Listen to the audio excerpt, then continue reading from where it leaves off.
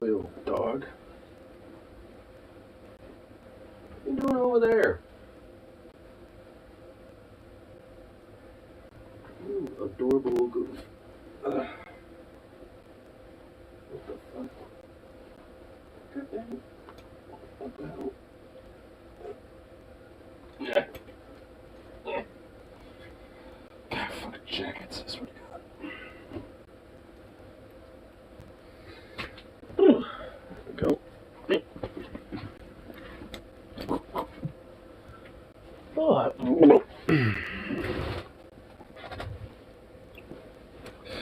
I have a little furball on my head. It's getting a little too cold to wear any other hat. So now I have this Tribble on my head.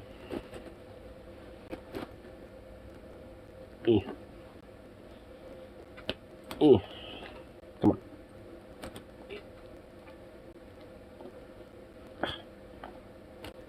You fucking cunt.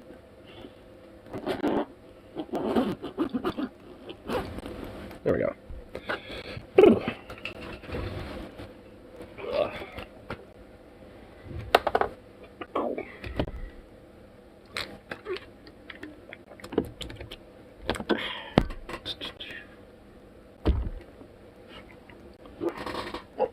Grab this and get this plugged in. Come on. There we go. There we go. Come on, bitch. Swoop. Swoop. Okay.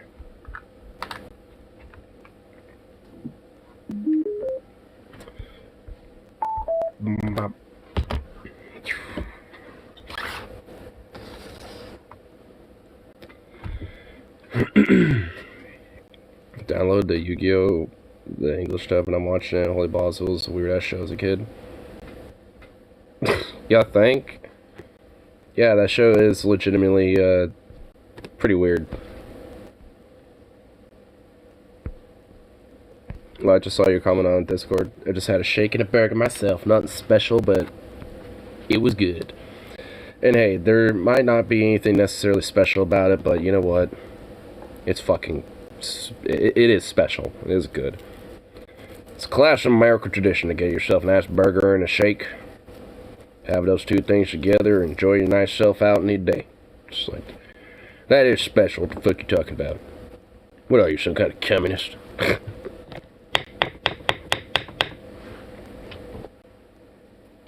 Some hinty American son of a bitch that doesn't appreciate the specialties that we put forth here with our freedom. Imagine a world where all problems were solved by a card game. I feel like that would be a better result of the world. And with world issues. I'd rather it be solved by card games. That sounds better than the bloodshed, death, and war.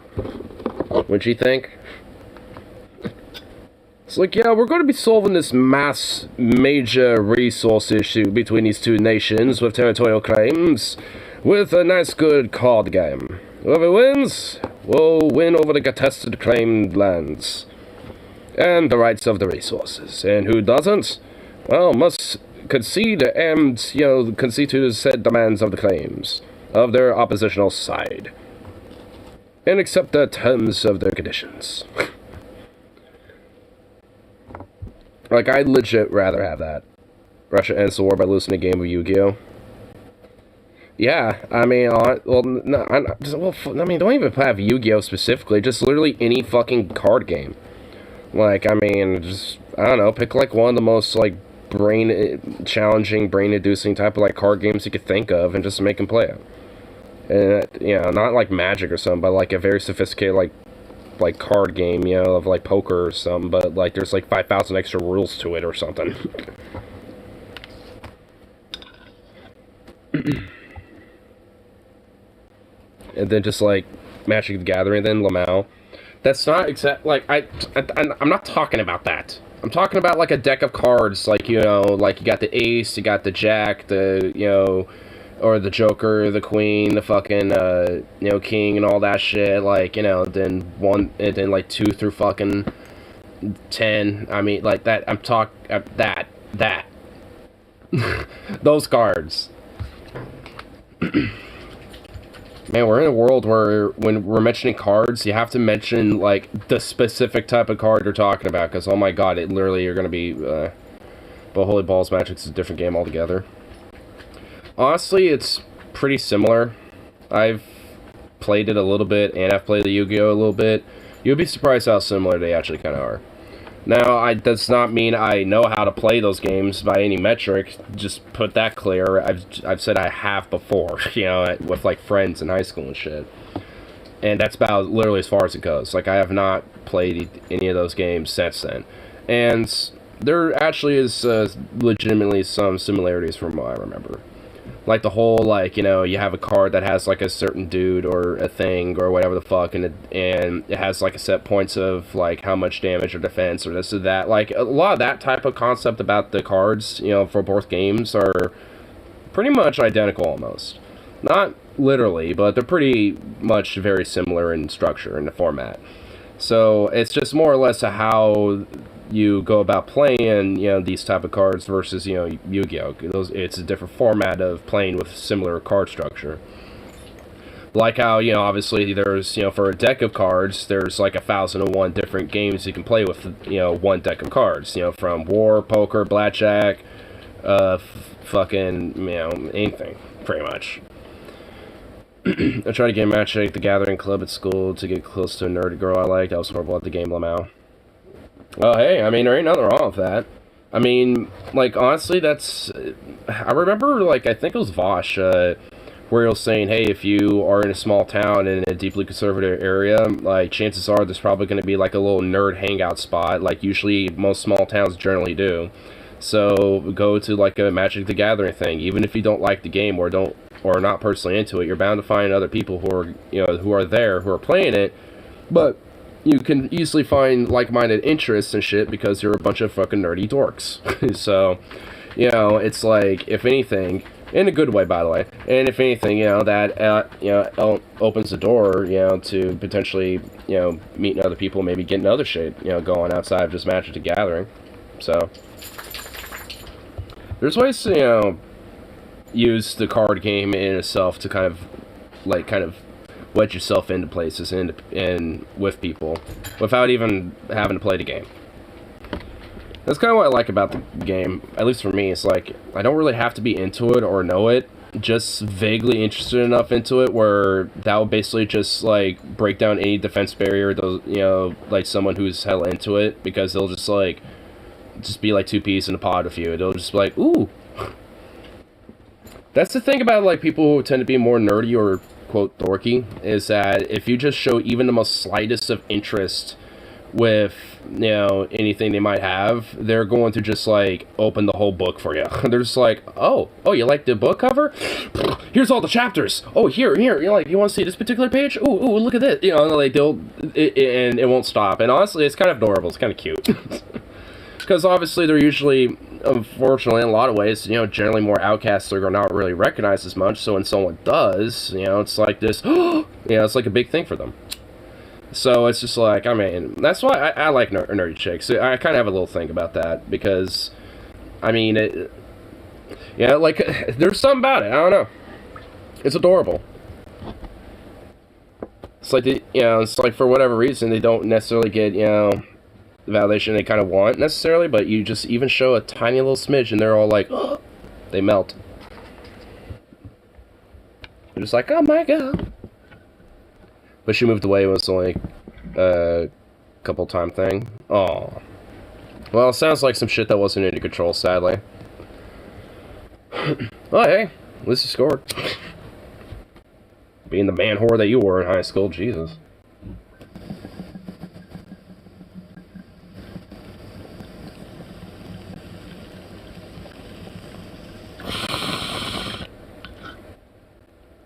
That scored. Oh.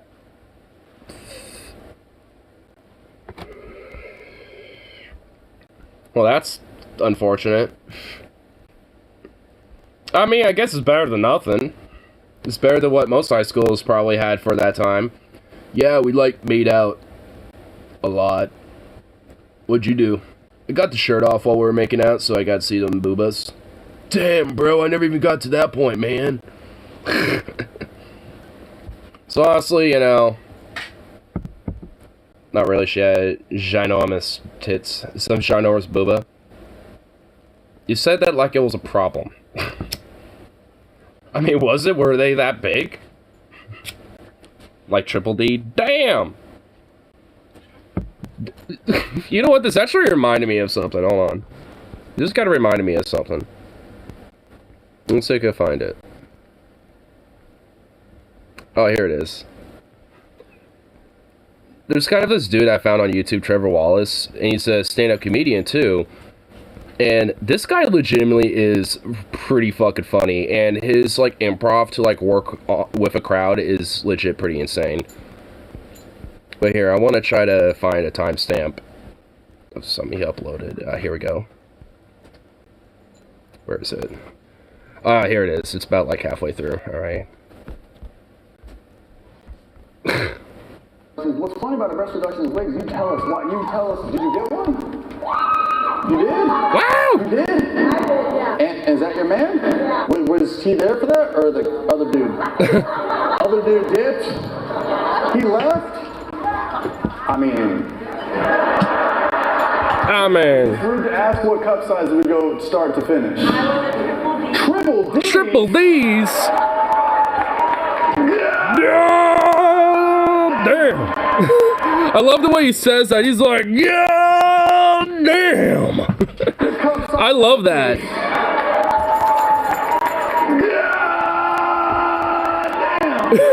I love that. Your cup size had a stutter. Damn! Your cup size had a stutter. Damn! I love this guy. Yep, there we go. You hear that? That's just future DUI. Pop it up. Four locos. That's your job? Are you a cop? Boo! Good job, boo, dang. Dang, booed. A cop got booed at his show. I forgot we're in Seattle, dude. Somebody robbed that fucking cop, you pussy! Love him with your opinions. Shove him out with a paper straw!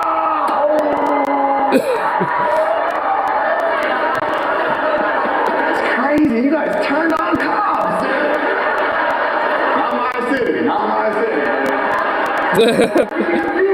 Now the cops yelling FTP. Damn, even the cops like, fuck the police. He's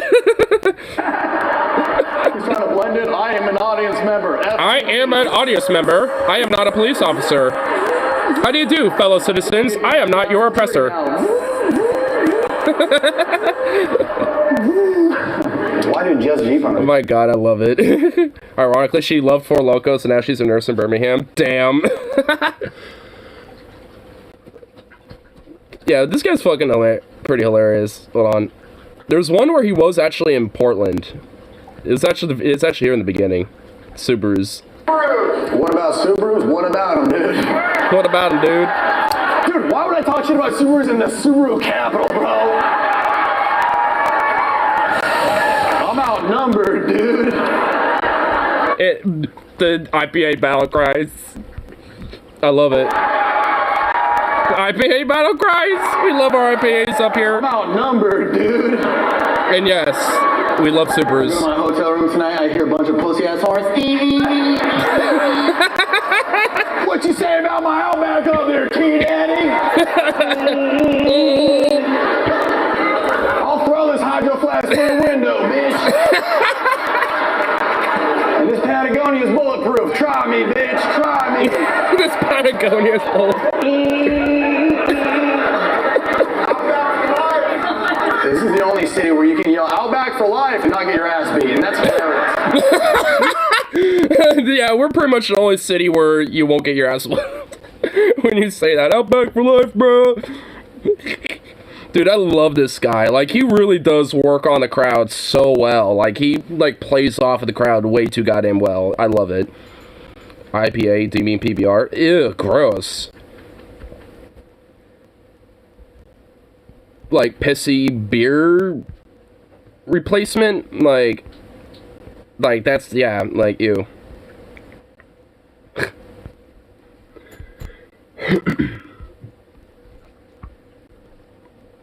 Here, let me actually find some more Trevor Wallace. Like, one of his skits that he has on YouTube, kind of see some more of his shit. Because this dude is legit pretty fucking hilarious. I love this guy.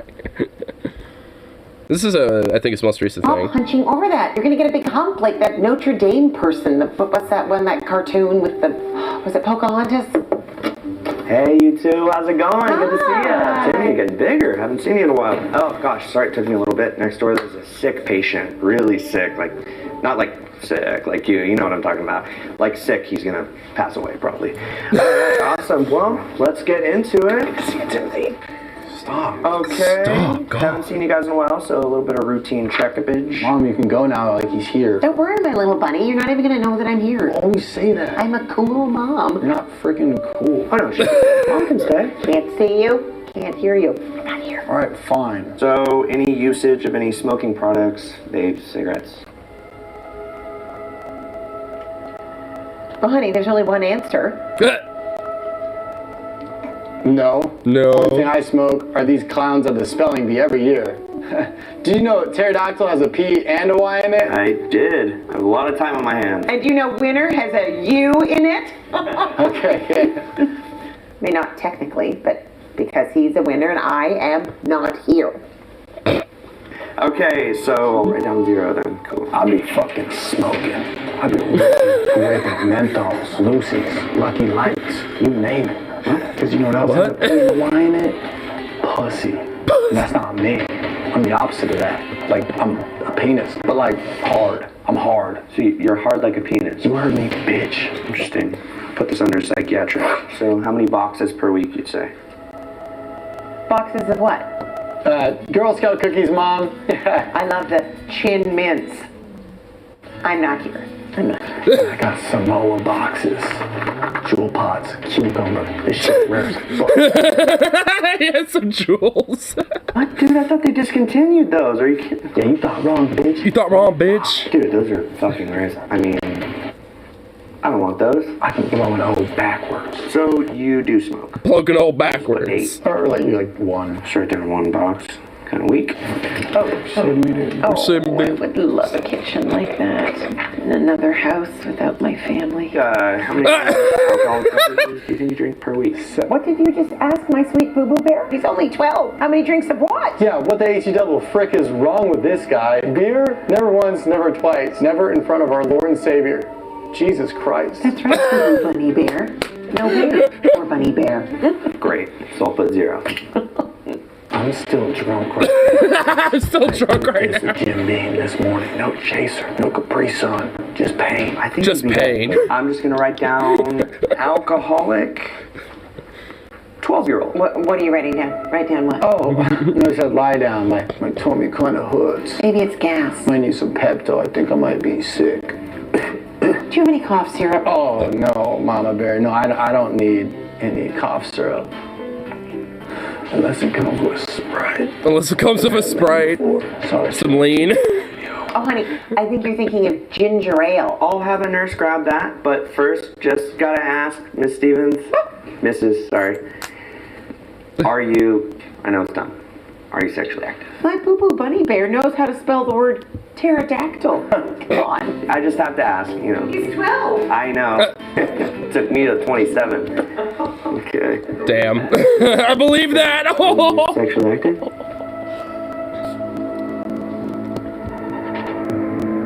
Do you want one of these? Because they come from the sex. You know what that is, right? Have you banged? Have you boinked? Have you fricked? Have you...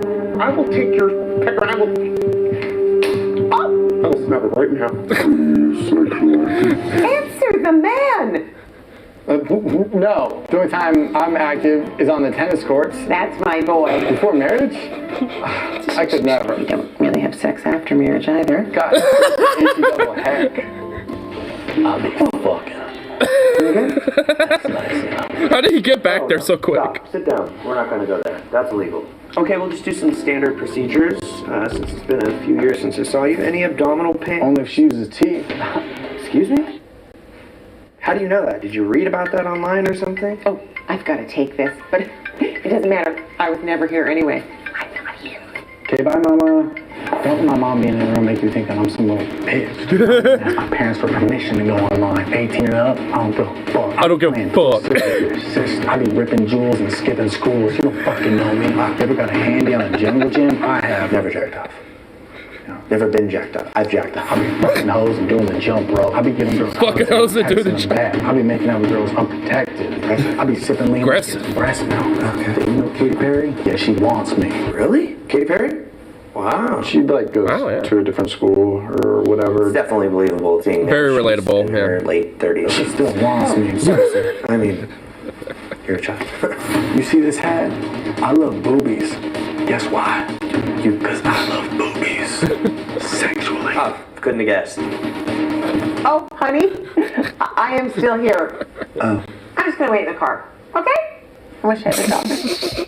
He's like, oh wait, you were there that whole time. Oops. And quite frankly, I don't want my mom to know how bad I was. I always kick my mom out of my dog's appointments because I'm frank my dog and about my drug use history. Yeah.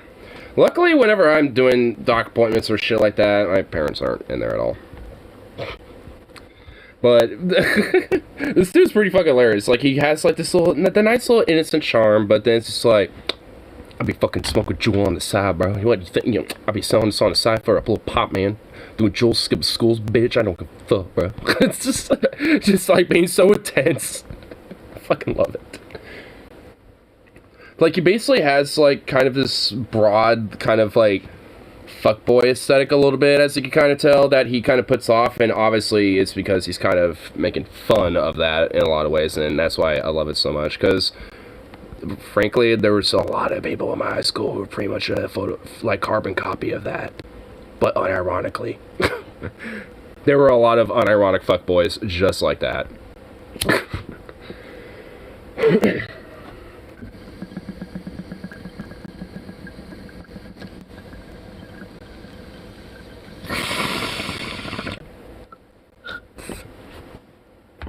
My feeling is that he either was one, it evolved, or he knew a lot of it himself. But I feel like he was one, and then kind of evolved. Well, evolved to be one that's a funny, worthy, respectable fuckboy. Because that's a thing. There's one where it's like the morning after, like, or the after sex cup of water or some shit. Oh, let me find that, because that one's just that one is just ridiculous. As I mentioned, let me see, where is it? Maybe I just type, yeah.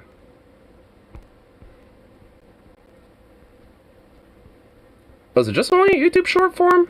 Oh man. It is. God damn it. I was hoping it wasn't. Boo. But hey, at least enough of it will fit. Really? Because we were both just knee deep in Viagra Falls. Yeah. So did you want cold or room temp? Thanks, but I'm just not thirsty. So this does nothing for you? A little. I kind of have to pee. The hell am I even doing? What's that Apple Watch say? Oh shit, no. Let me get a water. You God want damn it. I'm good. Really? Alright, I need to figure out how to, like... See, I hate it when it does, like, the short shit like that. Like, just let me see it without it being in short form. Because I know it's done that for me before. Come on. Just be a bro, YouTube. It does not want to be a bro. Okay, whatever. I'm good. Really? Because we were both just knee deep in Viagra Falls. Yeah. So did you want cold or room temp? Thanks, but I'm just not thirsty. So this does nothing for you? A little. I kind of have to pee. The hell am I even doing? What does that Apple Watch say? It says I put in that work. It actually thinks I'm sleeping. What was that buzz? It just asked me to breathe. Please, we might not tell you this, but us men, we need to see the validation of our girl drinking water after intercourse to affirm the fact that we truly did put in that work. Fine. I'll take a sip of water. Okay. Oh, damn, girl, you needed that. I'll put the dehydration, girl. They go to Southwest Airlines the way I hand out that nut. Call me Amber Heard because we throwing them sheets out. Girl, they call me Will Smith the way I be smacking them cheeks and Chris rocking your world. They call me Amazon Prime the way I overnight this package and don't fuck up that box. Fragile? Bet you are. All we did was make out, and you came. Twice. Get water. Twice. I love the answer. He's so confident. It was like, twice, bro. So, yeah, we made out hella good. Twice. I fucking love this guy. Let's go right out of my mind. My friend Anthony almost got caught with weed once, but he managed to slip it through, rip in his pocket to his shoes before they searched him. My buddy Tribble was like, guy in a sea of white boys. Oh, so yeah, they probably hella searched him. Call him Bill Cosby because you're about to taste his butt and pop. Butt and pop. Oh my god. Damn.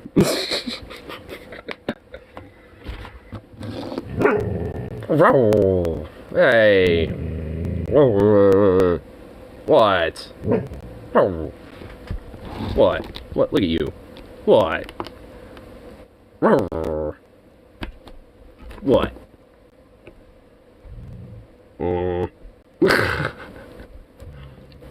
What?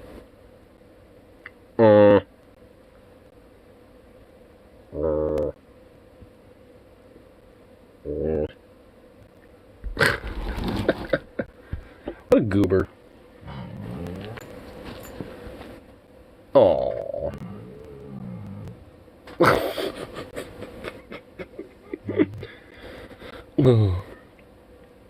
So just wonder how many women in those productions he attacked. Yeah, probably all of them.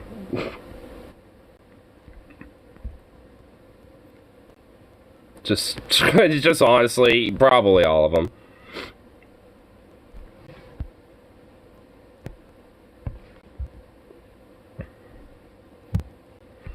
I guess.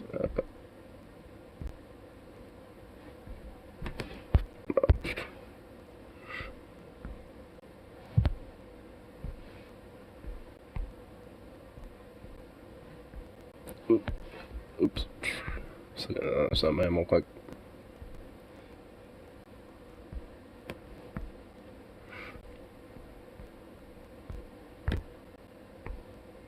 See if we can find this guy shit that isn't a short.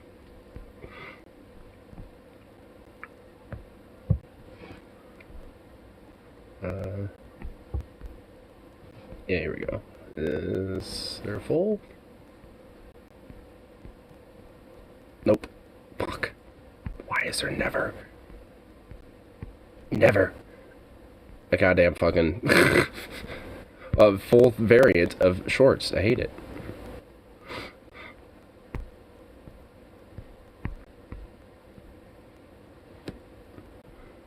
There, I found it though. Just went back to the original one. I like this guy too. When you fly, we're sorry you chose Spirit Airlines. How can I help you? Yeah, it was either walk 1,500 miles or fly Spirit Airlines, but I still think I made the wrong decision. You probably did. Are you interested in choosing your seat on the plane? No way, I can do that? Just kidding, that'd be too convenient. Yeah, that's not what I'm paying for. I was actually wondering if this is where everyone finds out that the cost of checking a bag is higher than the cost of the actual flight. Yes, this is where you realize you made a huge mistake. Aware of that. So anyways, there will be no complimentary food or drinks on the flight. Good thing I haven't eaten today. Not to mention your flight is 5 hours long. Thanks for reminding me. But you have the option of buying food and drink on the plane. I'm sure those prices are very reasonable. Also, we made it so that there's almost no room to move inside the plane because we like more money. I'm glad I'm claustrophobic. And the captain's jokes are not going to be funny. This was a good time to forget my headphones. And there's no TVs, legroom, or anything enjoyable without paying for it. Thank God. I was worried I was going to be comfortable. Why would you think that? I was worried I was going to be comfortable. And why would you think that? It's Spirit. Come on now.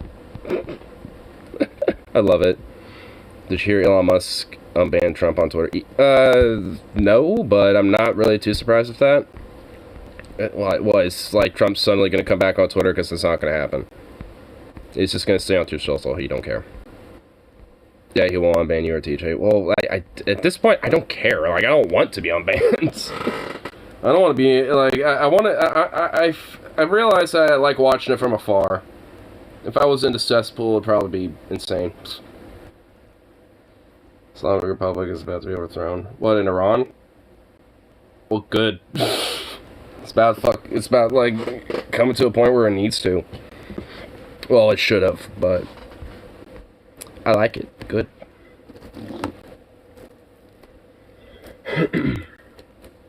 Because some of the more recent shit that I've seen out of it has just been fucking insane. It's a full-blown revolution now. Like, has it actually straight up, like, gotten even more like, well, not crazy in a sense, I guess, you know. Burning mosques, attacking police. Well, I knew they were already attacking cops. Like, they didn't really care about, you know, dealing with them and shit.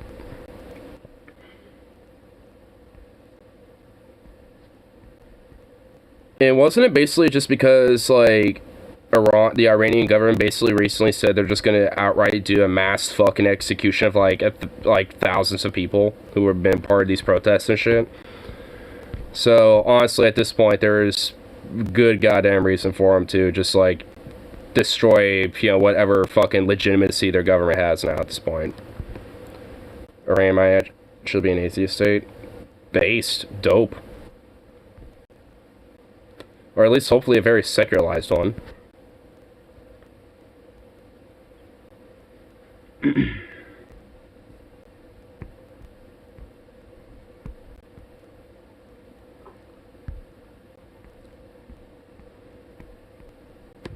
Yeah, maybe if I looked up here. Is there anything,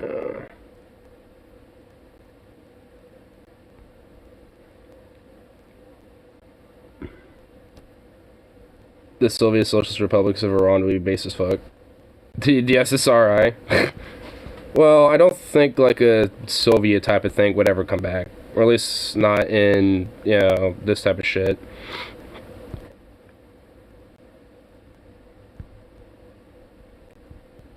Probably be something different.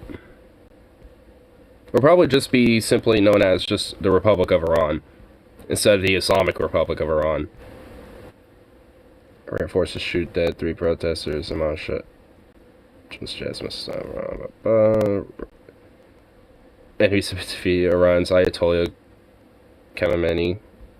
Yeah, sure. Yeah, sure thing there, you fuck.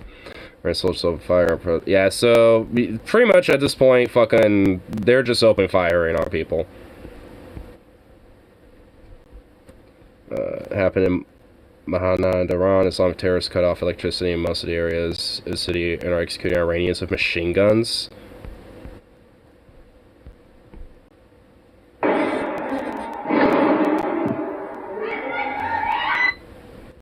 Okay, well, I kind of want to meet that. Don't need here 2 hours ago. Iranian security forces shoot at least 3 civilians. So, yeah, that's a very recent thing. Yeah, so they're just outright, you know, just shooting people. Iranian actress Hekmati Ghaziani posted this video for self-defined minority job in public. Caption as, "This may be the last post, so whatever happens to me, you should know I'm standing by the people around until my last breath." Whoa! Well, that's very loud. Here, I'll do this real quick. Bop.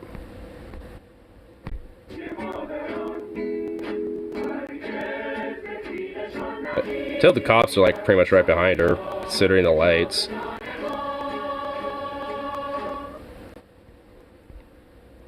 Iran will help Russia build drones. Iran beaches in the 1970s just before the Islamic Revolution. Western intelligence is probably involved in the protests in Iran, but women in Iran seem to have a pretty strong case to call for change. This basically just looks like a beach that you'll see in, like, literally anywhere in, like, Europe or America or Canada or, hell, even Mexico in the 70s, I bet. Iran, Russia, that's... Well, while basically countries going to shit, you can always trust their government to basically be like, alright, well, our country's literally collapsing around us. Let's just try to make sure all of our more special weapons don't get in their hands, and let's just send them to Russia. Gotta love it. And by love it, I mean fucking hate it. Screaming for Danish shock about school killing. He was 10 years old, a member of his robotic team in town. Smart says he was shot by plainclothes forces. Unbearable. Well, it doesn't say NSFW, so... I mean, is there even a video? Okay. The Ram 40-year revolution. Yeah, there's a lot of people just kind of showing, like, yeah, this is... Yeah, Oh, hold on.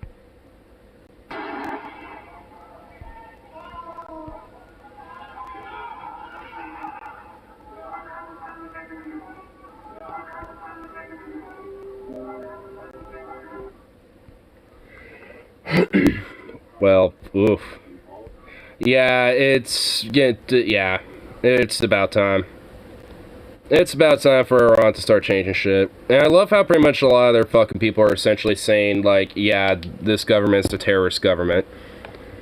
Just that sentiment essentially has just been, just kindled to the point where, even, like, I'm sure, like, other, like, Islamic folks and shit that do live in Iran just see this as, like, no, enough. It's gone too far. Do not reinstate the Shah. He was not a good dude, British and later U.S. puppet dictator. Well, the CIA helped the MI6 with the British when it came to Iran. Iran wasn't necessarily America's main thing. That was a little later. But initially, it was the British. The British were in charge of fucking up Iran. And then we kind of picked up the slack and said, alright, it's our turn now. Back off. It's our shit. It's our puppet now. Shah was bad. Yeah, he's a piece of shit. I definitely got no love for the guy. He was just another fucking dictatorial puppet, you know, just like any other piece of shit that, you know, the West, especially during the Cold War, was propping up. Iran, the Shah weren't no different.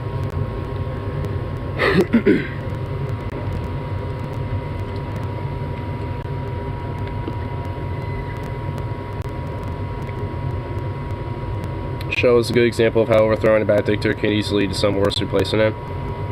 Well, I think there's been a lot more examples since then, but yeah, they're definitely one of the bigger prominent examples. Saddam's another one. Gaddafi another. Afghanistan, I mean, it's like, yeah, we go on.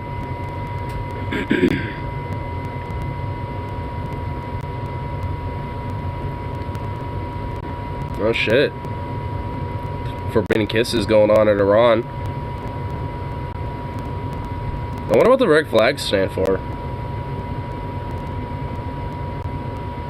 Are people putting those up? That's a really cool art piece. I wonder if, like, the flag's been put up by people, or if that's, you know, just kind of a part of the art in the fountain. It's a cool picture. Vietnam is a good example of how, if an enemy is incompetent as fuck, even peasants with AKs can kick your ass. Yeah. Probably the blood of those protesters dead as martyrs. Yeah, probably. I mean, red is always, especially when you see, like, the red banner, so to speak, something like that, it's always kind of seen as, like, solidarity of, like, the blood of the dead and martyrs that, you know, have struggled when it comes to a cause. I mean, that's why, I mean, especially when it came to things like the labor movement, why it was so predominant, you know, as, like, a banner, so to speak. Just simply having a big red banner. I mean, it's not just, you know, within labor, but I know with these revolutions, they are definitely very hand-in-hand, though.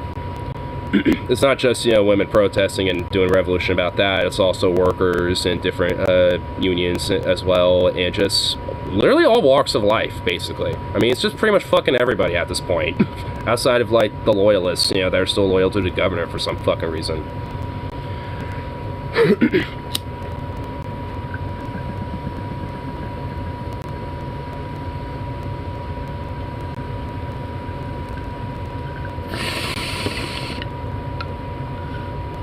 What if Iran has a revolution?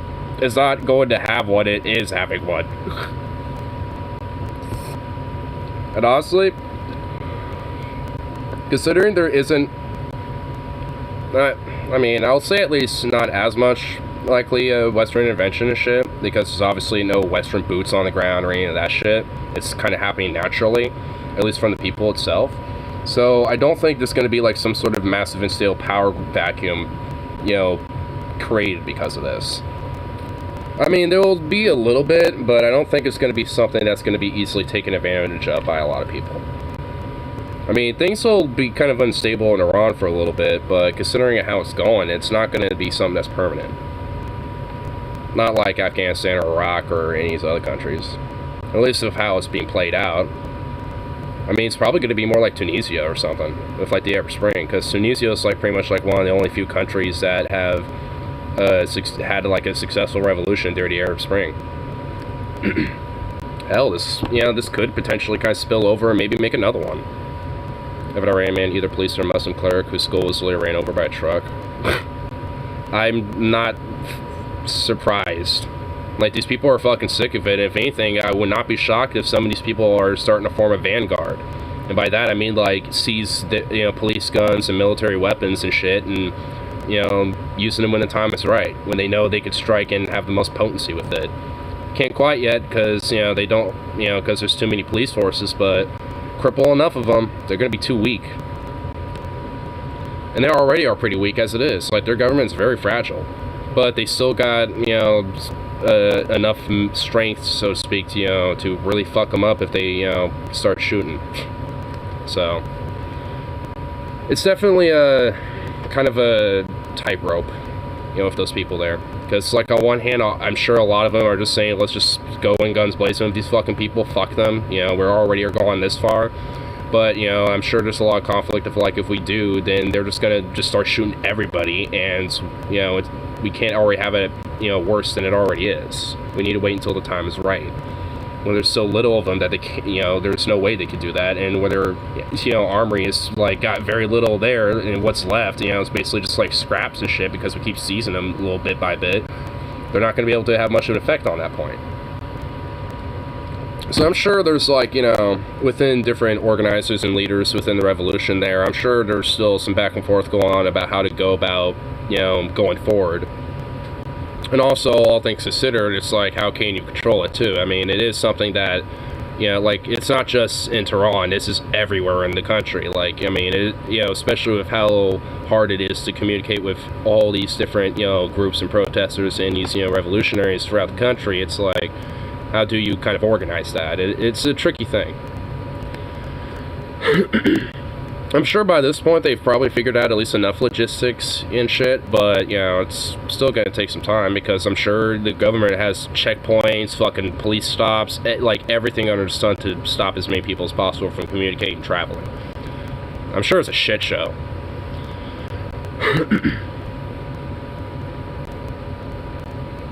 Hope Iran doesn't get a nuke soon. Last thing we need is more of those in operation. I don't think their government is capable of developing those anytime soon.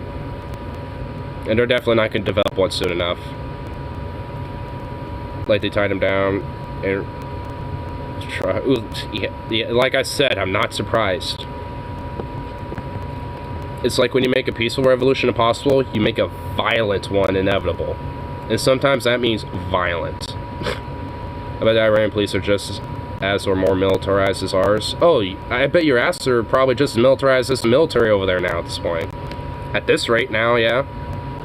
Like, they're just shooting people. Like, they're not even necessarily, like, using pepper balls and tear gas in them. Like, if they're going to deter you, they're just going to shoot you. Like, they're using live rounds. Like, they don't give a fuck.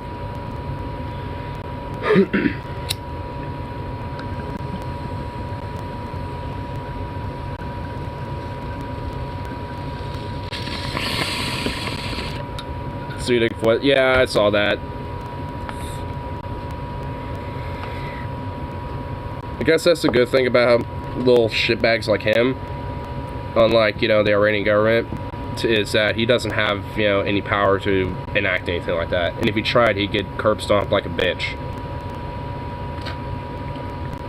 Like, I don't even work out all, that much as or anything like that, but I can easily bend over that little bitch boy, Nick Fuentes, and break him like a twig. Temple made another music video. Is it that, like, genocide video or something? I saw that with TJ. TJ saw that on one of his streams, and, yeah, that was horrible.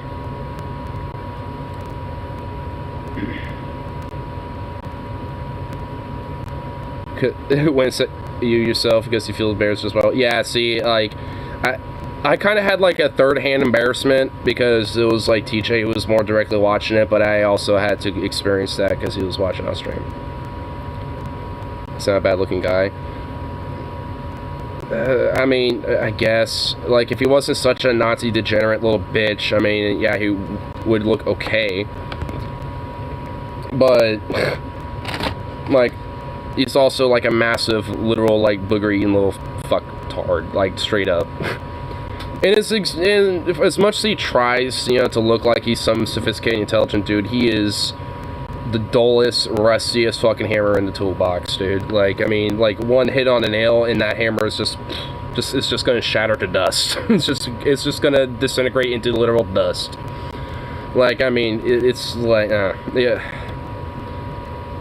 Like, even then, if he wasn't, like, if he was at best, like, a centrist lib or some shit, I don't even think then I would be like, It's like, yeah, maybe if I'm drunk enough and I just kind of bent him over and just kind of, like, carelessly just, like, you know, just kind of fucked him, just like, you know, just like just a hole as a goal situation, then I'd be like, whatever, fine. But, you know, as, like, anything, I don't know.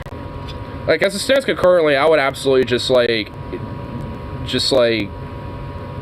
cuff him down, like, restrain him with, like, barbed wire cuffs and just absolutely, like, viscerate, hate fuck him to death. Like, I mean, like, as far as I'm concerned. Like, I mean, I wouldn't have much, you know, empathy going on. Not only are those cheeks getting clapped, they're gonna get, like, furnaced. Furnace and steamed like some hams, some steamed hams.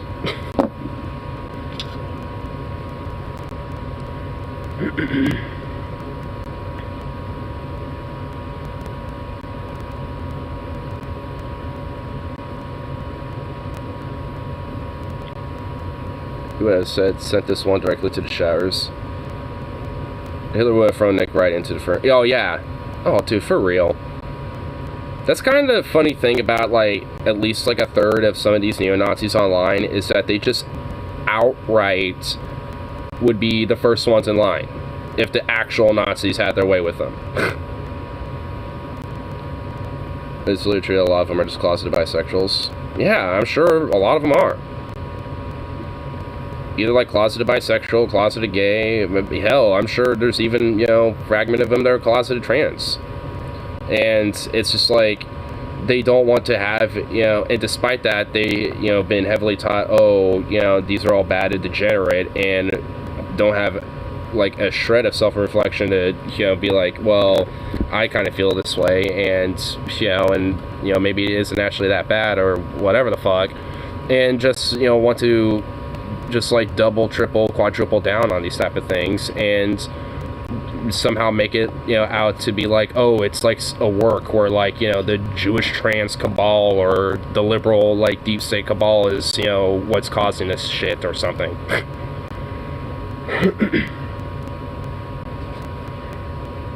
I'm closeted by very lonely. I'm honestly, well, because you live in an environment where, frankly, there are probably people who are legit Nazis that live in your area. Like, I mean, being closeted isn't necessarily, like, I wouldn't necessarily see as, like, an inherently bad thing in that circumstance, because, like, it's kind of understandable, but, you know, no one should have to be in that situation, though. I mean, nonetheless, like, it's fucked. Like, no one should have to, quote-unquote, be in a closet. Like, I mean, it should just be a normal thing. No one should have to, you know, be discriminated because of it.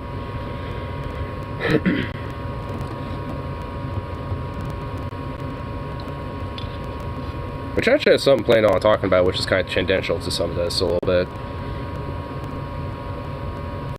I'm just saying people who are religious and can't face LGBT are able to find practice because they're below average looking.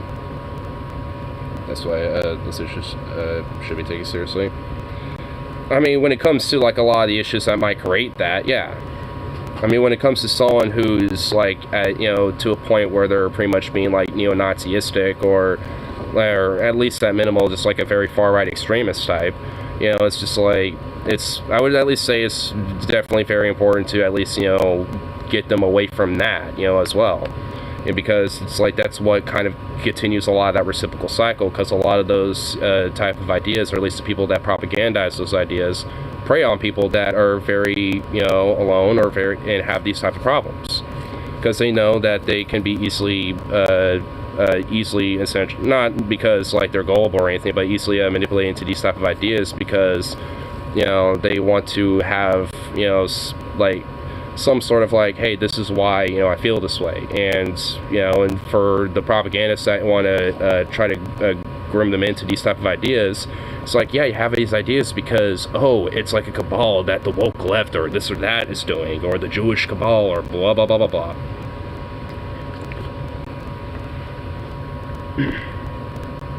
Right on an alt-right forum, they turned on a guy because he married a Thai ladyboy. Yeah, because that guy got out of the reciprocal cycle. Like, if anything, that's why they are very heavily aggressive when it comes to, you know, a lot of ideas about trying to be have introspection or open yourself up and shit like that, because, you know, it doesn't feed the same reciprocal type of cycle. And when you have somebody that, you know, has like an out or, you know, whatever, that means being like, hey, I found somebody and I'm, you know, in a relationship, or, you know, I kind of realized, yeah, bisexual, I'm gay, and, you know, had sex and it was nice and blah, blah, blah. They're like, what? Like, a lot of them, you know, suddenly turn on them because it's like, uh-oh, they no longer think like us, and now is, you know, basically has a whole different mindset about, you know, how this shit is. Which a lot of them don't want that.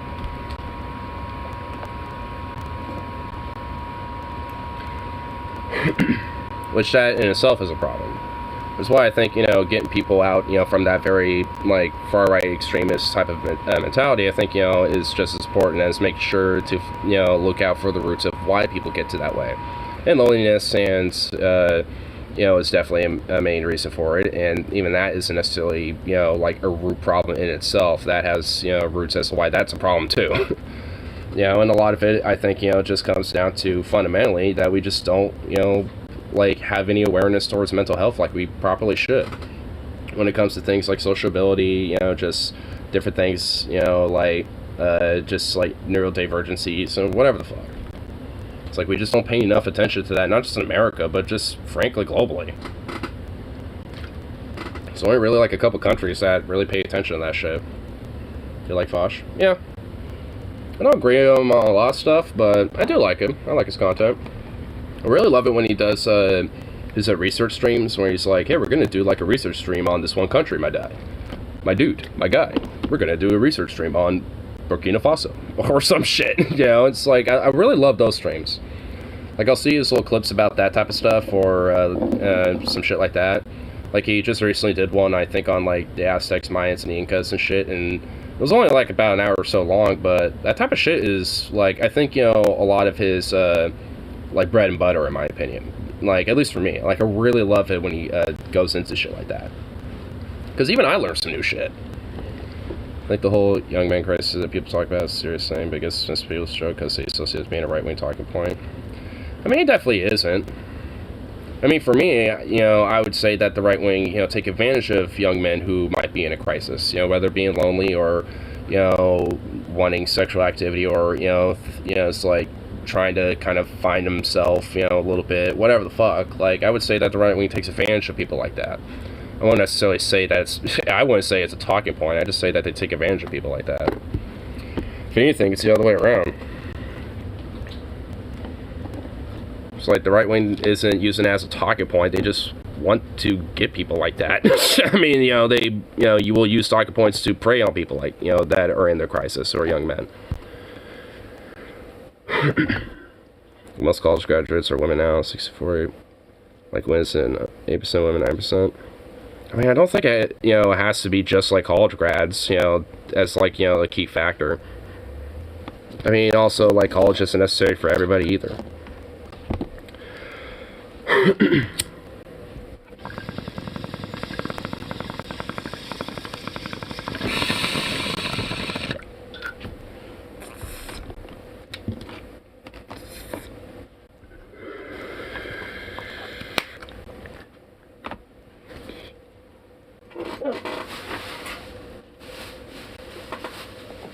Gonna pull Warren. I think I'll have a beer. Gonna pull Elizabeth Warren. I shall be hip with the kids. So many famous people, when you talk to them, see, to almost wish that most men would just be asexual or gay, so many of them just seem simple. I mean, at least from my experience, obviously my experience, you know, that, I mean, I don't really, or at least I haven't experienced that. Online, yeah. At least, in person, not as much. I actually met a girl who was asexual, and actually, because of that, was a lot more touchy, in a way. Not in, like, in a sense of, like, she's, like, slapping ass or something to me or something like that.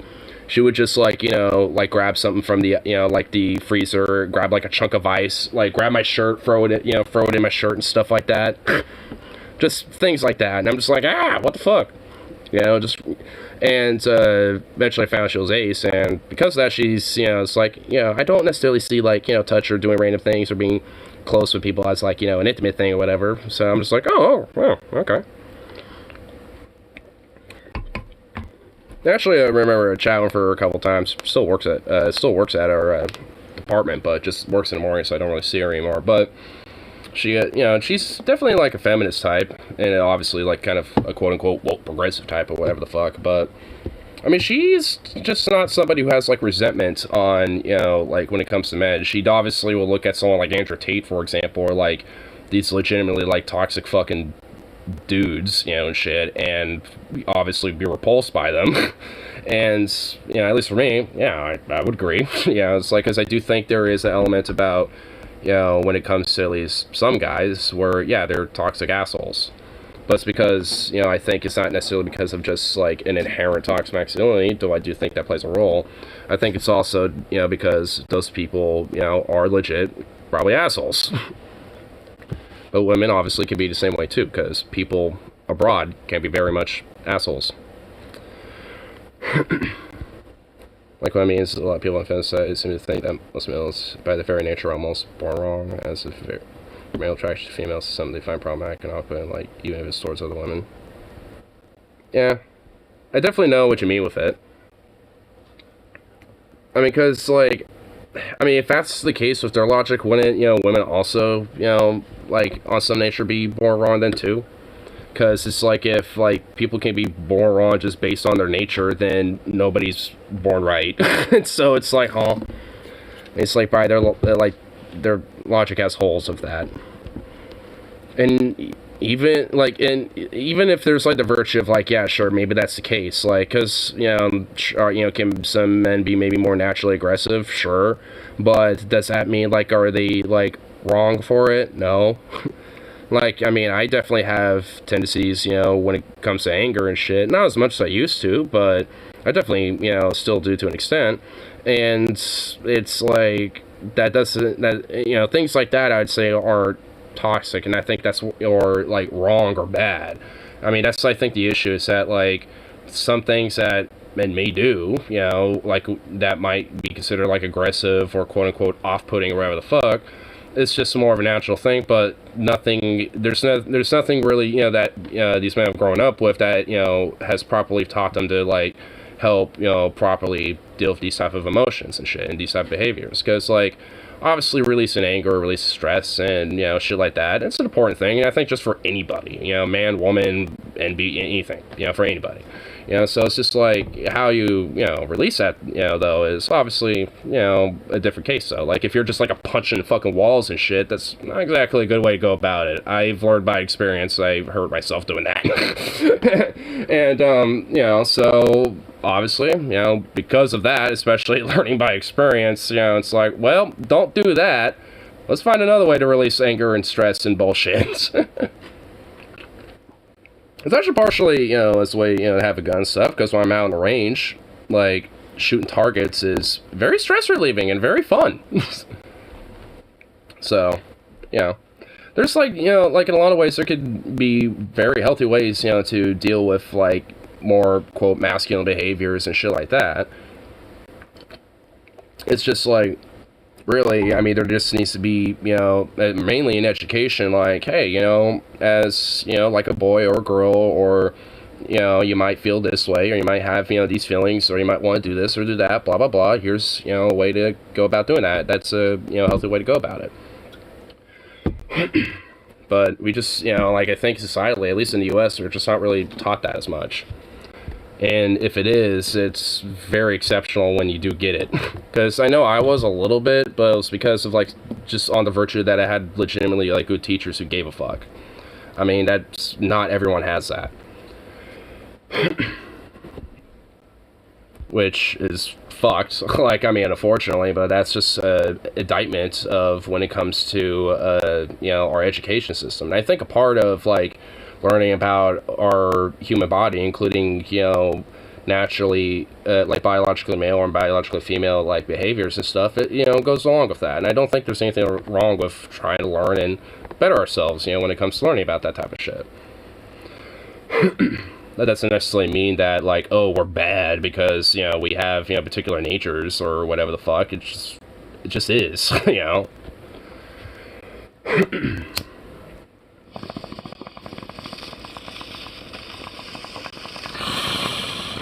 Because that's why there's holes to the logic when it comes to these feminists that might say that, you know, men are inherently wrong. Because it's like, well, if our natural biology makes us inherently wrong, then couldn't we find, you know, couldn't there be, like, you know, naturally biological aspects about women that could be that way too?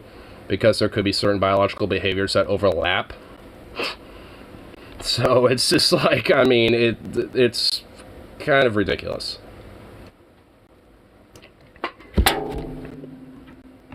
Well, like I said, though, there can be people that, you know, have a lot of these type of behaviors and obviously do not, you know, like, use them or express it very healthily at all. Like Andrew Tate, for example, you know, and, you know, end up being legitimately, like, toxically masculine pieces of shit and assholes. And a lot of them tend to try to, you know, get a lot of other men on that type of idea because, like I was saying from earlier, I don't necessarily think, like, you know, the whole, you know, like, young crisis, you know, with men and stuff, like you were mentioning earlier with Carlos, like, you know, is a right-wing thing. Is that right-wing people prey on men like that? Because, you know, because they know that, you know, men, you know, do legit struggle with trying to, like, find themselves in a way, and in a way to where, you know, they could be, you know, like, productive, if anything, for themselves. And, you know, and you know, when you have not really, like, you know, many options or, like, you know, socioeconomic conditions where you're in a place where you can easily achieve it, you're gonna, you know, a lot of these type of men are gonna try to find outlets. And unfortunately, some of those outlets end up being people like Andrew Tate or, you know, or people like Ben Shapiro or some shit. And it's just like, ugh, oh god, oh no.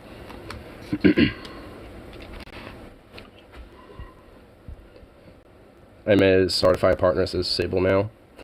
I mean, I struggle with it too myself. I mean, hell, I know friends right now that struggle with that. I spend most of my days on a computer Switch. I mean, productive for yourself. I mean, hey, like, you know, that doesn't necessarily mean you have to, like, go out there and be, like, some hard-working, bustling son of a bitch. That means, like, hey, you know, what, you know, it seems like a good productive, you know, thing just for me right now. Like, just for the day. Like for me, I didn't really do shit today outside of just clean my room and tidy it up a little bit. It's productive, but hey, you know, just one thing I did for a day, because I'm... frankly, don't really want to do shit today besides just kind of laze around. So, you know, I at least wanted to do something productive, and that's what it was. You know, because my room needed a little bit of a tidying up anyway. I mean, that's kind of what I mean. You know, it's like, even if it's very small or, you know, even something more significant, then, you know, that's, like, something that, you know, like, should be seen as, like, a positive thing. You know, it's like, oh, you tidied up the room a little bit. It ain't, like, you know, fucking, like, clean your room buckle, perfect, pure Jordan Peterson-esque fucking philosophy perfect, but hey, it's something. I got it tidied up enough to where, you know, when I wanted, you know, when I get some time to do a deep clean, you know, and actually get some shit moved around and really organize it up, you know, it's more cleaned out. So, it's good enough for me. At least for today. Yeah, I'm going to turn to the house right. Social I take as fans for to any of the mainstream treatment issues, especially in the cell thing. Well, yeah, because like I was saying, you know, like, we just don't pay enough attention to things like mental health, and this is a part of it. I think a lot of this is a part of the broader awareness towards mental health, and that includes, you know, our social behavior, like, you know, when it comes to relationships and shit like that. My response to telling people to clean my room is simple: go fuck yourself. Yeah, I mean, honestly, yeah, for real. Like, if someone's telling you to do it, they can fuck off, because I guarantee you their room is not clean. If it is, I'd eat a hat.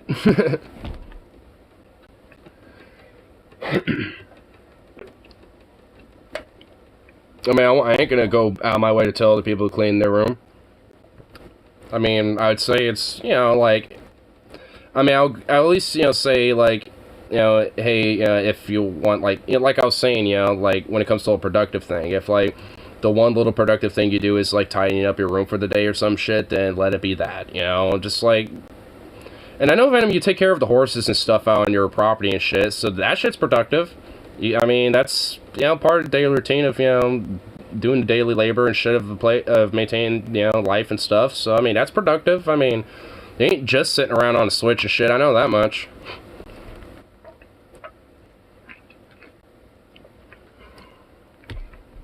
So, I mean, I know you do shit, so it's just like, I mean, you're a productive dude.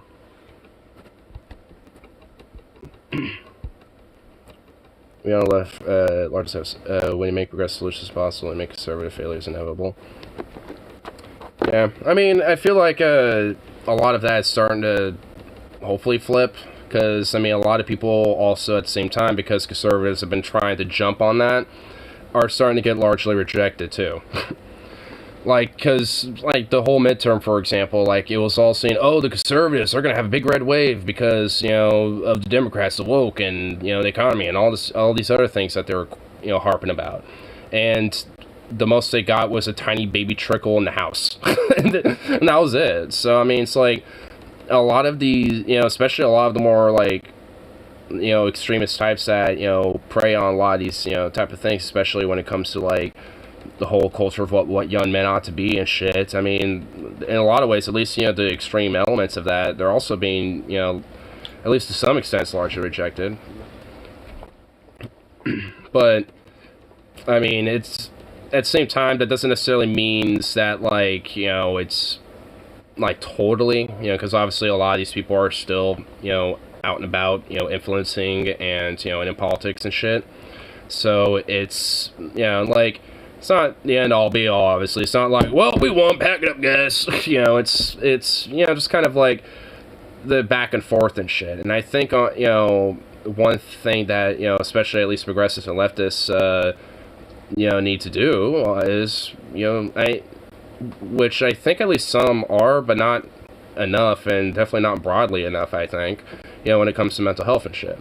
Because I know, like, there are a lot of different progressives or lefties, you know, that talk about mental health awareness and shit, but I definitely just don't think nearly broadly is enough, at least, you know, when it comes to trying to reach out and, you know, make it, you know, more of a conversation, especially when it comes to issues like, you know, trying to have a relationship and all these, you know, and, you know, when it comes to, like, you know, like, issues when it comes to, like, men and shit, because, you know, like, I do think, you know, there is an, you know, problem with that. Because I even see it with some of my own friends, like, my friend Logan and shit, like, my brother in Christ, bless his heart, but goddamn, like, I love him, but holy shit, like, he'll never shut the hell up about, like, his dating life, and it is kind of to the point where it's a little annoying, but, I mean, he is an example, honestly, of just, like, you know, of just, like, well, I can't really, you know, get out there and shit, even though it's not totally true. I mean, you know, he is, but now that he's trying to actually, like, have a, you know, relationship more so than just going out and fucking or whatever, now it's like, oh, I can't get that. It's like, oh my god, I know way too much about shit than I want to, honestly. Like, I'm putting it very vaguely, by the way. Like, he's, you know, opening himself up and, you know, getting more into trans people. He's fucked a trans person, for fuck's sake. He was trying to get laid with one recently, and, you know, it's just, like, he's getting around, and I'm just like, but it's like, now he's just like, oh, I guess women don't like me because I can't, you know, get a date, and, you know, like, and all that shit. I'm just like, bro, what are you talking? I'm sitting here just like, what are you talking about, bro? My dude. Like, no, women just don't hate you, for one, and for two, like, you were just, like, out mingling around, and I know, like, there are definitely chicks out there that don't hate you. Like, the fuck are you talking about, my guy? Like, oh my lord. Because it kind of gets, like, when he doesn't have, like, you know, success when trying to get, like, a relationship or something like that, you know, he kind of beats himself over the head a lot, and it's just like, it's not you, dude. If anything, honestly, like, he's, you know, also has, like, you know, some health issues and shit. And I think, honestly, a lot of how he feels really comes down to that, more so than anything. I know our girl, if we can came to Bama, will let us both smash. I'd be fine with that. Happily date trans girls, as long as they're mutual attraction and we get along. That's what I care about. I don't care what his /her job wealth degree. Yeah, I mean, I'm the same way for just anybody. Like, I'd be fine dating a trans girl, trans man, regular girl, NB. I don't care. Like, you know, it's got mutual attraction, we get along, like each other, and there's a vibe, and we click. That's all I really give a shit about. You know, it's like, I mean, there ain't really, you know, too much to it for me.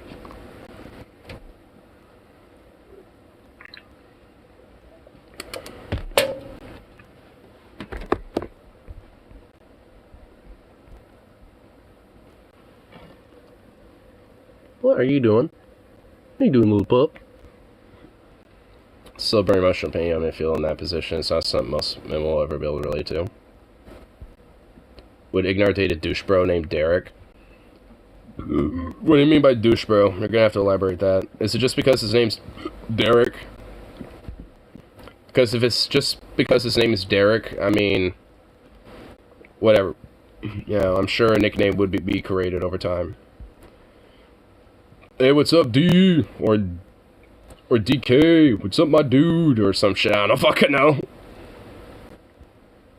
Derek Chauvin. Well, I would not date him, no. He can rot in that prison cell for all I care. He could date Bubba. He could date him. But I sure shit won't.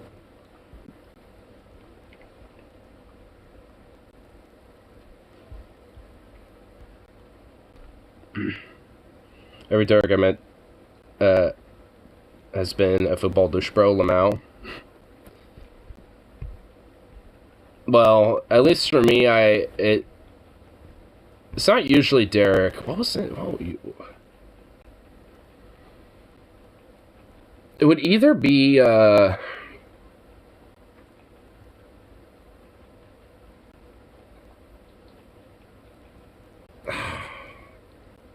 honestly, there was a few different names. Chad and Brad are the most jockish sounding names I know of. I know there was at least a Chad who was definitely a dick into high school. There was, man,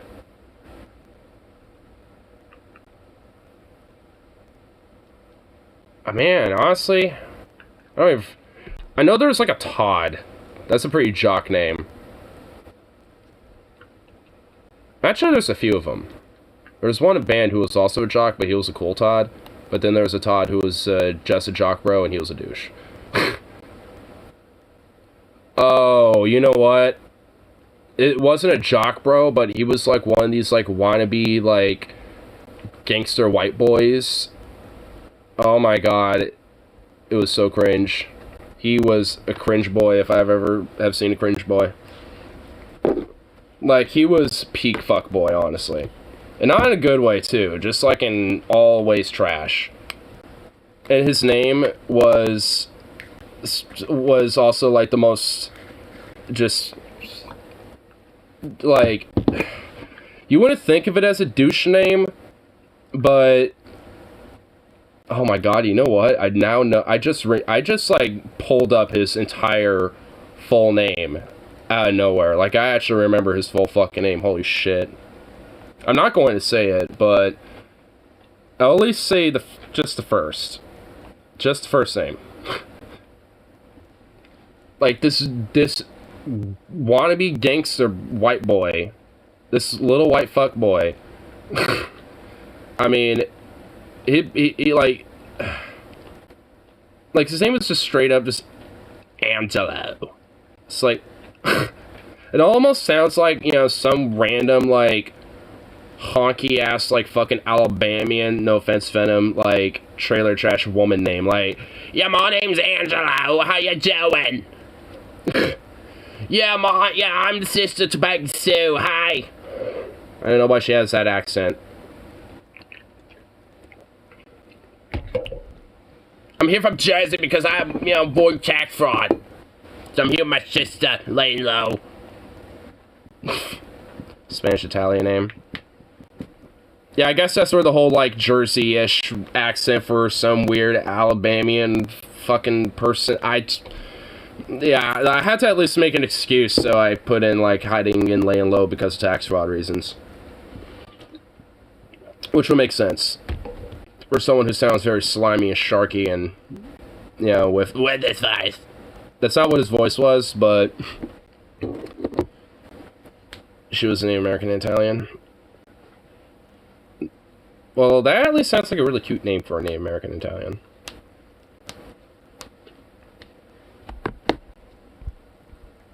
It sounds like a really awesome blend of, like, genes, honestly. Just like, what?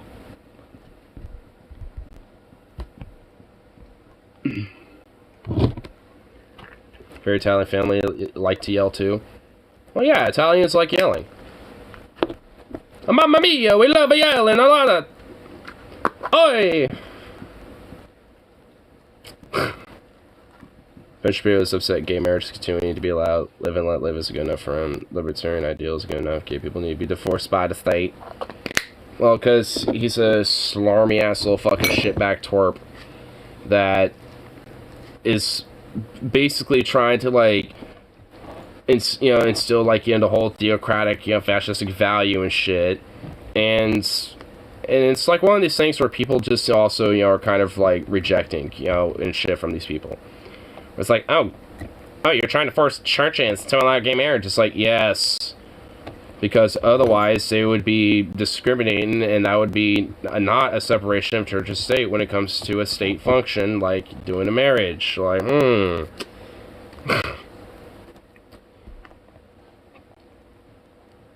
Oh, very loud and don't shut up in public. Well, you forgot Americans. Because we are the same way. We're all very loud and we don't shut up either.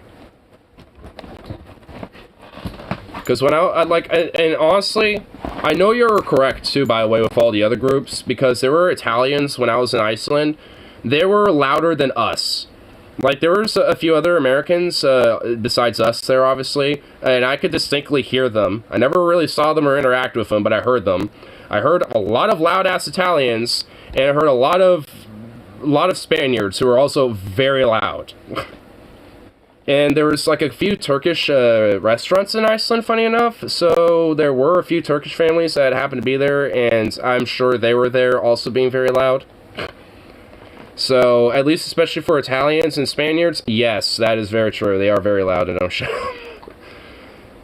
In fact, the Italians were so loud, they were, like, bumping music so loud you could hear them, like, a block away, and then revving their engines, and you could still hear them through all of that.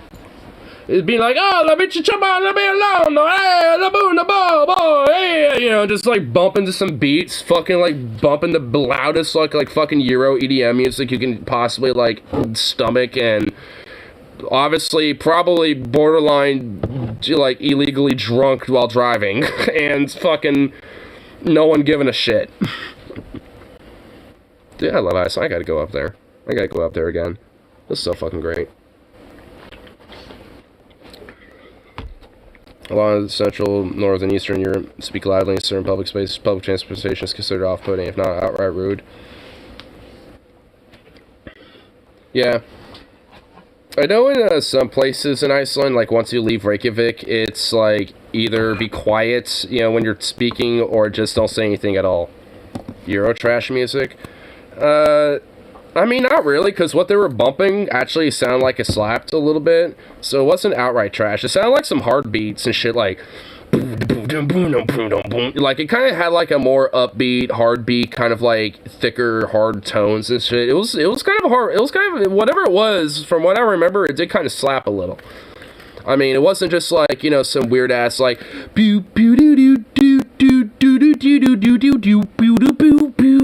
it wasn't some weird shit like that. It wasn't like Eurotrash music. It was like some legit EDM that they were bumping. I remember that much because I was kind of vibing to their vibe.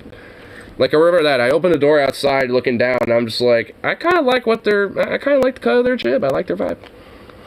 In fact, it made me go down there because I noticed that they went into Dylan's Whiskey Bar, which is where that was like the little watering hole I was going to while in Reykjavik, and Like, that bar fucking slaps. I mean, that shit, like, I mean, because they played music, like, pretty much every night, and, would stay open until, like, 5 in the morning.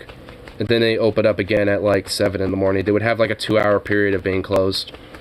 It's awesome. So you can literally, like, party, basically, all night, sleep for 2 hours, wake up, and start partying all day.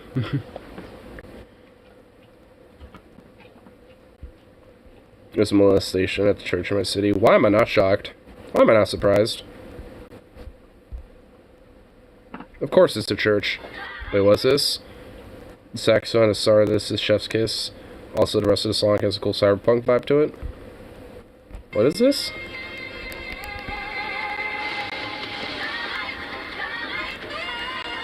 Ooh.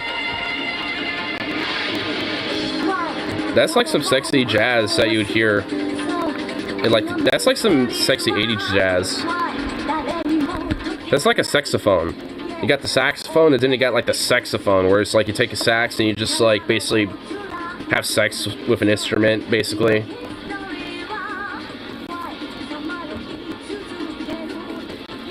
This leads me to believe it's probably much more common than you think. The fact that it literally goes everywhere Catholic churches go. Well, because they're pretty much like a whole sex trafficking organization that traffics these people. Because nobody's going to be turned into one. Yeah. Usually pedophile, like, there's a lot of, a lot of cases of pedophiles, or at least ones that, you know, are caught and have been studied about. They also have past experiences of sexual abuse as a kid, you know, themselves. I mean, a lot of it tends to be because of trauma that is induced because they've also been sexually abused as children. Not always, but that does end up being predominant overlap when it comes to a lot of people who end up being pedophilic, which, especially when you have a whole sex trafficking organization that's basically, you know, abusing these people left and right and shit, then yeah, it's going to enact a lot of, you know, this type of trauma and, you know, incite a lot of this type of shit into, you know, into people, and be far more likely.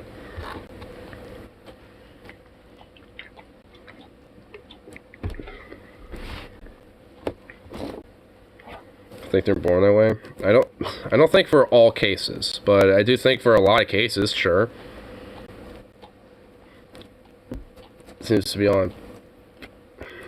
That'll be horrible, so it's all around us, probably. I mean, I wouldn't necessarily say it's, like, all around us or anything. Like, I wouldn't, because if that's the case, there would probably be a lot more, you know, cases of, you know, abuse and shit. It's not, you know, like, as, you know, it's not, like, that common, but it is definitely a very predominant and common thing when it comes to, especially, like, church and religious functions and shit. Because a lot of them tend to, you know, like I said, especially with the Catholic Church, basically do a lot of sex trafficking on the side. Because they know they can essentially get away with it. Because religion tends to really propagate a lot of those things.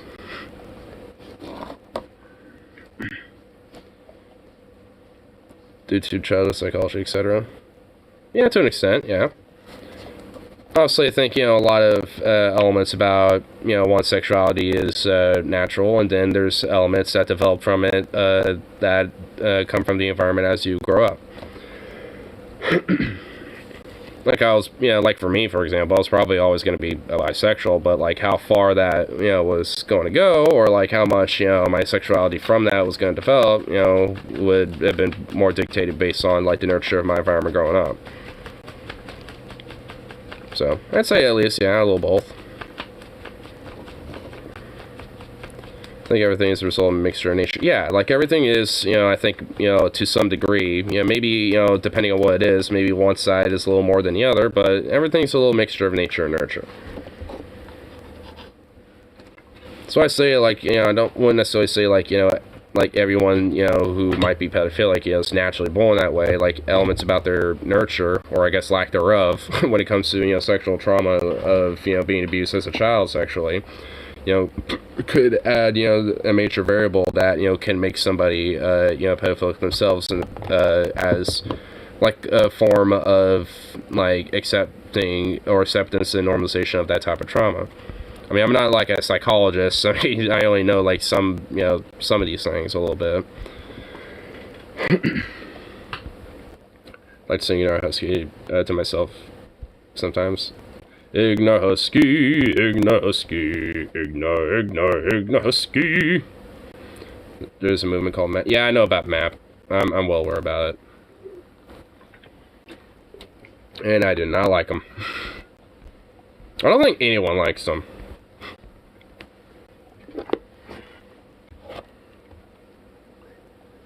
Because I do think, it needs, like, I don't, because I will say this, like, I don't think, just because someone's pedophilic, that means, oh, kill them. Like, it's basically just like, for me, it's like, well, why don't we just use this opportunity to study them so we can look out, for things and people in the future, and look out for, red flags that could potentially develop in one's upbringing to help avoid these in the future. What did they say or do? Well, MAP basically literally means minor attracted persons, so it seems self-explanatory. They advocate, normalizations of being attracted to minors. Like, it seems pretty self-explanatory. They want to get treatment and be cured, or they want to do their thing freely. Yeah, I mean, at least broadly, it just seems like they want to kind of do their thing freely, but I'm not too sure. I'm sure there's probably a subsect of them that, want treatment or want to like advocate for that as well, but it seems very broadly from what I've seen of them. It's just like, we just are attracted to them and we just want to let that be okay. It's like, no. Like, I mean, like that, no.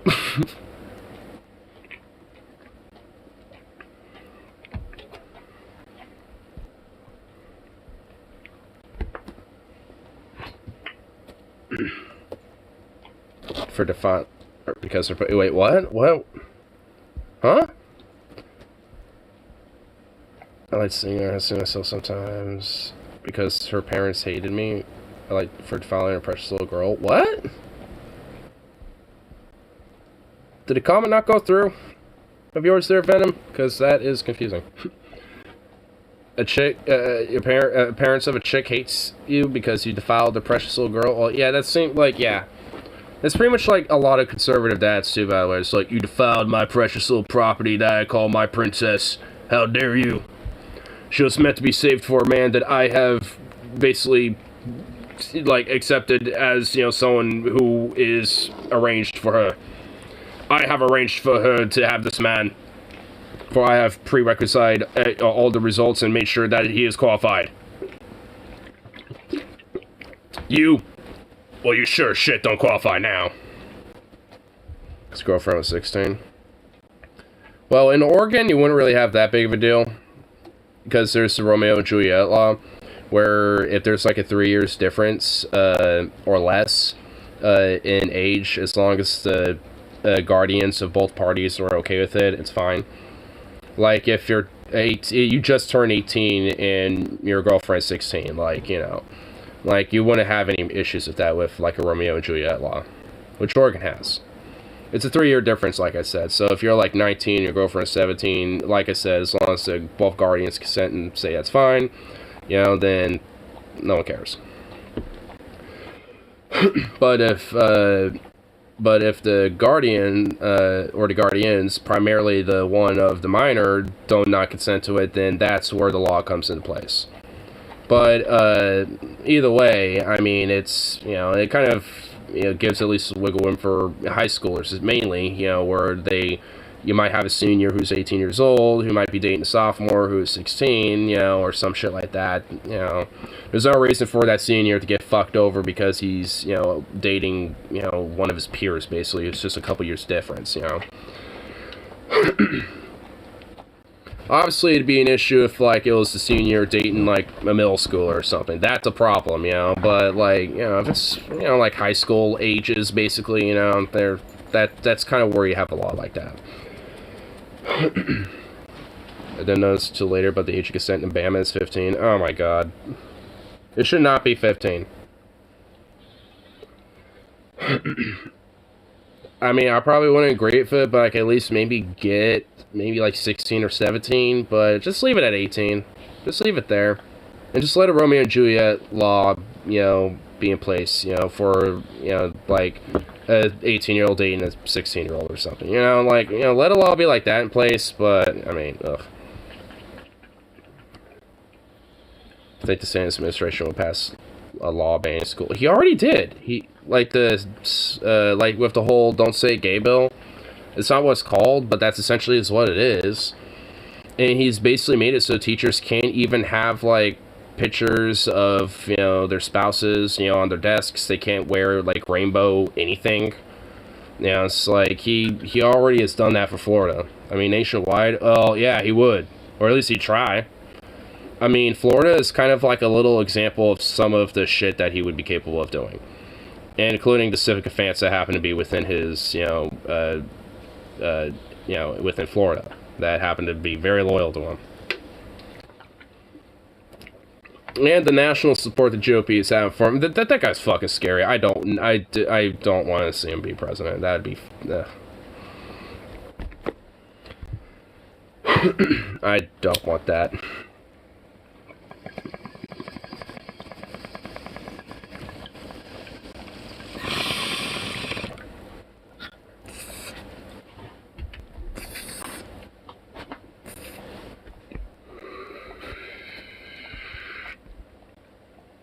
Don't worry, guys. Jogan.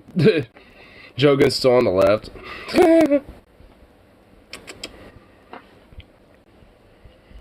Oi, oi, oi. Oh, you sweet summer child. Sands definitely worse than Trump, but Trump would also be a problem if he lost. I can see he's still electric too, electric boogaloo. No one's gonna take it seriously. And honestly, I mean, I'd rather have that, frankly. I'd be way more okay with that than having fucking DeSantis, who could win. Honestly, it would be so much more of a slam dunk. There wouldn't be a way for, like, even if Trump tried to claim that, even then, there wouldn't be a way. He probably would get less votes than in 2020.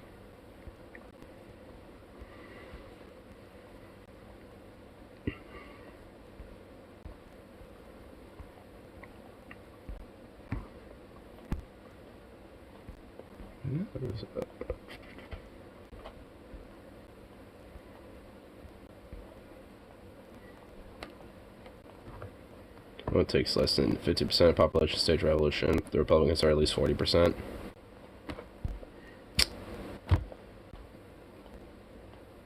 Yeah, with DeSantis, yeah, I don't like that. I don't like those odds. Those odds sound like some shit. Which actually, speaking of which, is kind of tangential to something I want to pull up. I just need to find the Portland subreddit. r/Portland. I wonder if Portland, Maine has their own subreddit. Portland 2, Electric Boogaloo, Original Portland. Oh shit. A safe place where adults can meet for hookups. Fine. Wait, there's a Portland hookup.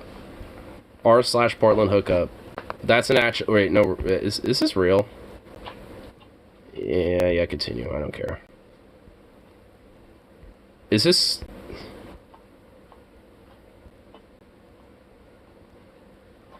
This is real! Oh, fuck! Alright! Well, okay. I'm gonna... I want to join that, but... I don't want my Twitter feed, or not Twitter feed, my Reddit feed to be blasphemized that much. Anyway, let's see. I need to find what I'm actually looking for. Oh wow, it's literally one on top. Oh my god, there's so many more comments than last time. Holy shit. But anyway, what I want to kind of get into, because this is actually a little tangential to this whole like far right, like freak probably being in power, why I kind of like the idea of maybe leftist progressives, at least, you know, when it comes to firearms, being a little bit more friendly with the idea, maybe knowing what the fuck they are and training with them and stuff like that. But Oregon kind of did a fuck up and decided to be like, well, we saw gun law and gun regulation on this thing, so we said yes, even though it basically just gives, you know, police more power and shit. Hey, Boo, what you doing? What? But, like, because basically it's just like, oh, hey, you know, like pretty much like Oregon broadly went from like, from 2020, like ACAB, you know, fuck the police, ACAB all the way to like, hey, how about we just like let police, you know, have some more funding and no accountability and exemptions to a gun regulation law, and basically, you know, like make it so they can have a jurisdiction on who can classify for permits and who disqualifies for permits, and have to go for 1,000 hoops to where you can go for an appeal if they disqualify you for basically whatever reason. You know, if they just don't like the color of your jib, catch my drift, you know, or just look like somebody that might be a Wokey or something like that. It's just like they're going to basically go full ham on, you know, just letting, you know, their, you know, type of buddies, you know, like people who are like conservative, right-wing types of folks, you know, being able to like have guns, you know, and qualify for firearms and shit at whim and stuff. But, you know, when it comes to like anyone who might be like, you know, people of color, LGBT, etc., they can be disqualified just on the virtue of police just not liking them. Huh? Oh, what? Hey, you don't get me. Hey. You don't get my donut. Fuck you. You don't get my donuts. And also on top of that, like, they basically want to, you know, require, you know, training, which I'm actually okay with. Like, that's not a part of the bill that I'm against. And the problem with it, though, is that there is no infrastructure to where there's, like, actual, like, live fire ranges or anything like that in place, you know, to where it's accessible and the resources are available to, you know, actually do that. So when it comes to acquiring a gun, you have to go through a process where you go through live fire training and shit as well, which again, I'm not even against, but like, this shit was like basically like, oh, we're gonna instill, you know, these type of things which go in action in December 8th. Which is nowhere near enough fucking time, by the way, to instill, like, hey, you have to basically go through, like, two of the background checks, which are basically the same background check, by the way, just doing it twice. And, you know, because you have to do it through the Oregon State Police, which they have to do it for the FBI, which was the original way they did it in the first place. But now the local police have to do it too, which they're basically doing the same thing. So it's like, it's literally just doing the same shit twice, on top of, you know, letting the police get to dictate who may or may potentially not allow a firearm and shit, which is a big red flag considering we could totally trust the police to be not corrupted, unbiased. Yeah, 100%. And also there's limits on magazine capacity with 10 rounds, which I just fundamentally just don't agree with at all as an idea. It's just like, that's kind of ridiculous. I could see that when it comes to, like, you know, hunting permits and things like that nature, but if you just have a gun for a hobby and just, you know, go to the fire range and shoot cans or shoot targets and shit, I don't really see an issue with somebody having 30 rounds or something. Like, that's not a problem. You know, so, but, you know, and also, even then, when it comes to, like, the whole, like, gun violence thing anyway, if you really want to look at an issue, look at handguns, more or less. You know, let's add, you know, more, you know, restrictions towards accessibility when it comes to, you know, a permit or a license, when it comes to getting it. But once you pass that type of shit, shouldn't have any issues.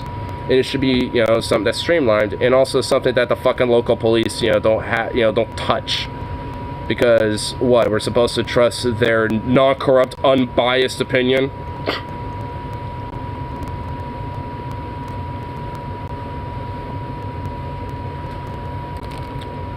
Kyle wants civilian ownership, semi-automatic rifles to be banned. I disagree with that. I have one right here. I have one over there. I literally have one. Like, why would I agree with that?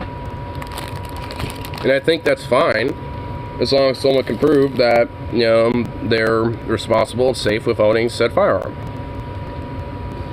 Like, when it comes to the measure, when it came to, like, the training and the permit part of it, that part, you know, at least that in itself, I'm not even against. What do you have again? What's the exact model? I can show you.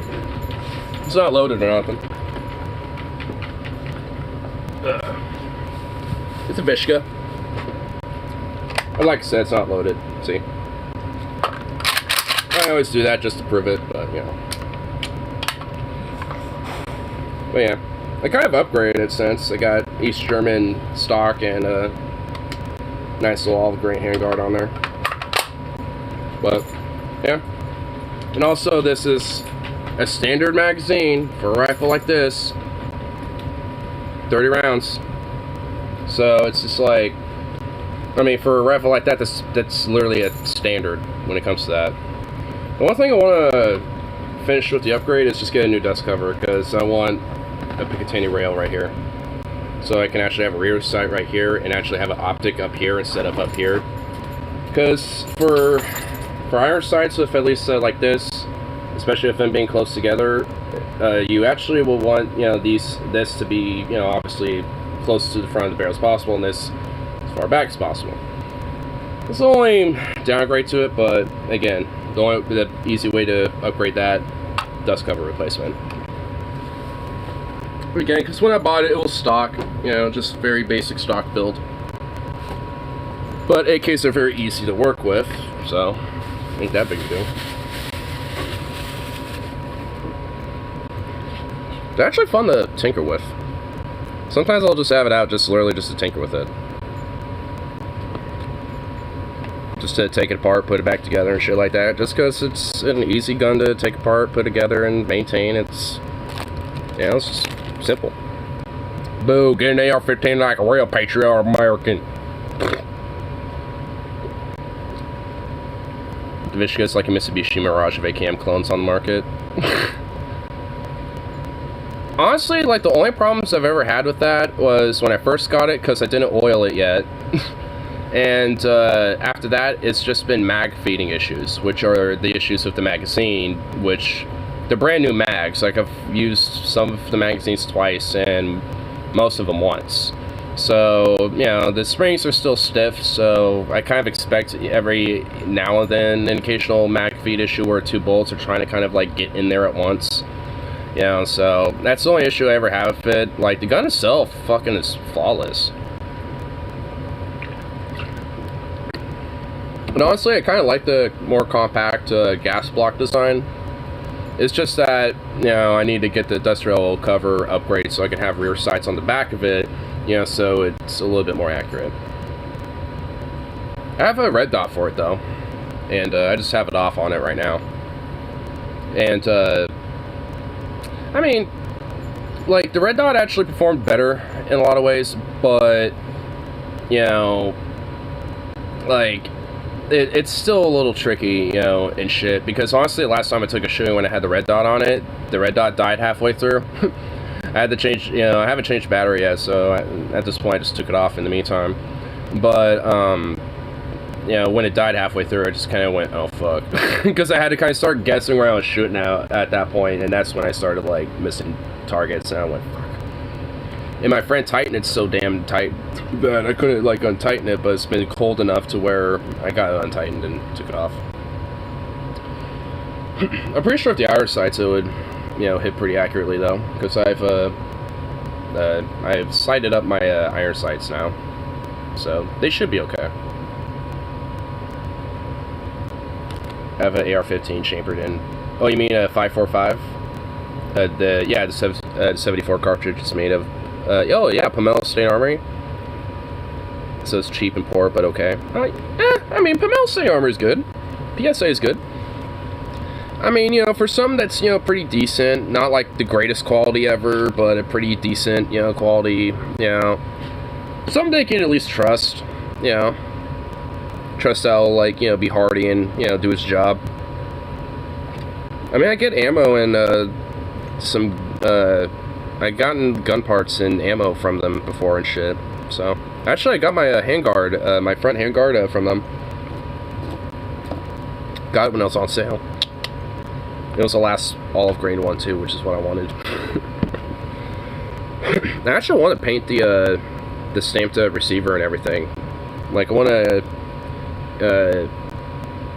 get like a little bit of kind of an olive green kind of mix into the plum for the base, and then kind of have like different forest patterns on it, which there's plenty of them around me, let alone just in Oregon, so I could just like pick different ferns, different pine needles and shit like that, and just kind of use them as spray paint, or at least like little stencils. It's gonna commit a federal crime. Asking, wait, federal file off this connector from the fire control group with a Dremel? No.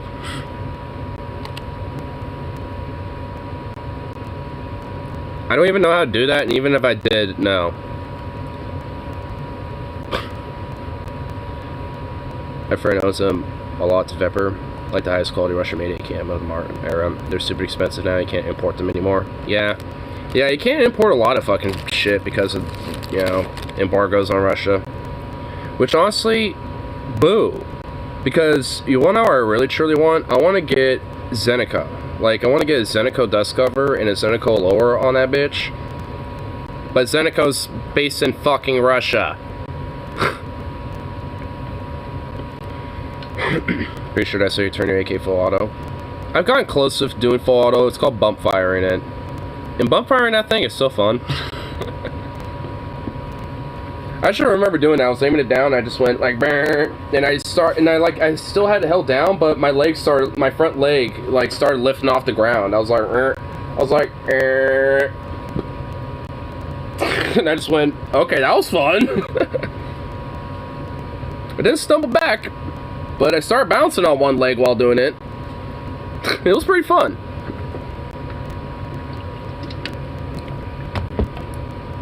Don't drink Russian vodka again, but no. Mima K. Ivy says no Russian imports. Dude, like all of America is like saying fuck Russian imports. I'm surprised I'm still getting Russian ammo sometimes. Cause I could tell because it says Tula on the bullets. And Tula is based in Russia too. So it's just like the fuck. James Kalashnikov is the Romanian PSL. Oh, dude. The PSL. Yeah, that's like the Romanians licensed Dragunov, basically, but better. It's like the Dragunov, but better. Dragunov, the Virgin Dragunov looks at the Romanian Giga Chad PSL. What are you? I'm you, but better. Just walks in there like Dr. Liversea, just fucking like flexing. Most of the ammo in America was made in Russia on the civilian market. Yeah.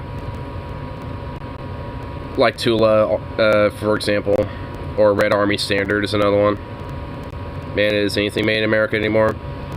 No.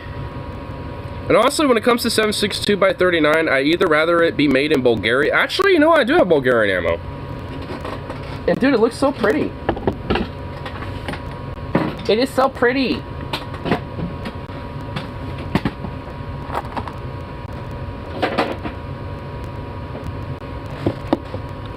So this is the Romanian ammo from Global Ordnance. Distributed, it's from Sarasota, Florida. But it says, where's it say? It says somewhere on here. Where the fuck did it say it?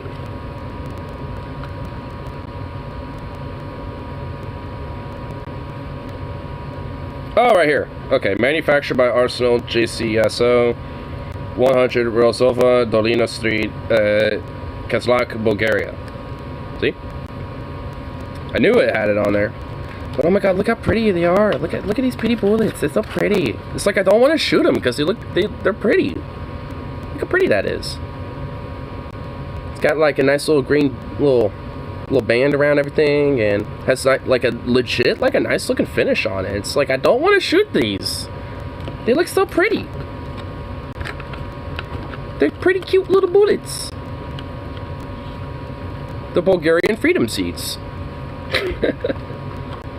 But these are the Russian ones, so. It says right here at the bottom. And this one's kind of empty because I loaded my drum mag that I bought after the measure was passed, by the way. It's grandfather then, fuck you. Anyway, so these don't look as pretty. Like, I'm okay with shooting these because this looks like bleh, simple. We have produced basic bullet. It looks basic and simple. Very still, very gray. Like Russia. And it says Tula on here too. Like, I don't know if you can see it on here. Yeah, you can't really. It's a little too blurry, but it says Tula on here. Tula ammo. Even though it also says Rare Army Standard right here on the box. It's like, huh? Tula Arms is its own, like, thing. Or Tula ammo, I mean. And you can buy that. But no, they also have it, like, masqueraded as other companies, I guess. But this is distributed by Century Arms, too. Man, I don't know who, like, which company's, like, the origin of this shit anymore. I want a drum mag. They just state banned it in the whole country. The state, with Measure 114, restricts the magazine capacity to 10 rounds. But anything that has been bought previously, before the measure is enacted in December, is grandfathered in.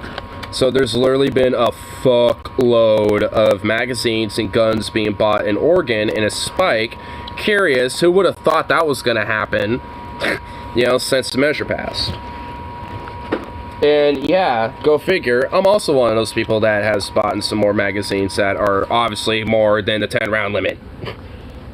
Because, goddamn it, I want to round off my magazines nicely. Like, I want, you know, one more 30 and 40 round steel mags, and I want one more 30 and 40 round black Bulgarian polymer mags, which I know I ain't getting those, so fuck you, Oregon. But honestly, like, I've been meaning to get into it, but there's now a lawsuit against this measure. There's a court challenge to it. So obviously, go fucking figure, as expected, and honestly good, because this measure is fucking ridiculous. And honestly, like, I really don't like how there are some people that are just like, oh, well, basically, you know, like, it's like everyone's, you know, sick of the whole gun violence thing, which, yes, is true. So, you know, this is like, you know, better than nothing, and, you know, it's all just right-wing talking points if you're against it, basically. It's like, bruh, my dude, my guy, like, that not ever, like, there are people who are outright, like, libs who have guns and shit that are against this and shit. I mean, pretty much, one area that was, like, overtly, like, absolutely, like, slam dunk in favor of this was basically Portland. And it's like, hey, if Portland wanted to maybe have their own little measure like that, then maybe Portland should have done that. Because pretty much the majority of the state, outside of a couple of the counties, were either, you know, opposed to some extent, or vehemently opposed this bill and said no to it. You know, it was, you know, so it basically just kind of left Multnomah County and the surrounding areas, and I think like one county where Eugene's in, where it voted yes in. And Eugene barely voted yes on it. They were like, you know, just a little over the yes margin, which I think was like 49-something% or whatever. Like, they called it near the end of shit because, like, the no's were still at, like, 45 or something like that with the totality, so it was, like, mathematically, it was, no matter what, it was going to win there, so. But either way, it's like a lot of people, you know, at least, you know, closer it got into, you know, these urban areas, got more contested. And I know around here, not a lot of people were in favor of it. And it definitely showed because Clark County was actually like one of the more contested areas where it was like 49 to 51 on yes. That is very contested. Well, Loma County was like 75 to 25. That was like the highest margin out of anywhere, and it's not even close to everywhere else being a lot more closer to like, you know, 55 or 60, you know, to 40 or 45. You know, and some areas being just very close. And it's like, and given that, it should like, it just shows that, like, you know, there are a lot of people, you know, yeah, sure, a lot of them conservative, but also a lot of people are leftists and progressive types that read this shit and said, no, this ain't the way to go about it. And I sure as shit, you know, agree with that. Yeah, it wasn't the way to go about it.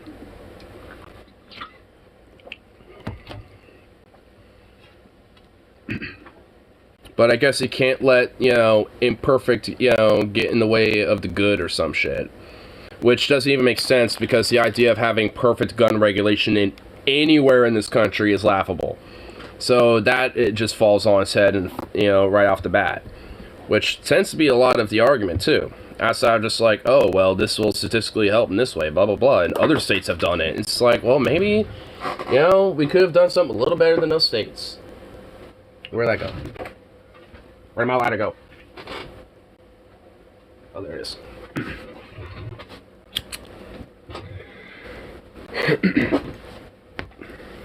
Tribal SBs will turn on rejected queens, so we will reject against rejected authority. Yeah. Oh wait, hold on. I've kept to learn to look at things from a wholly evolutionary perspective. For we are no different. Did you know that pandas will favor the stronger cub? I bet siblings will do that. I bet 2 siblings will. That will sound familiar. Yeah. Oh well, yeah. Where you have parents that have like the favorite kid. Didn't it get like the middle child, who's just kind of forgotten? But then you have like the old kid who's supposed to be the example, so he gets trouble for everything. And then the little kid is just like the most privileged fuck ever. He gets away with everything. Luckily I wasn't that. It's our creativity. Well yeah, our sentience and creativity, yeah.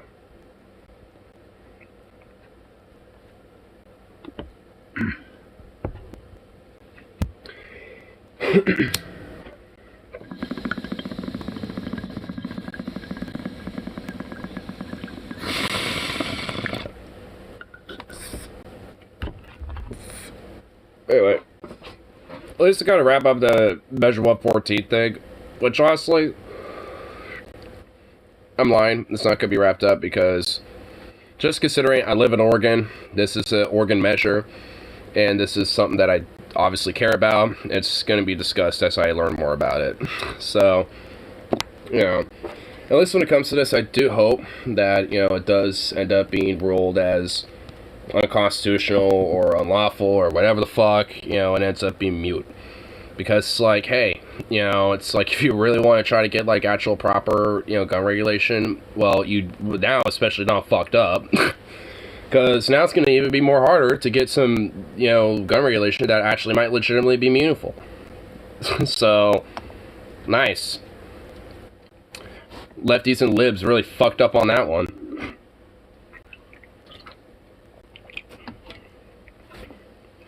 Also, I'm tempted to be like, hey, would I be able to be like, testimonial on, it's like, hey, can I say my piece, on the case? Because I definitely think, there's a rational argument even from the left on this.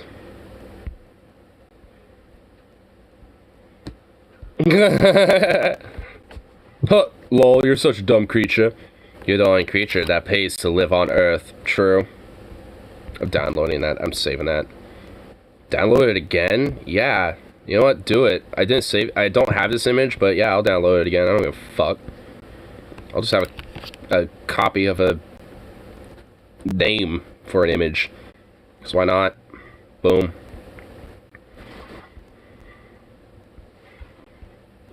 Wait, hold on. See some other comments in here. I actually want to read some of these comments a little bit.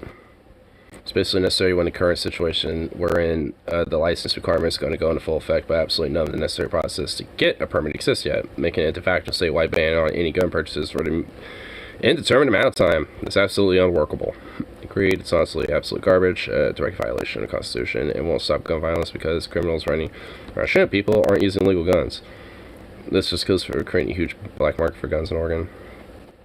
Well, I disagree with this dude. At least, here, I'll put the screen up. At least with this guy, with like, oh, they're not using legal guns. Yeah, they technically are, because those guns came from the legal market somehow, some way, and now they're on the black market, and that's because they're being brought in out of state. Kind of like how Chicago has a problem with gun violence and shit, despite their very restrictive gun laws and shit, because you can just buy guns out of Chicago and bring it back in. It's not that hard. In fact, there was literally a video of like a journalist of some person who I think was like a victim of gun violence and shit, who literally did this as an example. And it was just like, yeah, we're just going to prove how easy it is to get a gun in Chicago. So they bought an AR-15, basically went outside Chicago city limits, and then decided to turn it as a buyback at a local sheriff office outside of Chicago. Like, you know, just to prove the point. Like, yeah, we bought a gun, it was very easy, that was like done in less than an hour, and now we're about like 15 minutes out of Chicago, so we're just going to drive down this highway, and, you know, basically once they were right outside Chicago city limits, they stopped and pulled over. So, yeah, like, they basically proved that, like, within about 2 hours, you can get a legal weapon outside of Chicago into Chicago, and now you have an illegal weapon. Like, that's the one thing I would disagree with, at least. What's their attack? What I kept getting was one girl saying that it would get illegal guns off the street. It literally does jack shit in that regard. I mean, yeah, it doesn't really. Like, if you wanted to try to do that, then, like, advocate, like, you know, maybe, like, you know, I don't know, just, like, a full-on, like, licensing system, like, when it comes to serial numbers of weapons. And if they're obviously chiseled off, then at that point, they're just immediately illegal, and that person is going to face even way more fucking charges than just, you know, using a gun criminally. So, that would be on their fucking ass cheeks. It's gonna... I feel that most elements of are going to stay in order till... Hold on. See, most elements because 114 has a clause and is severable into each section has to be struck down individually or some shit. Which I'm honestly baffled that they can't even put that... Wait, what? No oh my god. Well, I might have to... I still have the voters pamphlet. I can read the bill again. But I've read it pretty thoroughly, and even I didn't notice that. The fuck? They have to, like, basically go at each section and be like, which one's... Like, what the fuck? Oh my god. I feel bad for the folks that can get along illegally, but just don't have the finances to do so. So the same passes now to run out bullets by gun without doing any research, and now they have to limit selections because of the time limit. Hope it gets fast tracked to court due to there being no way to staff those departments because we don't have enough police. And well, even then, they're not going to follow the law with it either way. They're just going to give people like, you know, Proud Boys and far right types and shit guns willy nilly. And people that might be LGBT or like POC and shit, they're not gonna exactly be too keen on them having guns and shit. They're gonna, you know, think of different reasons as to disqualify them, where they'll have to basically jump through 1,000 hoops to do a appeal of that, which basically goes back into the police's hands, being, you know, when it comes to challenging that appeal. So it's like, the fuck. Could have get my conceal at some point, but honestly, I'm fucking lazy. Nah, I'm the same way, honestly. I need to order some Temper Max, though, because my 15s are now fucking illegal now. Not necessarily. They're grandfathered in. Like, anything that's over, you know, anything that's been purchased previously before the measure is grandfathered in. I've read that thoroughly, and I made sure of that. The magazines don't have serial numbers, so there's zero way to prove you acquired those specific magazines before they went into effect. Well, exactly. I mean, that's kind of the problem, too, a little bit. It's like, you can't prove that you've gotten those magazines before or after it went into effect. And also, magazines don't have serial numbers or anything. Like, I mean, what? You're gonna just keep, like, especially in these cases, online receipts for this shit? Like, seriously? You expect someone like me to keep online receipts for all the mags I've bought, and, you know, since I've had that fucking gun? Are you kidding me? I've had that since fucking, like, March or some shit. Mags, that's what I did. These $10 30-round mags are going to be turned into $70, $80 mags once December 8th rolls around. Shit, if you have 3 Pro, you can get an off-plan. So, yeah. Honestly. It was a small metal container with a spring so you don't go and chill in the future. No shit. You know what? I should probably make sure I do that. Here's pictures of these magazines that are been purchased prior to, like, oh my fucking god, the fact that I have to literally do that, Jesus Christ.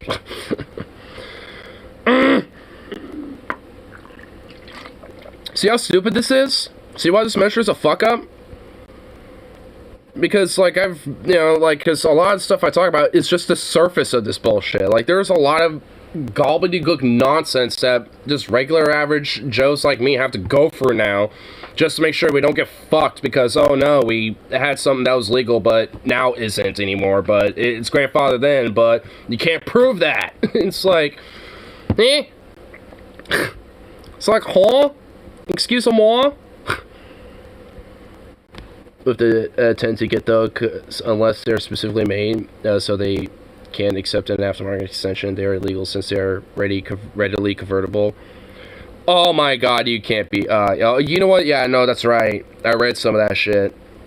Which honestly, they made it fucking wordy as fuck, because they made it sound like, oh, if you're getting magazines that look like, you know, they can be converted, then that's, you know, so like, let's say you have a 10 round mag, but it looks like a 30 round mag, you know, for example, for like an AK. You know, then, you know, like, you can convert that. But like a 10 round magazine, you can't really readily convert that. So, that's some Weasley fucking shit. Did this as in there would be legal changes. They put up entire M114 package, Bennett will pass. No enough money behind it, M142, but now if everything from up gets the wall, it remains seeing what stays sticking. Well, that escalated normally. I love that comment. Aye. And of course, everyone's like fat fucking back Forbes. Right? Wrong to think 114 was struck down before it goes into effect. It seems to me there are too many angles they could be attacked from. If the Supreme Court already knocking down related measures, California and New York. I mean, I doubt that, but I would honestly fucking kind of hope so. Honestly. It's like, hey, like, it gets struck down before it's even put into effect and before it's even, like, that would actually be kind of funny. It's like, wow, you fuck, like, good job, you, like, progressive and libs and center lib fucks, like, you were so gung-ho because you reactionarily had a gut impulse reaction of saying, gun regulation, good! It just immediately went for it without actually reading shit. There you go. You fucked up. Good luck trying to get actual meaningful fucking gun regulation in now, because now it's gonna take like a fucking arm and a leg to do it now. One ban something makes society better. Ban production of SUVs, crossovers, minivans, pickup trucks with gasoline engines. I say that petrol head car enthusiasts. Yeah, I tend to agree. Like, make things like public transit more accessible and more easily available and you know, more funded and invested in the U.S. and wow, shocker, it would actually have you know, like, better mitigations of things with like carbon emissions, traffic, you know, like when it, with things like traffic jams and all this other shit. It would lighten issues when it comes to, you know, like supplies, you know, or like, you know, logistics, you know, getting from one place to another, because we're not all stuck in, you know, like I said, traffic jams and all this other shit. Oh, and you know, reinvesting and revitalizing our railroad systems in this entire country and making them bullet trains. That'd be actually kind of nice.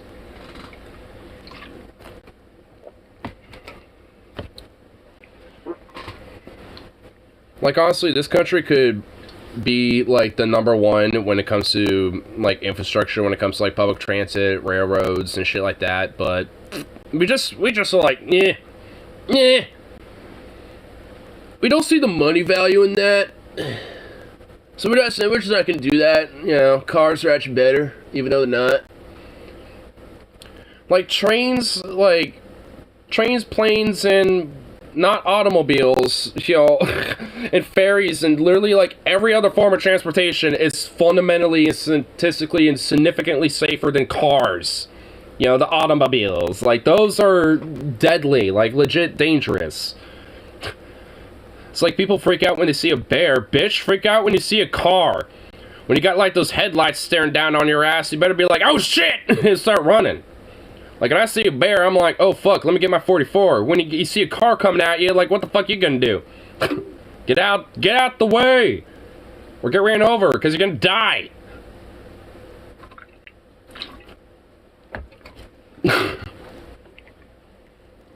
Women use SUVs the way men and stuff use trucks.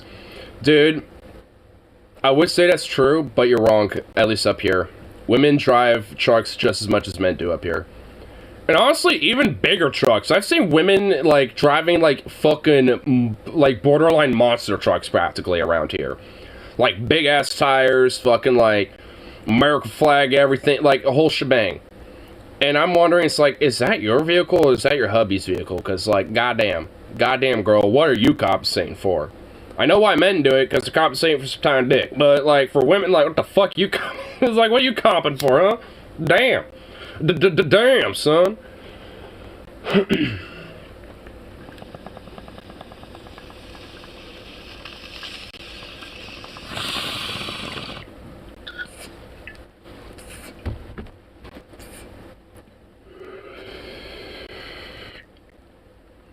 Most Americans use trucks as family cars, like, for nothing more than 2 children. I mean, yeah. I know the feeling. Because my dad was the same way. But his truck wasn't like some big-ass truck.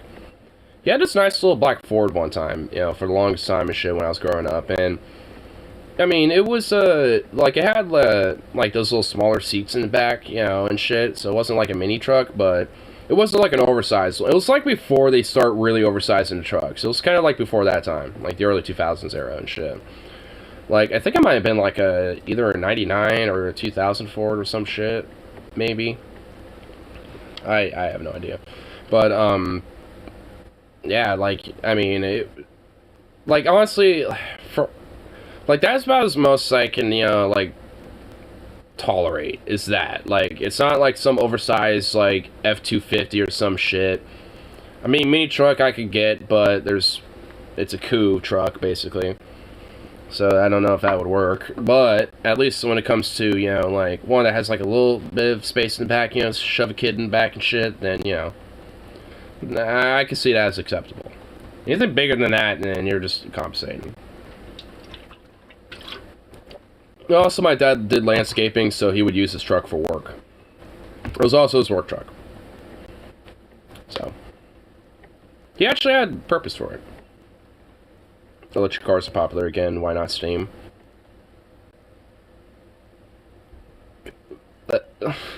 Because I think that's really obsolete. Like, do you see people, like, revving up steam cars and shit at, like, 80 miles an hour? I don't think so. So, I mean... Well, you know what? No, fucking you. You probably are going to flex me some link, and I'm going to be proven wrong. You know what? I should refrain or retract that for just a second, just to... You know, just to wait. Because I know you're about to, like, throw me a link and be like, here's a steam car that's going, like, 80 miles an hour, and I'm like, gonna be, goddamn it, son of a bitch. Fuck. I was wrong. Damn it.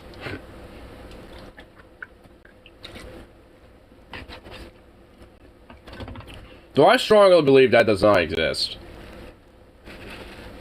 And I have high doubts, so you can't prove it to me.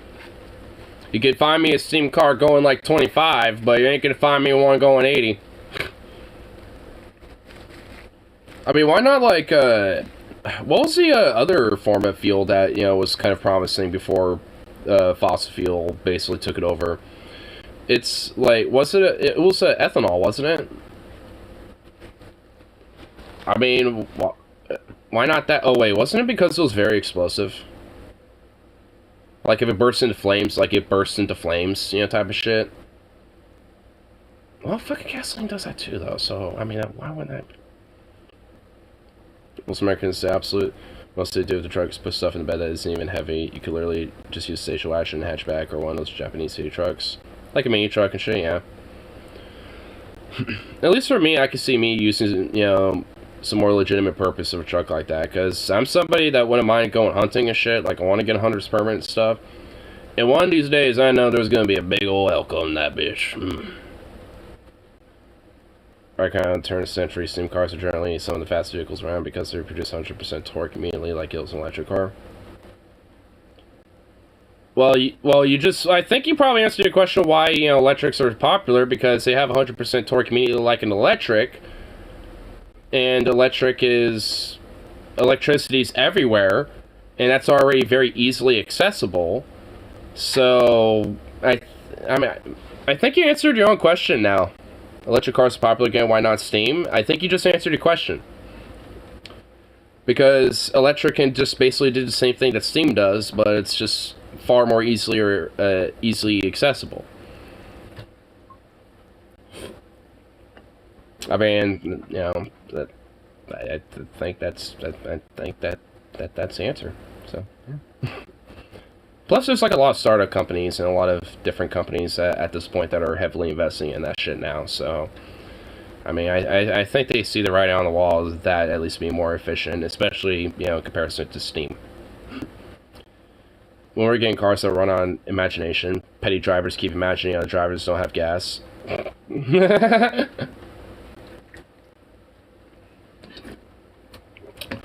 Bitch, when we're gonna get, like, flying cars, we were always told, all these years, for hundreds of years, we're gonna have flying cars. What do we get? Nothing. We get fuck all. We get, like, what? Little, like hoverboards, but they're not even hoverboards because they're just two wheels on a board that you just, like, balance yourself on. Like, boo. The fuck? We don't get this shit. We don't get the cool shit that was promised to us. See what was taken from you? See the shit that was taken from us? It's some bullshit, man. It's some bullshit. We'll never have flying cars, just planes that can drive. Hey! Hey! Hey! Hey! Hey! Hey! One could dream, sir. One can dream.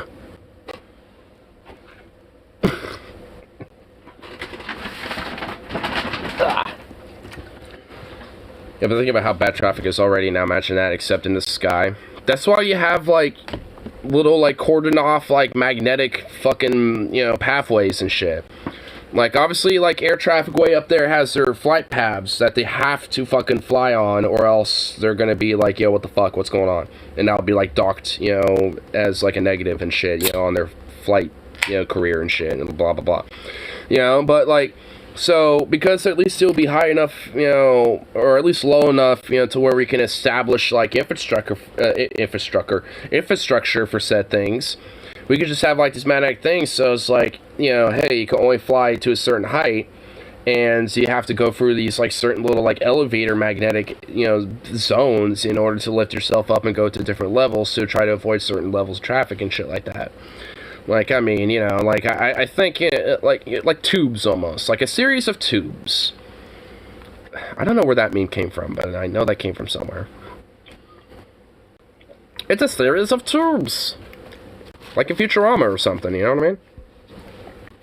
Where, like, people are traveling in those little tubes, only their fucking vehicles and shit. I mean, at that point, there's no point for the vehicle. You might as well just be in a little pod.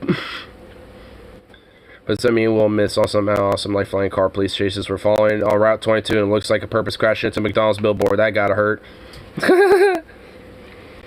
I mean, like, I feel like that already happens every now and then, depending on how insane the police chase goes, because the car can go be tumbling and literally fly in the air and legit smash into a billboard. Like, I've seen some crazy police chases or crazy car accidents where shit like that has actually happened, and honestly, you know, motherfucker dead. But, like, straight up. But because you didn't actually see that, it's on YouTube, or, you know, and you can get away with it. The only thing I think of is Carla making fun of the going down the tubes, saying, going down to the tubes.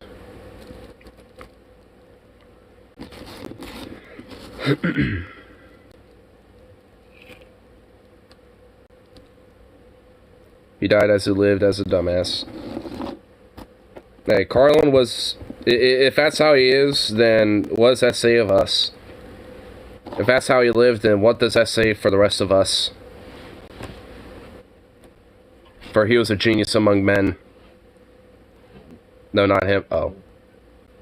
I'm drunk, okay? I'm sorry. I had a little moment of just like... You know what? I just realized because I mentioned Futurama, that's what you were talking about. God damn it! The hypothetical police chase guy. Oh, Carlin. Oh, okay. You just made up his name. Okay. Gee. You can't make a name that sounds familiar to a famous person, okay? It has to be like Joe or like John or like Todd or something. It could be like Carlin. Honestly, when someone says Carlin, my immediate thought goes to George Carlin. Okay, I'm not. That's just my brain. Someone says Carlin, I think George Carlin. Like, just straight up. I'm not kidding, by the way. It really does. I saw a trippy, fucked up movie last night called Enter the Void. Super psychedelic. Watch it. It's disturbing. It makes you feel psychologically damaged. That's how I felt when I saw Eraserhead and Trainspotting, because I was on acid when I saw that movie. And the baby still traumatizes me. The baby was quite an experience. Ah, fuck. I mean, yeah, see? God. Fuck. God, that whole entire scene. The baby on the wall. Fuck. Okay, yep. Okay. That is... Oh, fuck, Jesus Christ. I'm having, like, is this what acid flashback feels like? Because I, like, am feeling it. I am feeling the vibe I was experiencing seeing that shit, and it's not cool. God damn, bro. I love that movie, but holy shit, that scene was fucking just so disturbing. Yeah. Then the horse fetus and Eraserhead. That shit was whack. That was like, what the fuck? And it was real, too. That was a real dead horse fetus. They aborted a horse just to use it in that fucking movie. David Lynch, I love you, man. Fucking phenomenal director. I do agree with that. I do think he is a very phenomenal director. I do think Eraserhead is a very phenomenal film. Same with Trainspotting, too.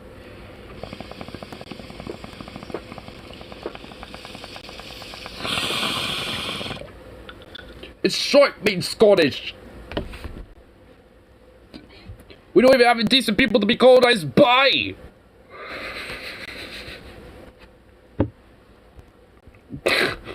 I love that roast. You can't even be colonized by proper gents like the Spaniards or the Germans or the Portuguese. No, we're colonized by the fucking British. Not even decent people. Ugh. I love that scene. Alright, I want to pull that up because I love that scene so fucking much. It's great outdoors. This scene is so fucking good. I love it. Now what? Now what? We'll go for a walk. Go for a walk, am I? Yeah. There! Are you serious?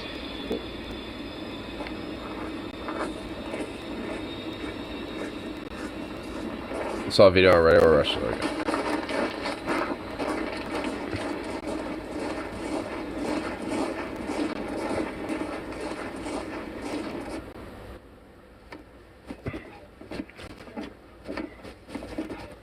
Like, what do you do? I mean, I just don't watch r/combat footage anymore because of that shit. Tommy, this is not natural, man. It's not natural, man. It's a great outdoors. It's fresh air. He's just drinking his whiskey or his fucking scotch or rum or whatever. Lizzie, but there's really no need to take it out on us. Doesn't it make you proud to be Scottish? Shite being Scottish! But the lowest of the low! The scum of the fucking earth! Most wretched, miserable, servile, pathetic trash that was ever shattered civilization! Some people hate English, I don't. They're just wankers! They're just On the wankers! other hand, they're colonised by wankers! Can't even find a decent culture to be colonised by! We're ruled by effete arseholes! The shite state of affairs to be in, Tommy, and all the fresh air in the world won't make any fucking difference! No, the fresh air in the world won't make a fucking difference! Just drinks, gets up, mic drop, just boom. I love Ewan McGregor, dude. Sorry, man. No, I'm sorry. I appreciate it, I love that scene. Oh, I love that movie. It's such a good movie. A bit of bookseller is makes straight up a horror novel disguised as adventure story. Oh yeah, did you know Jurassic Park novels? Oh yeah, dude, Jurassic Park novels are pretty fucking insane. And I haven't read them, but I have like heard excerpts out of them, at least some of the more explicit elements of the book, and oh goddamn. The movies, especially the original ones, are so toned down. And the first one isn't even that toned down, but even then, it's toned down.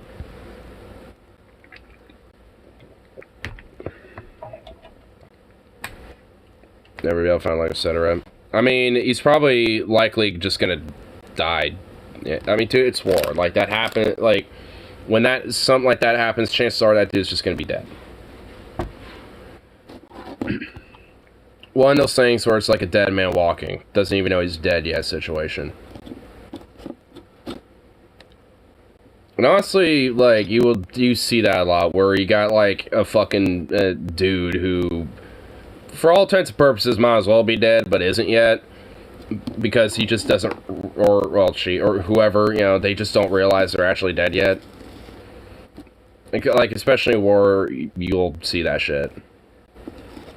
And honestly, especially, like, with the live UA map thing, like, it will be up to date with a lot of shit. And sometimes it's graphic shit, by the way. And also, I at least did follow a Ukrainian Telegram that was documenting some of the shit. And also, a lot of it was legit, just straight up gory fucking shit. And I, frankly, especially when it comes down to it, I think I've had my fill. Like, honestly, like, as I've, like, you know, just, like, the first, like, 4-something months of this war, you know, even, you know, before some of the evolutions that have happened with warfare here, with, like, some of the Ukrainians using those little drones and shit, like, I mean, it's, like, yeah, after a while, you have enough. Because I've definitely seen enough. I'll put it that way.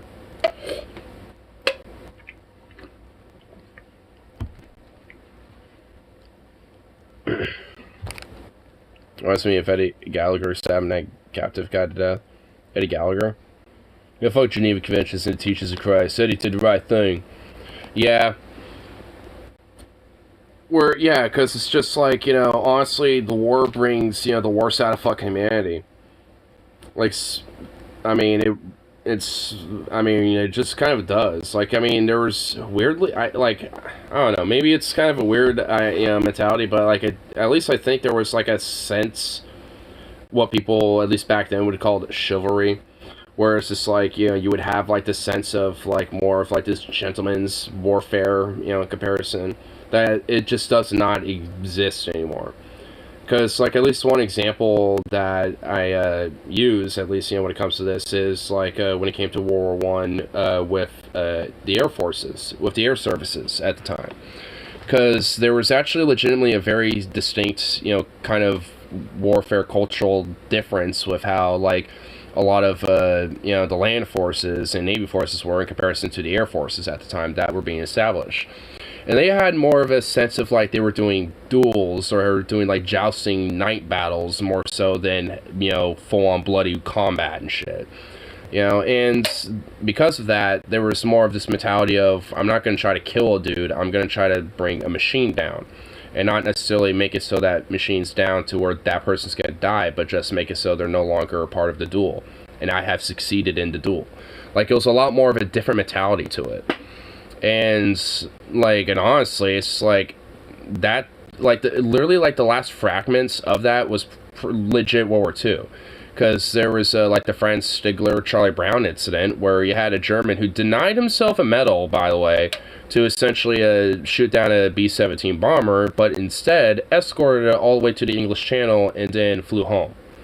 And let the bomber go its way, you know, all the way back to England.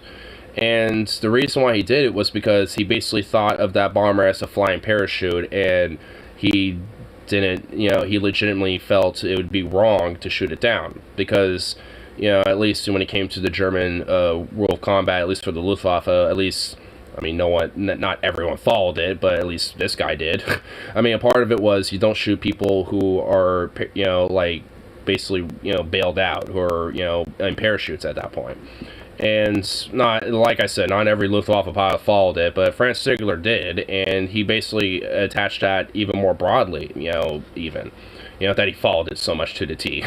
And because of it, he denied himself an Iron Cross, because his squad commander was like, hey, I'll put in the word to get an Iron Cross in for you, basically, if you fucking bring that bomber down.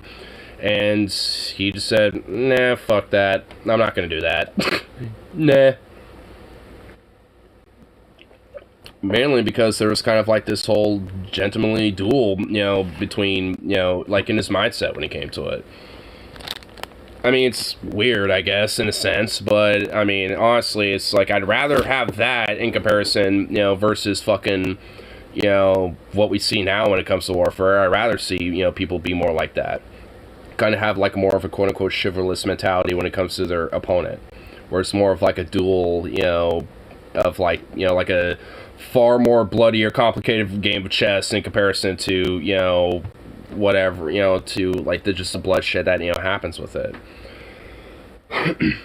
Not to say that, like, that whole gentlemanly warfare, came with,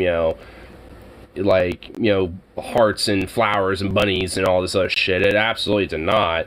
But it at least, kind of created more of a culture of, like, let's try not to really kill the person, but just make it so they're defeated. It was more tied towards, like, to the philosophy of the art of war that, like, Sun Tzu, has had and shit, more so than just, like, absolutely brutalize and kill your enemy.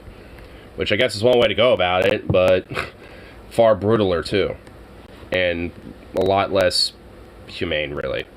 Not that war is humane in the first place.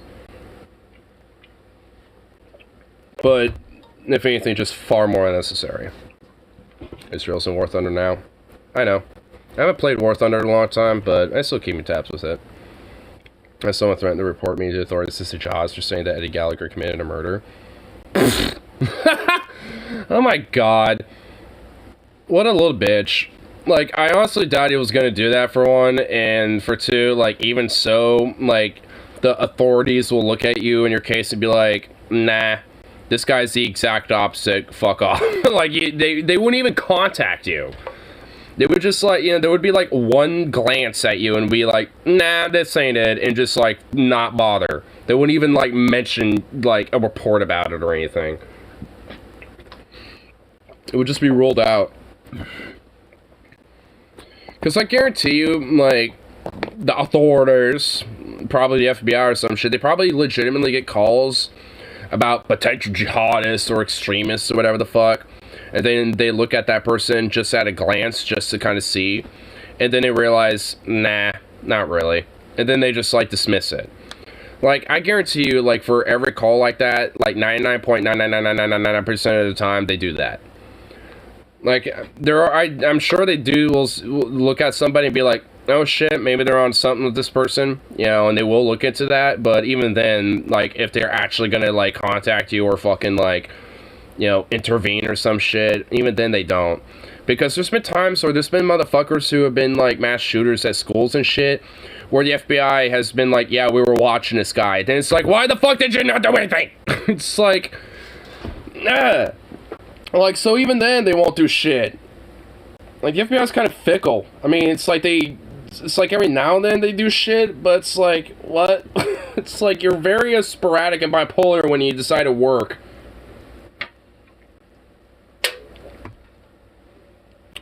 Even if this isn't real, I wouldn't be surprised if it is. What is this? Oh, you horny. Jordan B. Peterson. Uh-oh. What should Twitter do next? Oh, God. You stand at the precipice of cultural revolution, sir. Your enemies will view your power, those sons of bitches. And your peers, such as myself, will crave it against those evil woke moralists. Your very ample bosom is ripe with potential. You're full to burst of God's grace. Please let that grace fall upon my body so I may soak in it. Oh my God. My boy is... Oh my God, that is creepy! I saw my paternal grandmother naked in my dream. and she was using her pubic hair as a paintbrush. And she painted it all over my face, and I let her have her way. Dude, why do people take him seriously? What is wrong with him? Ah! God, fuck, dude, like, what is wrong with him? My boy need to get back on the benzos or something. Like, holy shit, like, I mean, he's the God, okay, I'm actually, like, tensing up right now. You made me tense up. I'm tense. I am impulsively doing this. Like, fuck. Shoulders are up. I'm in defensive mode. I am, like, shriveling up like a turtle inside my shell. Oh god. Bruh, why?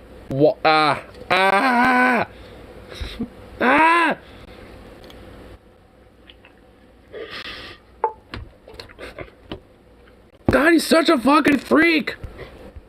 And not even a good freak. He's a freaky freak. A terrible freak.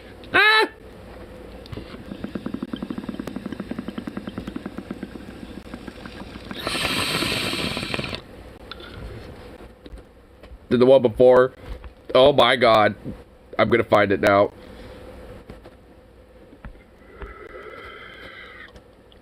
Jesse is traumatized. This is 30 minutes. Oh my god.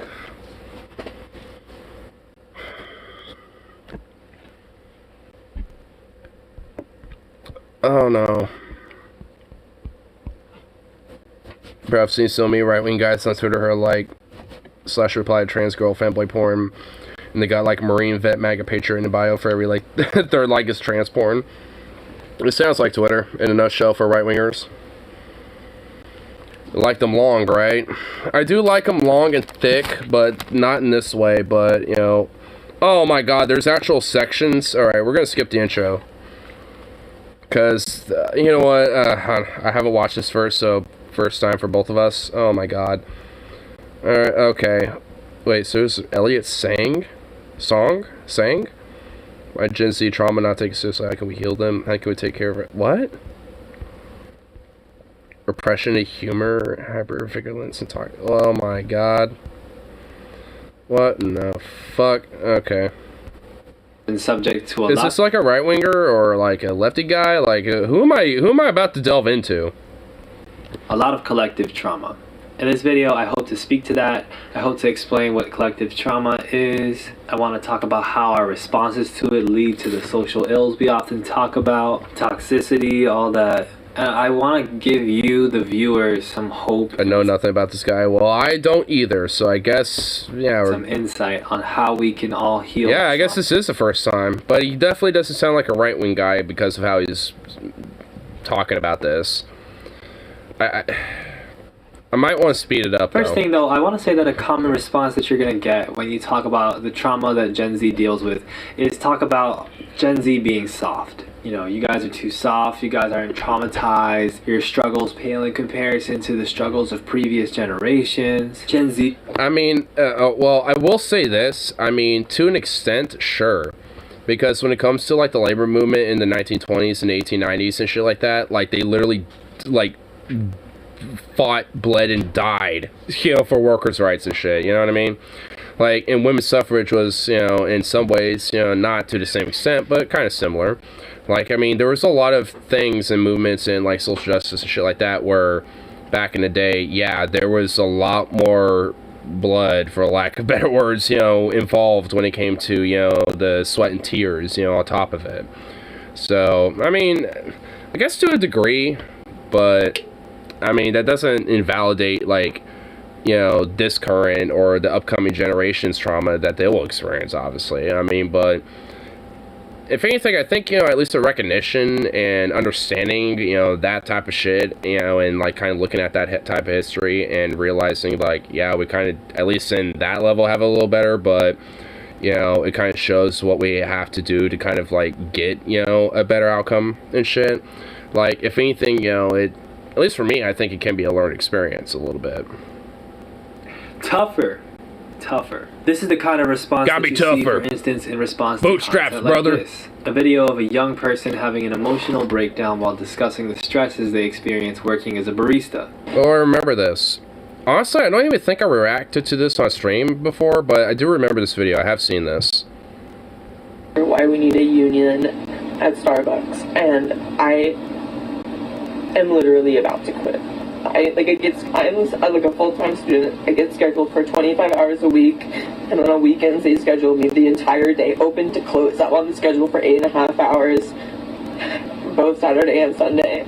I'm like 3.5 hours into my shift. There's so many customers, and we have 4 people on the floor all day. We don't have fair scheduling. Managers don't care about us. Our manager was supposed to come in this weekend, and he took himself off the schedule, so he wouldn't be able to be held accountable for calling out. He just literally tore down the schedule that he was scheduled on and put up a new schedule where he wasn't on the schedule. Also, he couldn't have even seen that he was scheduled in the first place because he didn't want to be held accountable for not wanting to come in. I remind those fucking scum suckers trying to attack this guy in the replies. Yeah, honestly, like people that actually like went at this, kind of went at this dude are fucking scum shits. Because I'm in retail. I mean, I work in customer service. I'm not a barista for Starbucks, but what I do isn't that much different. And I fucking feel him, dude. I've seen my fellow coworkers be in his same position where they're in this same exact moment. I've seen, my fellow for me, I've been in similar situations like this before. I haven't broken down like this, but I've, had this moment myself a few times, before. Like, I mean, what he's feeling and how he's feeling is absolutely fucking valid. I mean, it's because, yeah, especially when you have pieces of fucking shit that, like, basically degrade you and shit, and then you have corporate fucking dipshits and fucking higher-up tards that, want to come down on your throat because you aren't meeting fucking quotas and production, standards and this and that and all this other shit. And you have the audacity to, ask for better things, when it comes to your work, or maybe, talk about your wage and all this other shit, and then condescend you about how you need to lead by example and all this other shit, and then maybe you might get your wage increase and all this other shit, because I've dealt with that fucking shit. So I know how he fucking feels. For me, I was constantly asking myself if jail's worth it. Dude, I know someone who says that to himself every fucking day. And honestly, I feel him. I absolutely fucking feel him, dude. There's times where I'm just like, man, this customer is getting on my fucking nerves, and honestly, if I wasn't on a clock, I would be starting some shit. Because there's been times where I've stood up to people and shit before, and I was a goddamn fucking adult, and usually because I'm always, like, more of a reclusive, looking dude, and generally am, people kind of underestimate when I suddenly start getting very fucking aggressive and loud and, angry and shit, like, they suddenly went, oh, fuck. Even people that, are just being a dick, shit. I remember one time where some motherfucker was like, I was trying to make him a fucking chicken wrap, chicken bacon ranch wrap, and I was asking, hey, what type of sauce do you want anything else besides just ranch on there? And he's like, I just want the wrap. And I'm just like, I know, I'm just wondering if you want anything else on there. It's like, I just want how it is. I'm just like, okay, do you want anything else besides that type of stuff? Like, I'm doing what I'm normally doing, when it comes to making sandwiches or wraps. Like, I don't want to make it just as is. I want to make sure that it's, something that, that you like. I want to make sure I'm getting it, right for you, as a worker, making your shit. But the dude got, butthurt over that, and literally went, to another coworker's like, is that guy on drugs or something? And I looked at him and I'm like, motherfucker. I was just about to be like, hey, I'm about to go on break, and then grab my shit from the back and be like, do you want to say that in my face again, motherfucker? Like, there was a half a point where I was about to do that, but, nah. I held back a little bit that time, because it's like, it wasn't worth it, but like, oh my fucking god. Like, that guy, honestly kind of got under my skin a little bit. Even more so than the lady who literally, who would berate all of us, being like, oh my god, I want more mayo, and all that. I've told that story a few times, but just a quick little synopsis of it. Like, there was this weird old lady who was just an evil witch. just a wretch of a woman. And like everybody in my department had to experience her deal for at one point or another, and then it was my turn. So she wanted like this turkey wrap, and it was honestly disgusting at how she wanted it. It was just like, what the fuck? Like, she wanted turkey on there, which, okay, understandable, whatever. Then she wanted cranberry sauce on there, which, okay, sure, whatever. And then she wants some mayo on there. Light mayo, she said. I put light mayo on there, and she literally freaks out going, more, I want more! And then I'm just like, okay. And I put some more on there, and she's like, spread it around! And I'm just like, it is. Like, there's cranberry sauce spread on there, now there's mayo on there. Like, if I spread that, that's like, what the fuck? Like, I mean, you should have, like, you know, fucking thought about this a little bit. I didn't say that, but it's just like, alright, and I do that, and she gets fucking pissed off that I did that. Like, it was just insane. It's just like, what the fuck? It's like, yo, fucking psycho bitch. And then one of my other coworkers who have dealt with this woman multiple times and knows how to deal with her just said, hey, you know, she saw me about to fucking snap on her, and she's like, hey, you know, I'll finish her off. And then I overhear it's like, if you keep fucking, in this verbatim, if you keep fucking degrading us like this and disrespecting us like this, we'll, you know, say that you're trespassing our store and we'll never fucking serve you. So quit fucking doing this to us or we'll never serve you. So just tell us exactly what the fuck you want and shut up and we'll just give it to you. And she tried to say something and she immediately went, no, shut up and just say what you want. And she did. And it was just like, and I was kind of like, ooh, goddamn, oh. Like, I was kind of like, ooh. Like, I was in the back kind of like, But then I started hearing that and went, oh, fuck. Oh, after my own heart. I was just like, oh, goddamn. Oh, that relieved my anger real quick when I was starting to hear that. I was like, oh. And she didn't care about nothing. I was like, yes. And she got her shit and fucking walked off to the bakery to fucking hassle and harass them with her hell. You give bakery some hell. Like, oh, I felt bad for them. I'm sure they had to deal for her shit pretty good. Had a mayo lady at a store too who got banned and sent to Quiznos, but she decided to come back and tell them about it. They did not care. Oh, God. I would not be surprised if it's the same lady, but just, like, moves from place to place because they keep rejecting her. Because she's such a fucking cunt. Then yeah, you can't full-time as both student employee. Well, yeah, you definitely can. I tried, and I had $2,000 of savings when I started that, and then I had nothing at the end of it. In fact, I was actually a little under and had to quit school to get my fucking self underwater, you know, out from underwater. You know, so like I had to drop out, and honestly, this is a very common thing that you'll hear. Is that I had to drop out because of financial reasons. I couldn't afford it anymore. Even with FAFSA, by the way. I mean, like, it's not because I don't necessarily like college. Like, I wouldn't mind going back to community college for, you know, some, you know, like music, sciences, and, you know, like political science and shit. Like, I'd like to go back to community college, you know, at the very least, you know, just to, you know, delve further into those things. But I can't, there ain't no way I can afford that shit, fuck now. I sure as shit going in student loan debt. Especially as it stands right now. This pizza place I worked at high school, that guy put THC oil in some woman's salad because she was being a bitch. Probably deserved it. I personally wouldn't necessarily advocate that in my department. Because, you know, there are ways to kind of fuck with people without necessarily doing unintentional harm or shit like that. But every now and then, I'll do what is considered, at least, you know, for Starbucks baristas, doing the decaf.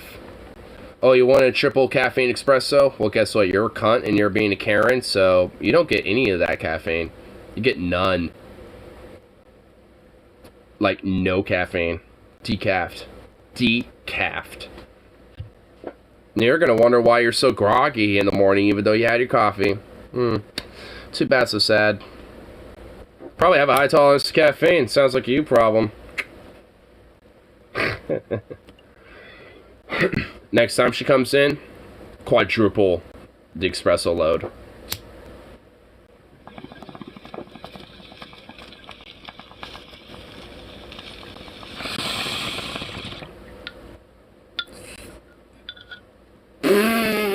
Damn it, Carl. Damn it. You basically said what I said. We were already on the same wavelength with that one. We were already on the same wavelength, god damn it.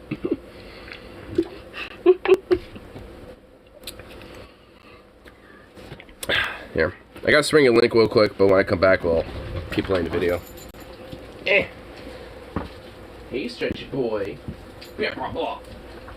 Good ball.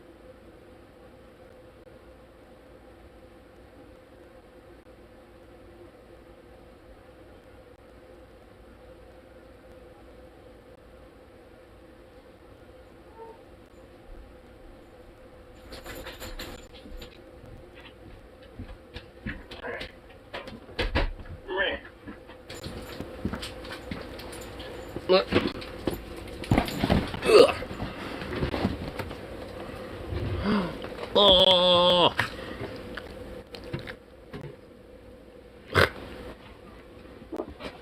Cove. Way back in the 90s, 2000s, there was a medical dispensary in Colorado that served food as restaurants. Furball was shut down. Boo. Lame.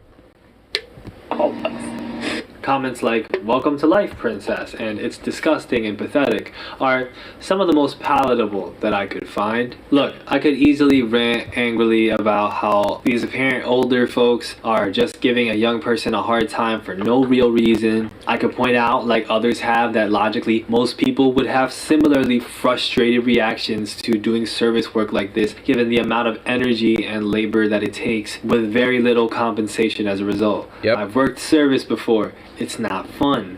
But the main thing I want to say is that we all deal with I've been doing it for 7-something years. I got the fucking veteran status on that one, brother. And let me tell you, it fucking sucks. It's horrible.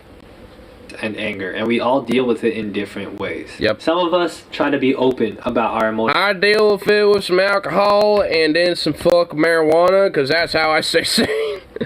I do it the traditional blue collar way. Grab a beer, maybe go to a bar, if I have the time or energy for that.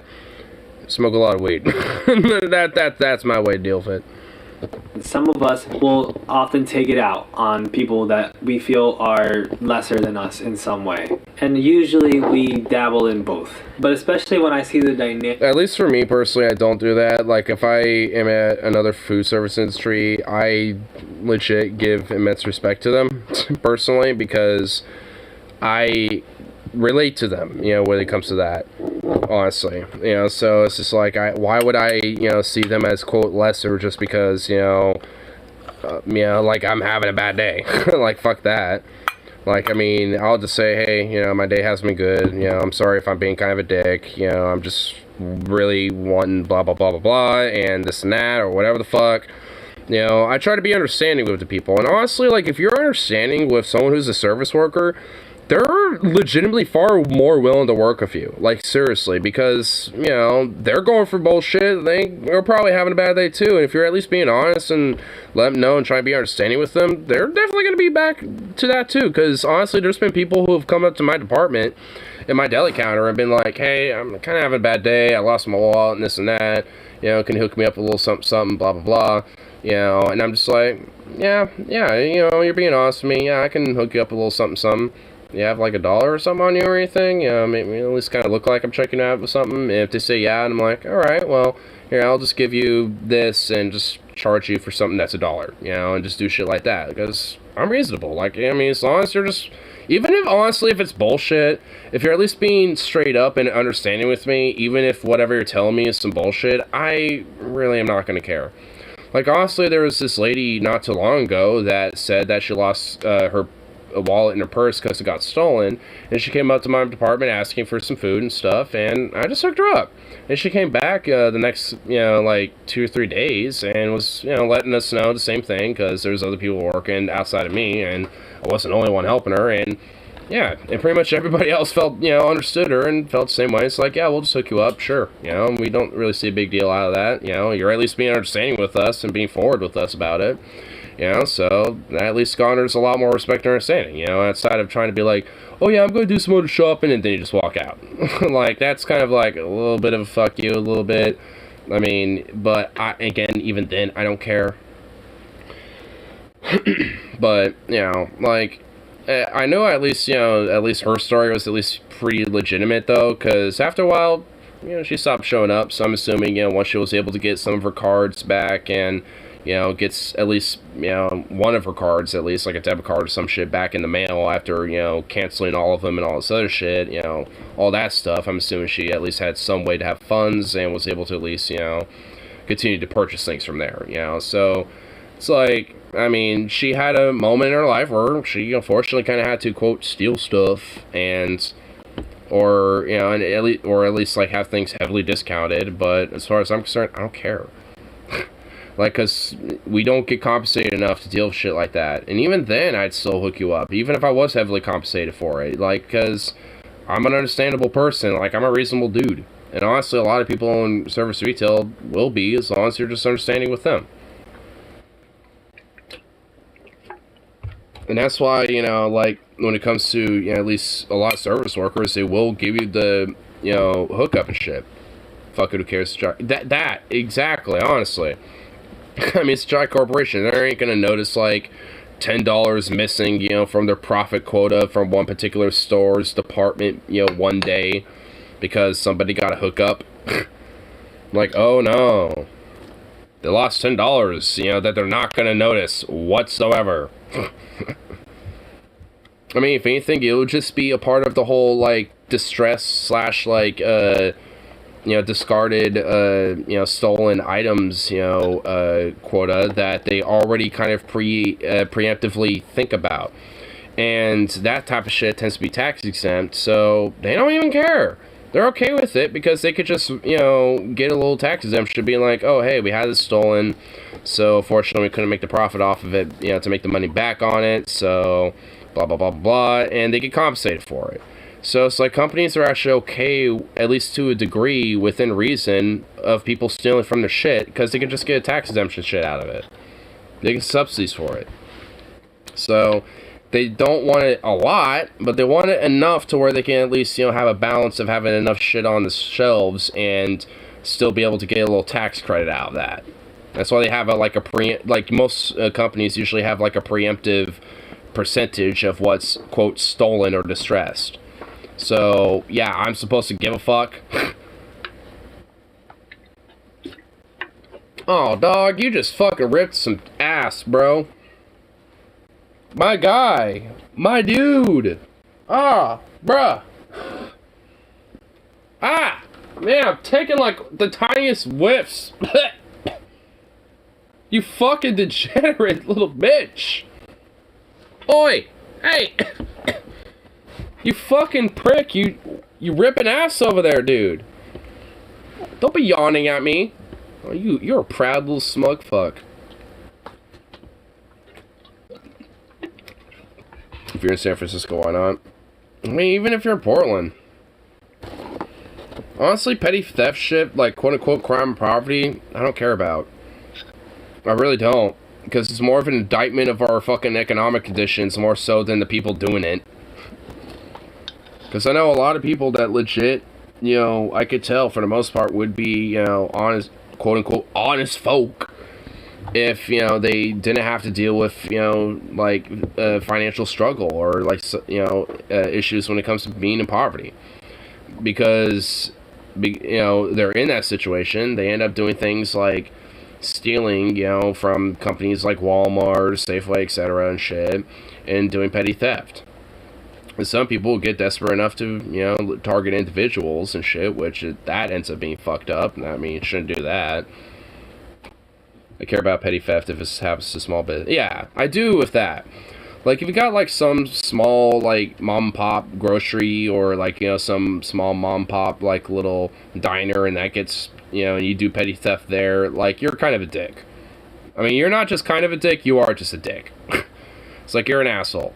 Like, if you're gonna be jacking shit, like, go to a fucking Walmart or Home Depot or Safeway or Fred Meyer or literally anywhere else, like a Whole Foods, something. Sneak into an Amazon warehouse for fuck's sake. Well, good luck with that. Don't do that. That's actually probably horrible. Like, I mean, but like anywhere else, though. I mean, fuck.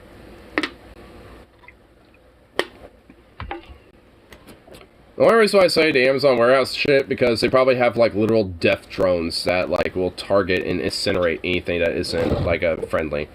If it's hostile, it's gonna incinerate the fuck out of it and have no qualm about, you know, empathizing with the loss of you. You know, trying to Amazon's gonna be like, they're already trying to establish a company town in Nevada. Like, not just a company town, like a county. Like a corporate county, all just in their jurisdiction. It's just like, what the fuck? Like, no. Oh god, please, no. Like, we're not just bringing company towns back, we're bringing company counties as a concept. It's like, fucking god, dude.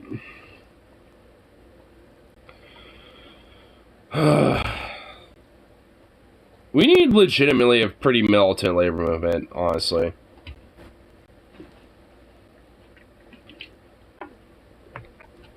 Speaking of Amazon, not to veer too off of the video. Well, it is a short, so we can, you know, hit real quick. What he is saying is straight up facts. Wait, hold on. What did he say? Job gets you a 30-minute lunch break. You'd be legally required to not give a fuck about that job. What he is.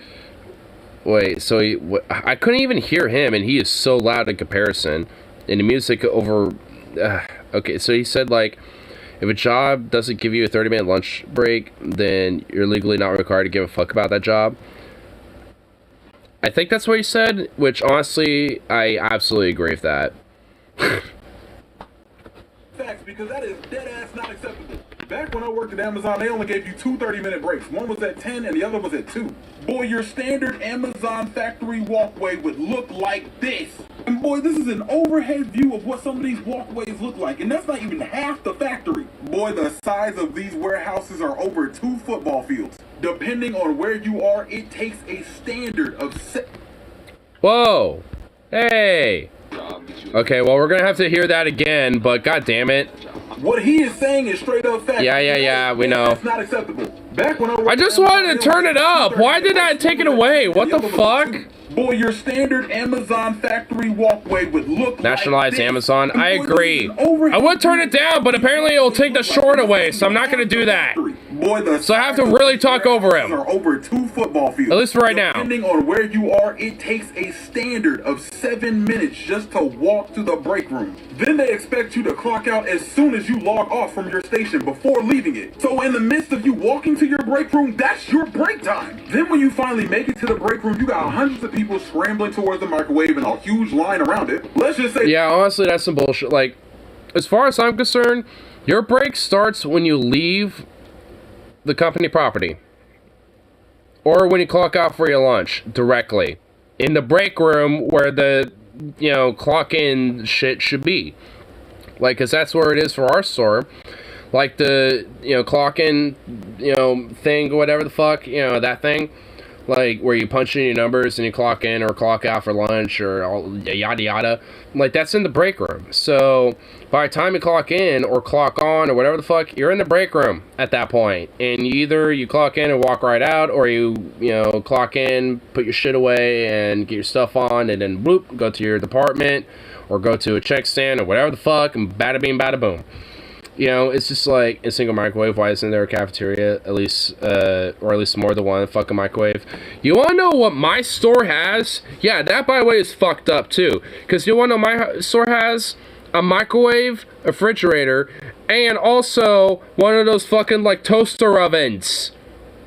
It has a toaster oven, goddammit. So if someone's using a microwave, you can use the toaster oven, which honestly is, frankly, better, depending on what you're making. Like, I mean, shit. Like, I mean, fuck. Like, there was, like, certain shit. Like, I mean, like, we have it better than fucking Amazon workers when it comes to our break room. Like, what the fuck? Like, yeah, we might have one microwave, but we don't have a lot of people in our store. You know what I mean? Like, yeah, sure, someone might be using a microwave for, like, 3 minutes, but it ain't gonna take long because it's probably just you and that one other person in the break room. Maybe another dude who brought their own lunch or something. Or got something from our department, so they don't have to cook anything or microwave anything. So it's just like the fact people should be able to smoke pot at Amazon, so if they can't get a job Amazon to get the job done. Oh yeah, honestly, I don't think, you know, smoking pot should be a part of the drug test. Like, oh, you smoke weed? Okay, that's not part of the drug test requirement anyway, so whatever.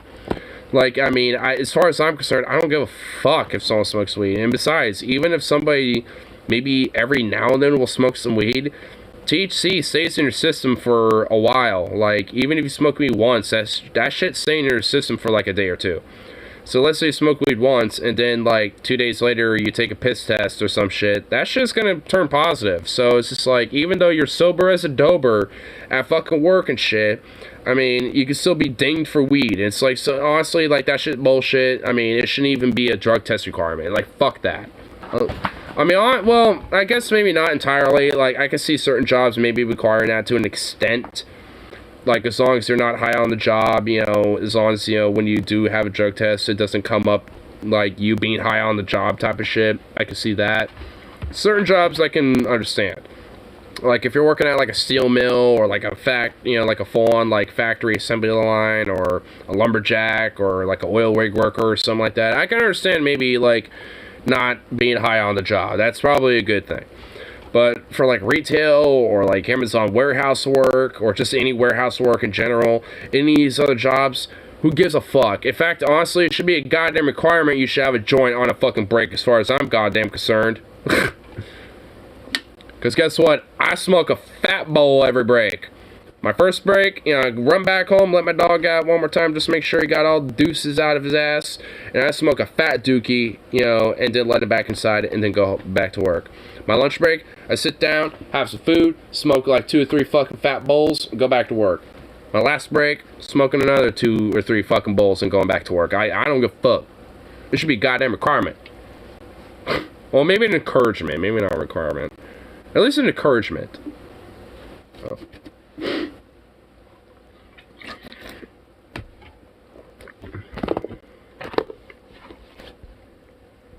Most employees show blindness and transvest on his bags on their back to mystery nutrient calorie solutions. Oh my god. The answer to smoke meth is no. Their response is probably why not. Yeah, just like, yeah, why not? Fuck it. other 8 minutes. Then when you finally heat up your food, that's some more time that you gotta wait. Then you finally sit down, you got probably 5 to 6 minutes to eat before you gotta head back early. Then they expect you to use the bathroom and make it back by 10:30. Where was my break? There wasn't any. See, that's why, you know, having a union's great, and this is also where some of the argument of, like, oh, union workers work half as hard as, like, non-union workers or some shit. A part of it is that because you're in a union that protects you, you legitimately have more of a luxury to take advantage of breaks. Because, you fucking deserve it, for one. So, yeah, we take that shit. Like, honestly, like, we will fucking straight up, like, you know, like, yeah, 30-minute break, guess what? We're gonna be sketching that, you know, and skirting that bitch up to, like, 45 minutes. Oh, 30-minute lunch break? Guess what? That bitch 45 minutes, bitch. Fuck you. Like, that's how, that's my opinion about it. Frankly, I just take fucking hour lunches, honestly, at this point. I don't even give a shit. Oh, 10-minute break? Oh, wow, I guess that 10-minute became 20. Like, what are they gonna fucking do? I bust my ass, I do my shit, I earn my fucking break. They already tried gaslighting me, saying I take, like, fucking 50-minute, 10-minute breaks and shit. So it's like, pfft. I mean, it's like, what, I'm supposed to give a fuck? Guys, simple. All they have to do is learn how to slow down time and with some arcane magic so the minute becomes an hour. Fuck yeah. We haven't really gotten into the actual video, or did you move on from that? Yeah, no, I didn't move on from it. We're still on the short. No, it's still up here. Here, just kind of get further ahead here. We'll, I guess we'll just kind of skip to that first chapter, the whole Gen Z experience thing. I mean, I'm a cusper. I'm like cusper between millennial and Gen Z, so I don't know. I can relate to this. Within a 3-day span, we have received news of the violent death of an iconic rapper. If I woke up as Bezos, I would redistribute all my wealth to literally every Amazon employee, and whatever I had left, I would just redistribute it to the American government. And then just have my inheritance go to the United States government for them to use strictly for infrastructure, housing, and climate change projects, and then literally off myself. In Roblox, if I was Jeff Bezos. And if that means I would actually die and no longer can, you know, go back into my original body, then so be it. So be it. It was, you know, it was an action that was, you know, that was worth it. You know, and it's like, I mean, hey, I did humanity a service. And also, I would accept every, like, warehouse. I would also nationalize and unionize the entire Amazon, like, company, serve everything about Amazon and Jeff Bezos' companies, and all of them would be like, well, I can't snap with that in it. Like, immediately unionize, like, everything. Like, I would just, like, go, like, the most leftist fucking billionaire for, like, 2 seconds and just off myself because I know the rest of the billionaires will outcast me, so I can have, like, a letter that, you know, could justify Bezos potentially doing that, so, yeah. An Incan ayahuasca ritual and travel through Stargate Outlet 2001 Space Odyssey and you're reincarnated as Bezos. Well, yeah, I mean, that's what I would do. I guess if I was reincarnated, that means I want to be back to my original form, so I would still do that and consider myself a martyr to the cause. And I hope people will remember me for the actions and the heroism that I did possessing and taking over Jeff Bezos. So I hope people, you know, like, recognize me for the hero that I really am at that point. My ego will be stroked immensely in the afterlife, and I would definitely love it.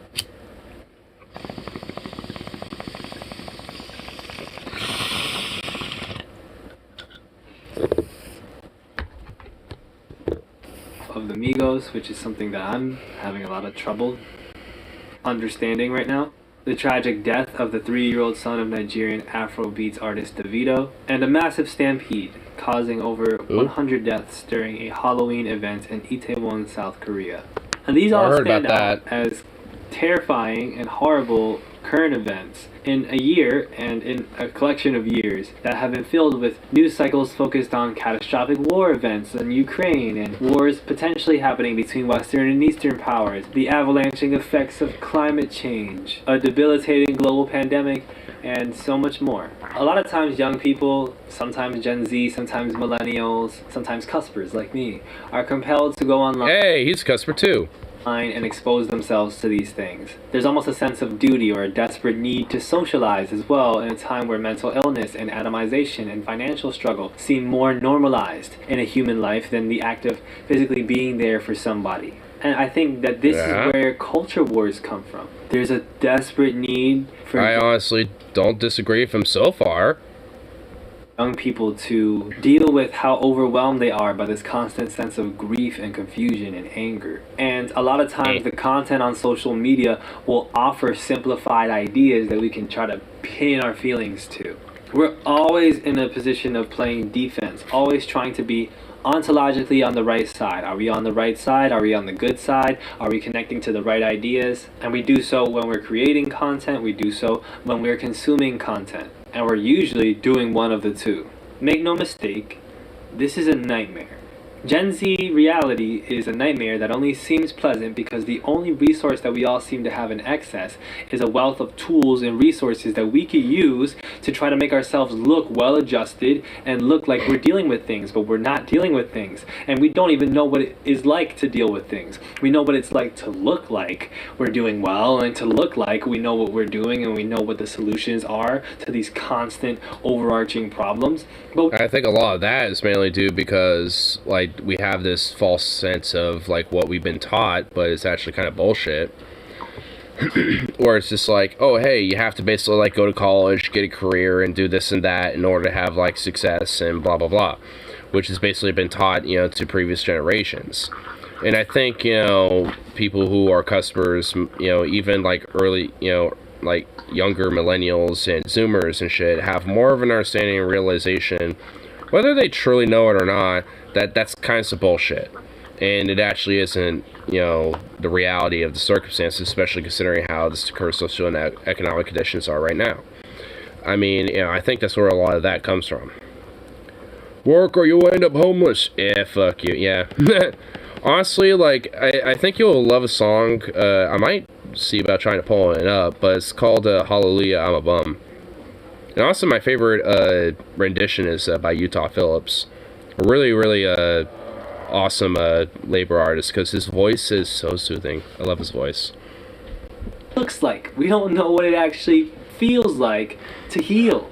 Because of this, it's easy to mock things like trauma talk and the many dramatic renditions of traumatic events alongside the self-diagnoses. I actually have that song, funny enough, in this. I can actually find it really quick. Mental health tips that are often poorly advised. But these are all ultimately ways that people like you and me, younger and older, are trying to reclaim agency in a world where nobody feels like they have any. So when you don't feel like you have any agency, then yeah, you're going to cling to ideas. You're going to cling to statuses, identities, and you're going to cling to things that you can create and consume and associate with. Because what else are you going to do? You have no say. You have no power over these horrible things that you're constantly subjected to. So these are the things that seem to make up the Gen Z experience. But it's... Which I also tend to agree with as well. Like, I actually don't disagree with anything with what he's saying so far. But I also found the lyrics to it, which is by Harry McClintock, which you might know as like Haywire Mac McClintock. But lyrics goes like, why don't you work like other folks do? How in hell can I work when there's no work to do? Hallelujah, I'm a bum. Hallelujah, bum again. Hallelujah, give us a hand out to revive us again. Why do you work 8 hours or more? There would be jobs for 2 if you only work 4. Why do you speed up the work until you're ready to fall? If only you slow down, there'd be no work for us all. When I get all the money I earn, the boss will be broken. And to work he must turn. Our wages can't buy all the wealth we produce, so the factories shut down and we are turned loose. I work overtime like a big greedy slob, and now the warehouse is full and I'm out of a job. I hate this company, I hate this job, I'm too proud to beg and too honest to rob. So I worked very hard until I got the flu, missed 4 days of work, and they told me you're through. About 5 months ago, my employment ran out, now I stay in the shelters to travel about. And when I walk down the street and all the people I see look up and down and around, they won't look at me. So I'm a bum, and I tell you it's true. It happened to me, it could happen to you. But don't you complain, don't open your eyes, don't talk revolution, and don't organize. It's kind of, like a whole, especially those last little verses, is more of like an indictment to the people that, don't, recognize their struggle, which sounds like Portland in a fucking nutshell, to be honest. Solid. It is. And obviously in between every verse, the chorus is sung in between. But the reason why I love Utah Phillips' version is because he doesn't necessarily say all the lyrics in there, but he does tell some funny stories in it.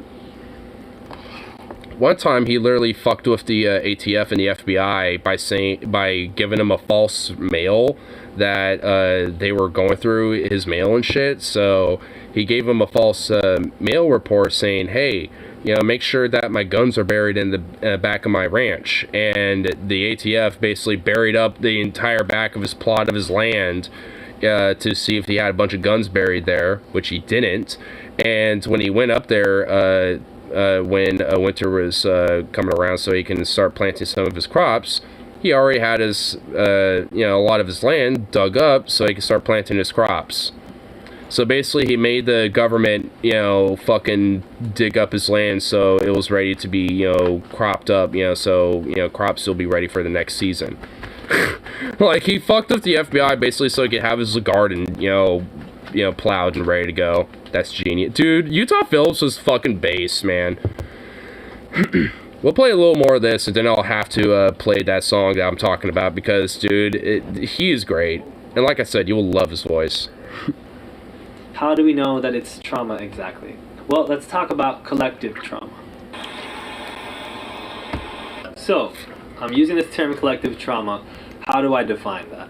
Well, according to the National Library of Medicine, the term collective trauma refers to the psychological reactions to a traumatic event that affects an entire society. It does not merely reflect an historical fact, the recollection of a terrible event that happened to a group of people. It suggests that the tragedy is represented in the collective memory of the group. And like all forms of memory, it comprises not only a reproduction of the event, but also an ongoing reconstruction of the trauma in an attempt to make sense of it. There's a 2008 study that I'm going to talk about briefly that talks about a particularly well-known case of collective trauma. It's called 9/11. I'm sure you've heard of it. Please don't make me describe it. In this study, the researchers know... Honestly, he's definitely not wrong, because basically, like, all of America, from, like, liberals, conservative, like, literally everybody was just like, who the fuck did this, and how can we basically glass their country to smithereens?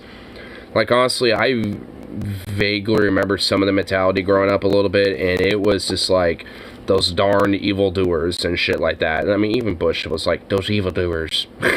Like, I mean, it was basically just like, who the fuck are they, and how do we just like just excrete nothing but pure quote-unquote freedom all up in their ass. Like, that was basically like the sentiment of America, including even with like progressive types and shit at the time. I mean, it's just like, it was a very strong, like, legit collective trauma to the entire, like, people there, where it's just like, oh, yeah, this is fucking insane. And it was, honestly.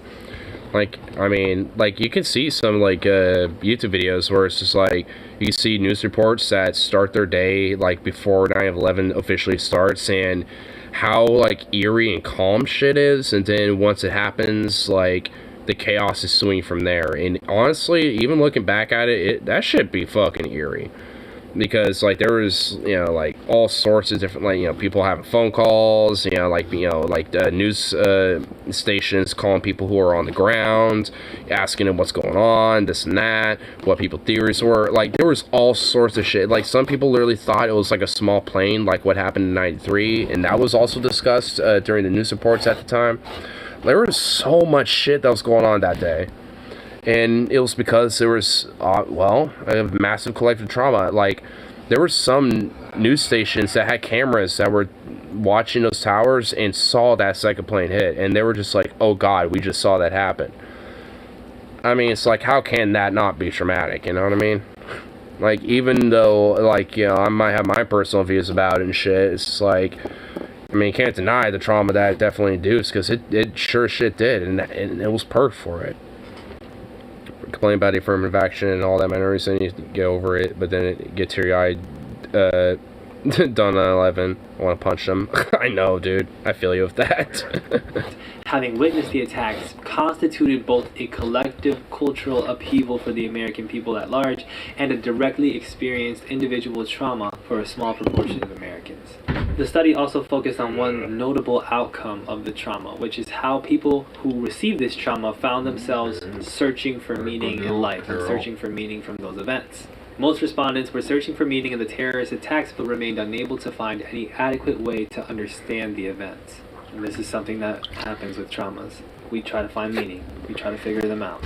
At the start of the last section, I mentioned some collective traumas or candidates for collective trauma that many Gen Z folks and Gen Z adjacent folks, let's say, have experienced just in this past week. I'm doing this on November 2nd. Now, this is often a uniquely Gen Z experience because Gen Z is the most correlated with social media, often the most using of social media. That's the word I'll go with. Now, using, the most interacting with social media, the most, like, devolved into it, the most, like, engulfed into it. I mean, there's, I guess, different words you can use. Specifically because even though we are all using social media, Gen Z tends to be the most online, the most on social media, and the generation that has been raised by the internet and social media even the most directly. I'm a cusper, and I can attest to how life changed when social media came in. I'm 26. I can attest to the experience of constantly seeing, for instance, scandals that are filled with traumatizing details about important, iconic artists, and scandals in politics, and extremely devastating world events that took many lives, and seeing the details of those things, and seeing the videos that are spread on Twitter oftentimes showing gruesome things, absorbing all these things on a regular basis, and then absorbing discourse about it. And then when I finally put my phone down, I look my parents or older folks that are my parents in the face, and it's like we're in different worlds. It's like they must be looking at me as if my eyes are sunken. Like they must look at me as if I am covered in cobwebs, because I just feel almost dead inside. Like I just feel dark and broken, you know? I mean, honestly, I think it's just because, like, older generations, they didn't really have the understanding about mental health and trauma and things like that. Like, I mean, back in the day, PTSD was called shell shock. It was very just blunt and simple. It's like, oh, you were shell shocked enough to the point where you're just experiencing it forever. It's just like, I mean, that type of shit. Like, I mean, there was a lot more of a blunt, like, oh, just like, oh, you have, like, this problem or that problem, just get over it. Like, I mean, you know, there's something wrong with you, not, like, because of some trauma or some other issue that you know, had, you know. It wasn't anything like that. It was just more like, oh, just suck it up, buttercup type of mentality. I mean, and that has, you know, continued and has been passed down for a lot of different generations, and luckily is starting to kind of break out a little bit and break away from that. But I mean, it's just basically been a very common thing, you know, where that type of same reciprocal cycle has just been kind of going over and over a little bit. Carlin did that bit on soft language, shell shock, battle fatigue to PTSD. Yep. Yeah, he said, yeah, it's like, yeah, we started off with it being called shell shock, and then that was a little, you know, too, you know, aggressive and too, you know, offensive in nature, so we called it battle fatigue. But that ended up being a little too, you know, like, sensitive and shit, so now we call it post-traumatic stress disorder, PTSD, and, you know, yeah. Yeah, I know this little bit on that.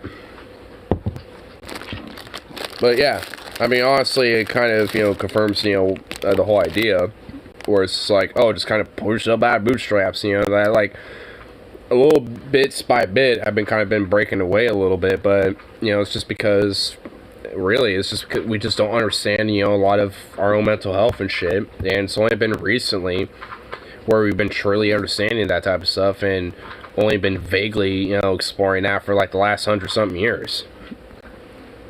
in the word trauma a lot, and to clarify, the APA defines trauma as an emotional response to a terrible event, like an accident, crime, or natural disaster. Look at how my definitions are working backwards here. First we define a type of trauma, then we define trauma. It's great. We're doing great. Doing great. Body keeps the score that long after a traumatic experience is over, it may be reactivated at the slightest hint of danger and mobilize disturbed brain circuits and secrete massive amounts of stress hormones. This precipitates unpleasant emotions, intense physical sensations, and impulsive and aggressive actions. These post-traumatic reactions feel incomprehensible and overwhelming. Feeling out of control, survivors of trauma often begin to fear that they are damaged to the core and beyond redemption. And these are the kinds of things that we absorb and experience often. And hence why, people tend to relive their past trauma because of, I guess, that type of mentality. Which in a weird way, I kind of feel a little bit. There's, like, certain things that I wouldn't necessarily say I'm literally, like, traumatized by, but I look back and cringe. Like your brain just, like, pulls out something that you did that's cringe as fuck, that you did years ago. And frankly, for all intents and purposes, you really shouldn't care about it, but you have, like, some weird trauma shock, and you're like, and you just, you just remember it out of nowhere. I get that every now and then, and it's just like, I mean, it's like, oof. I try, it's like, it's a weird little cope of like, like, I'm not able to be redeemed, because I did that thing, because I was just so cringe and horrible, and ugh, and why did I even do that, and blah, blah, blah. And like, I mean, there is a weird mentality, at least for me, where it's like, oh, that's not redeemable. Even though, frankly, like I said, you shouldn't give a shit about it, like, no one could care, it's just like a random cringe thing that people do all the time, frankly. But yet, my brain is just like, nope, this is an irredeemable action, and this is cringe. How dare you? How dare you, sir? Ways, right? But through social media, through this collective trauma. And that's not just through, like, one event being terrible, but I also think it has to do with the collection, the aggregation of event after event after event that becomes soul-sucking, that creates a larger experiential sense of collective trauma. And it's no coincidence that trauma is such an interesting subject on social media right now, that mental health is such a widely discussed subject on social media. Look, I know it's easy to bash TikTokers. I know that there's a lot of things that you can criticize about trauma talk, but at least one of the things it gets well, among others, is that it reflects how different people process trauma in different ways and allows people to engage with their trauma and to think about traumas that they've suppressed so much that they didn't even realize they were there. This is one of numerous ways we can recognize trauma in our culture. Imagine if the people calling for war that went to war, that would just be a bunch of fucking underwhelming war, just a bunch of old blind fucks trying to shoot each other. I mean, I feel like there would be at least, like, it would be like the Hunger Games. Like, you would see a bunch of, like, weak-ass sons of bitches getting murked really easily by, like, some, like, hot shots, but then, like, the hot shots would eventually start picking each other off. I think it would be, like, kind of entertaining. It would be hilarious. Expression. So let's talk about expression a bit. I have subsections for this section. The first called repression and... Here, I got spring a leak again, but I'll let this keep playing at least. Humor. I won't be that one. So first, repression. Emotional repression, to be specific. One of the ways in which trauma becomes a lasting thing in a person's life is through constant emotional repression, which can be defined as the general term that is used to describe the tendency to inhibit the experience and the expression of negative feelings or unpleasant cognitions in order to prevent one's positive self-image from being threatened. I was doing research for this video, and one of the things I found fascinating was a clip of the writer and physician Gabor Mate talking about Jordan Peterson. And he talks about how Jordan Peterson makes certain points that are really good for self-help purposes, and that probably contributes to his fame in terms of how he's helped a lot of people. But he also seems to have this difficult time when it comes to expression of emotions. It's like he's both trying to liberate one from the difficulties of emotional repression, but it's like he's encouraging people to emotionally repress. When I read him, I sense a lot of suppressed rage in him. In fact, I think his voice is choking with rage a lot of the time. It's interesting because he talks about rage, that you have to deal with it. I don't think he understands just how angry he is.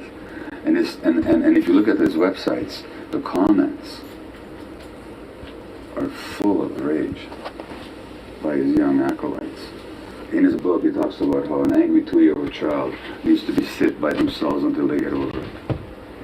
Oh God, Jordan Peterson. Oh, is this what this guy's talking about? Then, understanding why a child would be angry at age 2, what frustrations they're having, and what human contact they need to help them move through that anger. He says repress the anger. So he's all about repressed anger as far as I'm concerned. And it's very interesting how he talks about little varmints and little monsters and so on. I know that's meant to be humorous, but it's also a certain way of thinking of the young human child. So fundamentally, I see him as an agent of repression. He posing as an agent of libertarianism. Emotional repression is obviously a type of harmful coping mechanism that many... This might be a Russian doctor who was looking after him in Russia. Oh, really? Well, I would say that he's definitely, I mean, like, not wrong, I guess, and, you know, in his, like, ideas and shit, what he was saying. Goddamn hair. Get out of my weed, you fucking hair. Okay, there we go. But, I mean, that's kind of a downgrade if he was looking after him. It's like, you were looking after that sad fuck? Oh my god. I feel bad. Should have kept him in a coma longer.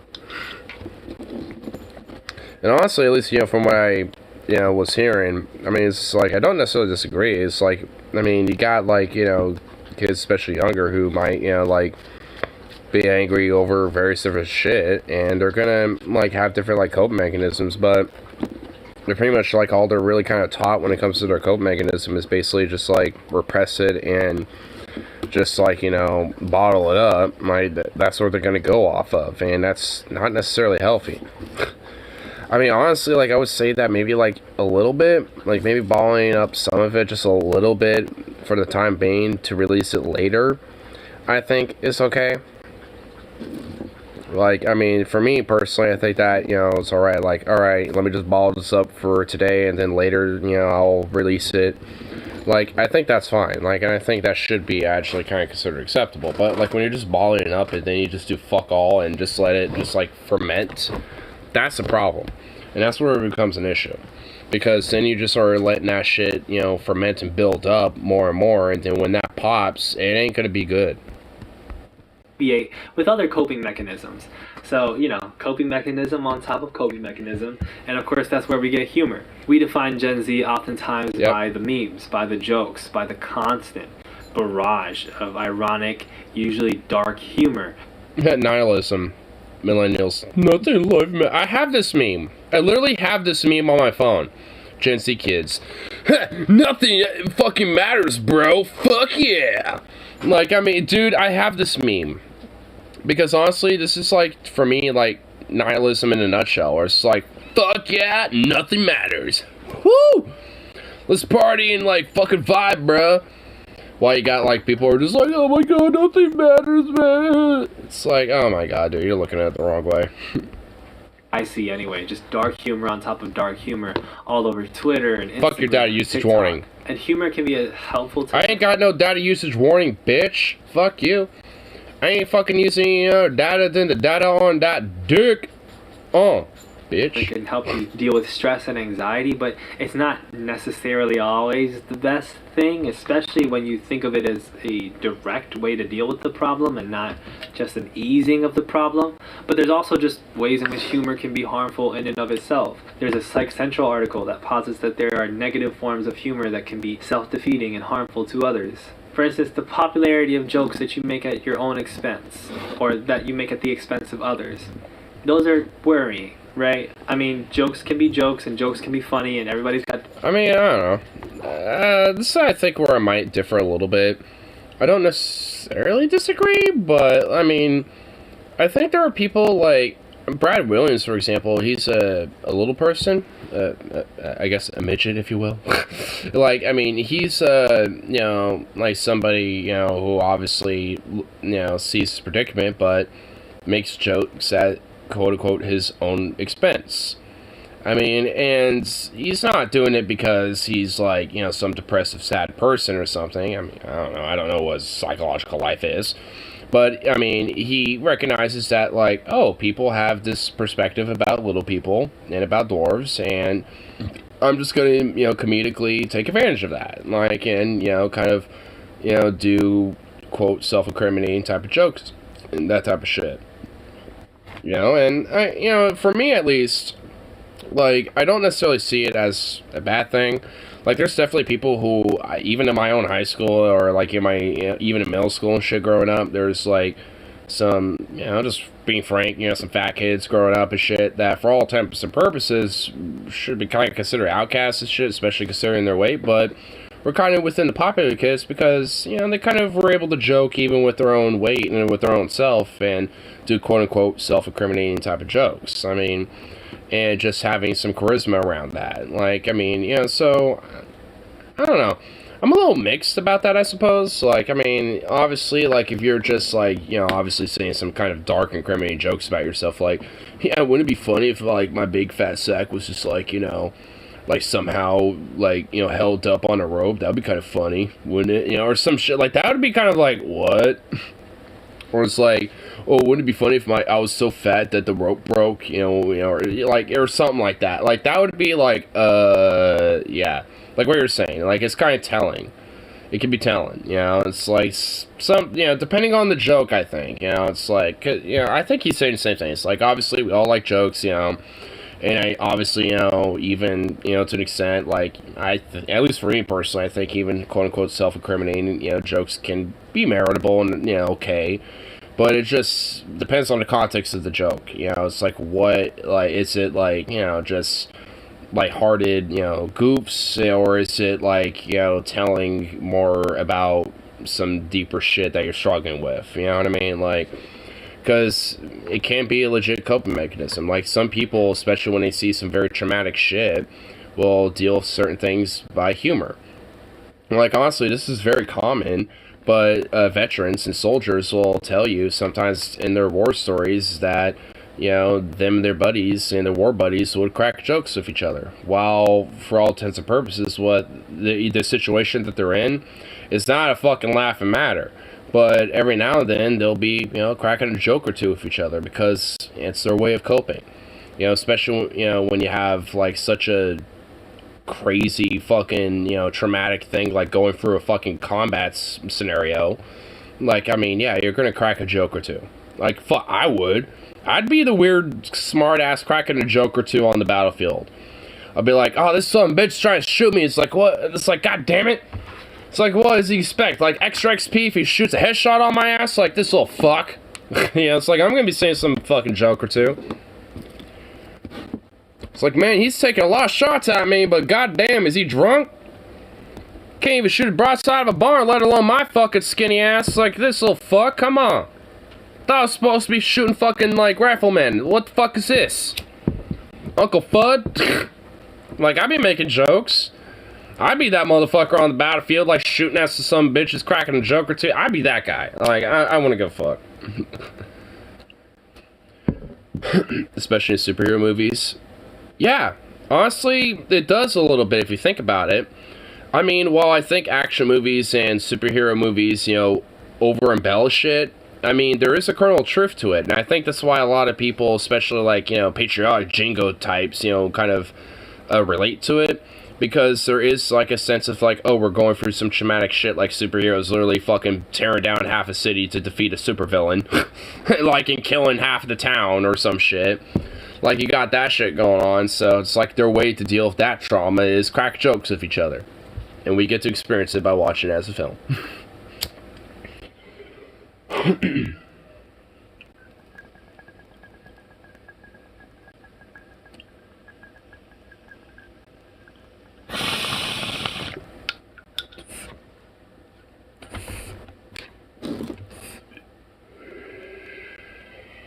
Suicide people do that too. Oh yeah. I mean, talk to people that have worked at grave sites or, funeral homes and shit like that. Like, they'll tell you the same thing. Like, also, like, scientists or, like, doctors, nurses. Like, there's, like, this meme that, like, doctors and nurses don't have any humor. Because every now and then, some people try to be, like, crack some jokes with the nurses or the doctors. And they won't laugh or anything. And they think, oh, they don't have a sense of humor? Bullshit. No, they do. They just don't have your sense of humor. They have a very dark sense of humor. Their sense of humor involves bodies, body parts, organs, your brain, surgeries. It involves that shit. Like, their sense of humor is a little bit different. Unorthodox, if you will.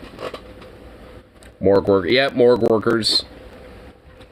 Yeah, like straight up. Like, I mean, it explains a lot, you know, when it comes to, like, you know, different jobs of how, you know, when it comes to humor. And honestly, I think it, you know, at least for me personally, even though, you know, there can be a degree where I think can be unhealthy, despite that, I do think humor is one of the more healthier ways to deal with, you know, some more traumatic shit. Especially as it's, you know, like, as you're dealing with it. You know, like, that might seem like kind of cold or crass, I suppose, because if you're making a joke, you know, about, like, oh, it would be, you know, it's like, oh, man. It would be like, so we'd be flooding the whole surgery room if I fucking accidentally cut this fucking artery right here. You know, it's like, yeah, it's kind of a joke, cold, crass, but, like, I mean, hey, they're doing the job and they're doing good at it, so it's like, are you really gonna complain? It's like, if they succeeded and nothing bad happened and it was, you know, flawless surgery, but they're making some cold-ass jokes like that, like, you know, every 30 minutes, then I don't give a fuck. They could crack it as me. They can have a stand-up routine in there while they're doing the surgery, as far as I care. What happened? His limbs are missing. From what I've heard, the gang deal went bad. I guess you could say it cost him an arm and a leg. Yep, exactly. I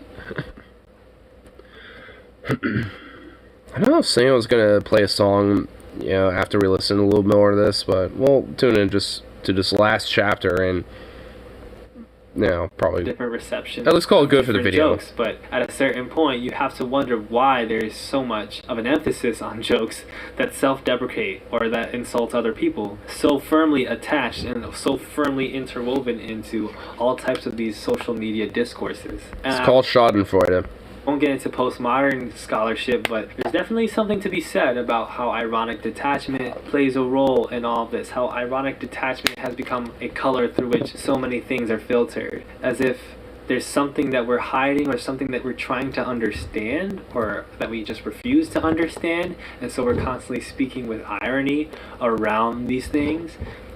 You know, anyway, the point is that coping mechanisms do little to actually... I don't know if I know. change situations. I think I get you, more so just allow us to manage the feelings and the thoughts that we have, which we often see as unpleasant and wants to chase away. Similar to how substance abuse can be a type of coping mechanism, right? But substance abuse is obviously not good. And sometimes things like humor or the conventional ways we express ourselves on social media can be not good for us too. Content consumption can be not good for us too. And moreover, it's less about it being good or bad than it is about it being not a true solution, you know? So this next subsection is hypervigilance. I mean, it's basically just like too much of a good thing type of situation. Where it's like, hey, I mean, some of this might be okay and, you know, maybe to a degree kind of good, but if you have, you know, if you're just like over consuming this type of thing, especially when it comes to like, you know, social media, then that's not going to be good and that's actually kind of a bad thing. So, I mean, if anything, you know, he's, yeah, like, honestly, like, I mean, there's not much I disagree with this guy on so far. I'll definitely give this video a like for sure. This guy who has 19k subs? What other videos has he done? Because I'm actually kind of curious. Gen Z deserves better. Okay, prompt dating preferences. Dating preferences? Oh, I think it's reacting to, what was it, like, Jubilee or some shit? Like, they do the whole, like, the button thing. Oops. Because, judged by the thumbnail, it looks like that's what it is. BTS deserves better. Okay. The Try Guys deserve better. Okay. Toxic femininity. Okay. Seems like there's some stuff that, you know, seems interesting in here. It does seem like he's, you know, like a super frequent, you know, uploader, but, you know, uploads on a semi-regular basis. Yeah, I'm gonna give this guy a screep. I'm gonna check out some of this guy's shit a little more. Here, let me show that song I was talking about. Because he thought I forgot about that. I didn't forget about shit, but Here, let me find it. Spraying, preacher, and slave. Ah, here we go. Hallelujah, I'm a bum. Yay! Well, that's a little loud. We don't need it that loud, Jesus Christ. Oh, why don't you work like other folks do? How can I get a job when you're holding down? I need to get you some treats. You know, I am thinking of another beer. I could get him some sausage. And get you on a walk. Look at you.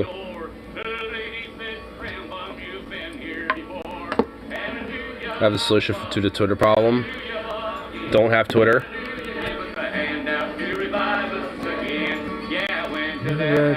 Yeah, I'd ask for some bread.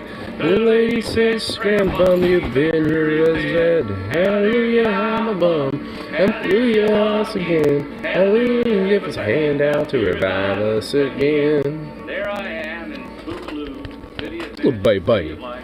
ensconced upon my front porch in broad daylight, long about noon. Can I help you? Oh. Drinking something of a potable beverage, playing my guitar. Long after everybody else in the neighborhood has packed up their lunchbox and gone off down to Kaiser Aluminum to put in their shift. Kaiser Aluminum. This enrages my neighbors. Google Plus. Oh, dude, I remember that shit. Banker fella, been known to cannonball his rotundity. Honestly, like, funny enough, I actually was kind of active on Google Plus when that was a thing. Why don't you get a job, he says. Get a job. You heard that, I'll bet. Now, me being hip to the Socratic method fires back a Hip to the Socratic method. Why? Why? Why? He says, taken aback. If you had a job, you could make $3, $4, $5 an hour. I said, why? Yes. Doing the same tax. Why? Said, hell, you make $3, $4, $5 an hour. You could have a savings account. Save up some of that money. Save it some money. I said, why? He said, well, you save up enough of that money, young fella. Pretty soon you wouldn't have to work a day in your life. Hell, that's what I'm doing right now. I love that one. He's a man of mine. He's got time settled down on the bread line. Hallelujah, I'm a bum. Hallelujah, once again. Hallelujah, give us a hand out to revive us again. That's how you will. He's a good friend of mine. And that's why he's living on the living line. Hallelujah, I'm a bum. Hallelujah, once again. Hallelujah, give us a hand out to revive us again. I guess pretty soon I'll be headed back to Spokane. I think this is the story with the whole. Yeah, I think this is the story with the government digging up his shit. You know, that kind of. I'll turn it up. Farming is hard if you're in this traveling profession. And of course, when you sing like I do, you got to be ready to travel with considerable alacrity. I got a Greyhound bus ticket in my back pocket all the time. But you see. Quite often, I'm not back in town in time for my plowing or my planting. That's awful. It is awful. Now, one time I was sharing a platform in New York City, it was, with a bunch of high-powered labor politicos. It was a benefit for the farm workers, that's what it was. I remember Richard Chavez, Cesar's brother, was there. And so was Bella Abzug, former congresswoman from the state of New York. Remember her? Wonderful woman. I mean, she was loud, vociferous. Big hats. She was yelling at that audience, righteous beef it was, about how the feds, the FBI, had been opening her mail for ever so long. Well, I knew the feds had been opening my mail for at least 20 years, reading all my personal radical mail, and it never bothered me. All the radical mail. Figured them birds had to learn that stuff somewhere, and it might as well be from my mail. But then it occurred to me in my predicament, having the FBI open your mail might come in handy. I sent Sheila, my partner, a letter to the United States Mail, and I said in it, for God's sake, don't pile up the backyard. That's where guns are buried. Backyard, rolled up, dug up the whole backyard, and time for me to come back and plant the damn thing. I love it. Fuck up the FBI and National Guard to dig up his shit just so he could plow it and plant it. Plant his crops. I love it. I love that story. It's so great. He gave me a glass and he showed me the thing. Hallelujah, I'm a bum. Hallelujah, I'm again. Hallelujah. Hallelujah, give us a hand out to revive us again. Whenever I get nobody I earn, the boss will be broken and very concerned. Hallelujah, I'm a bum. Hallelujah, once again. Hallelujah, give us a hand out to revive us again. Nobody else really all the money to earn. Nobody knows this we've got your money to burn. Hallelujah, I'm a bum. Can I help you? Hallelujah, give us a hand out to revive us again.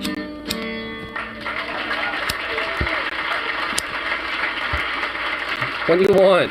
You're not even scared of lighters anymore, you prick. Hey, what's up, Britt? What's up? Can I help you?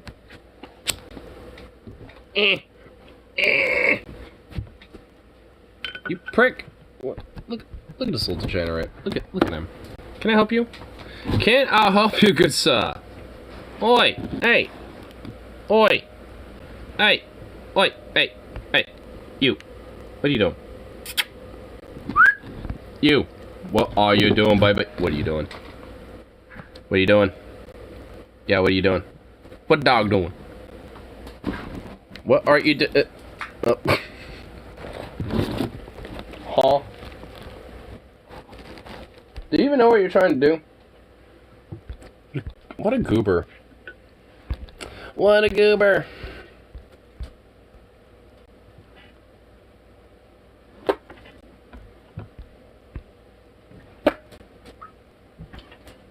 I'm gonna bonk you. I'm gonna bonk you with my knee. I'm gonna bonk you with my knee. Well, I haven't heard this song in a long time. I love this song. Well,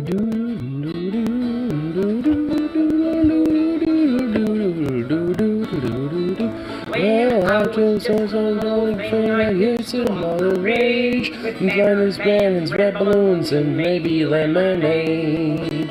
When I went home on Mayday, my neighbor's father said, those marchers, them all commies, tell me, kid, are you a red? Well, I didn't know just what he meant. My hair was blonde, my house was plain red black, but the fellas in the town.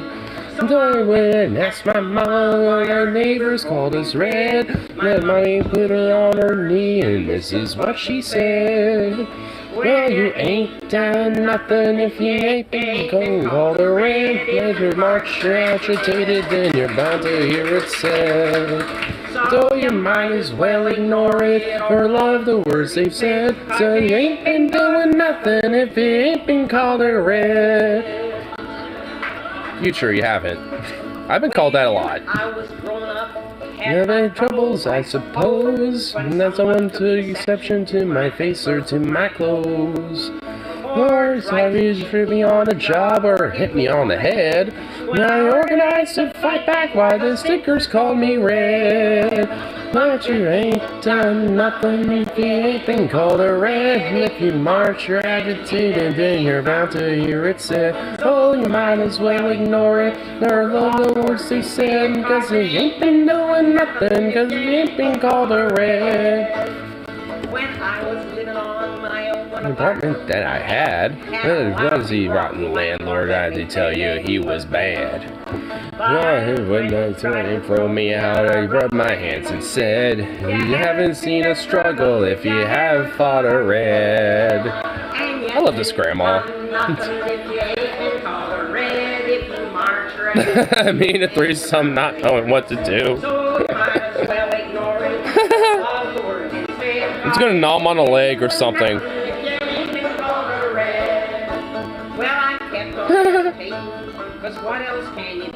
Oh my god, the first reply, dude. The blowjob simulator has 6 different Oh my, bruh.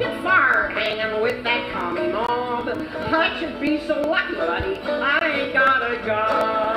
And you ain't done nothing with the age of call. Bruh. If you march your agitation, then you're bound to hear it said. So you might as well ignore it. There are some interesting things that were on the replies of that tweet. I will say that much. I've been agitating now for 60 years or more. There's times for equality and it's always against war. I've been agitating as far as I can see. There's either being right and say that's good enough for me.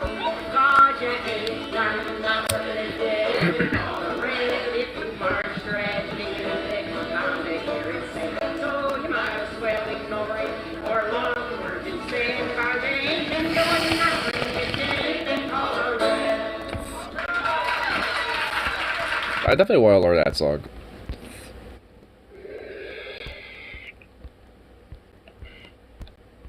I know it's a pretty easy, like, chord progression, but I kind of actually want to learn a melody, too, because melody is important. Melody be kind of important for a little something like that, too, what?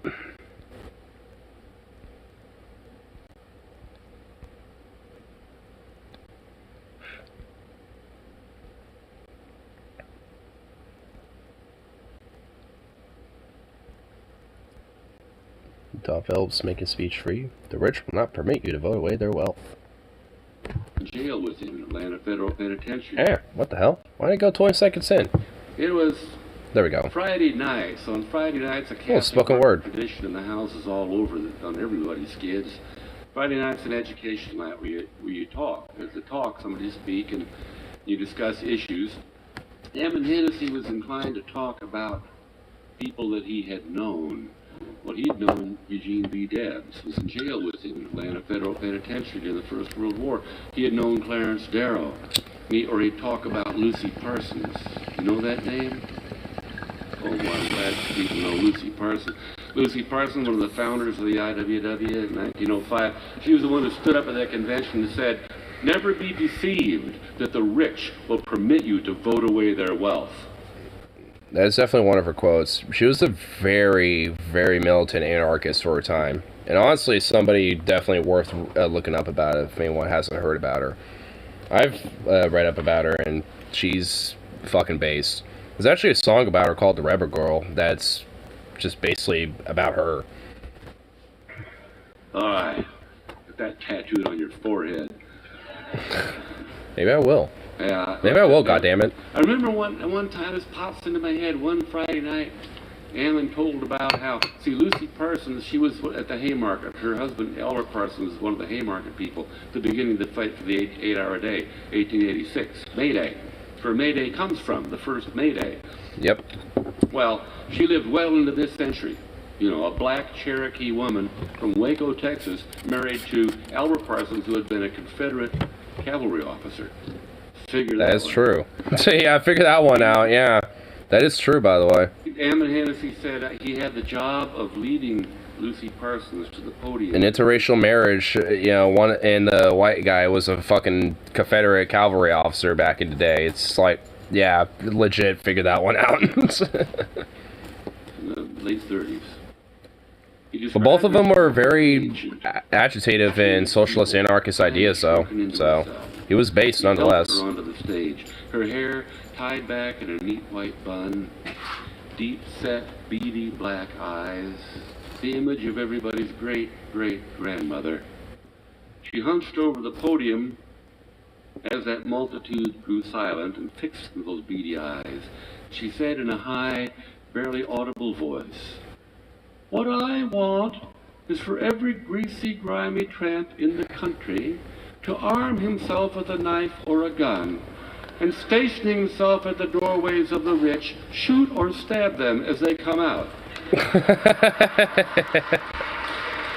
Well, it's Lucy Parsons for you. She didn't give a fuck. Ammon was a pacifist, but he sure admired her spunk, I can tell you that. Yeah. She was that militant. Like, she was actually legitimately more, like, aggressive and masculine for today's standards in comparison to her husband, who was more of a pacifist. Well, at least a lot more quote-unquote diplomatic for his time. Yeah, she legit was that much of a badass. She didn't give a fuck. Oh yeah, the rich man? Yeah, just shoot or stab him. Like, that's just her position. It's just like, yeah, that's how I feel. Like, what, you think I'm gonna have a better position than that? Posh. But that's why I love Lucy Parsons. I actually have some of her writings up in here. Where are they? Right here. Yeah. Oh wait, no, that's not it. God damn it. It's also a red book. I have 2 of them. Son of a bit. Here it is. But yeah, this is like, but this is something that is on the principles of anarchism, and also a lot of her other writings, which I haven't read all of it, but I've read at least the principles of anarchism in here. Which, yes, I also kind of recommend checking out. You can find these online too. I just wanted to have my own personal physical copy. But at least it starts with the principles of anarchism right at the very start. I'll just read the first 2 paragraphs actually, since I have it here. Comrades and friends, I think I cannot open my address more appropriately than by stating my experience in a long connection with the reform movement. It was during the Great Railroad Strike of 1877 that I first became interested in what is known as the labor question. And then I thought, as many thousands of earnest, sincere people think, that the aggregate power operating in human society known as government could be made as an instrument in the hands of the oppressed to alleviate their sufferings. But a closer study of the origin, history, and tendency of governments convinced me that was a mistake. I came to understand how organized governments use their concentrated power to retard progress by their ever-ready means of silencing the voice of discontent, if raised in vigorous protest against the machinations of the scheming few who always did, always will, and always must rule in the councils of the nations where the majority rule is recognized as only the means of adjusting to the affairs of the people. I mean, that's just kind of like a little, like the first 3 paragraphs, actually. Very well-spoken woman, too, for her time. And also was just somebody who was, you know, like I said, a staunch anarchist and was fundamentally, you know, against statism in government as an idea. Which, pretty based. If I do say so myself. Boo-boo. Little goober. What are you doing? What are you doing now? Gonna try to buy that base on Monday. Nice. Do it. Get that bass. Get that base.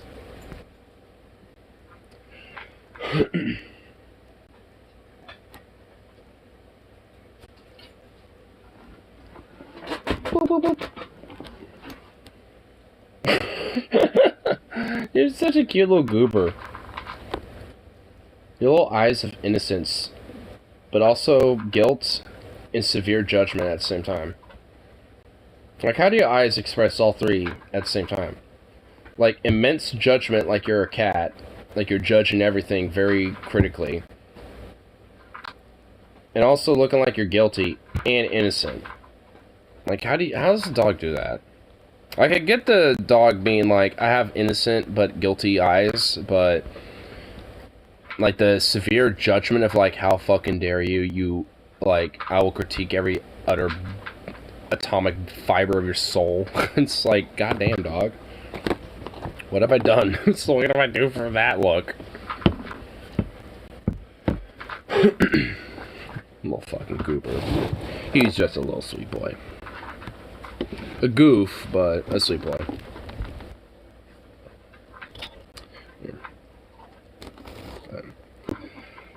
I think I'll top this bowl out and kind of call it good for the evening.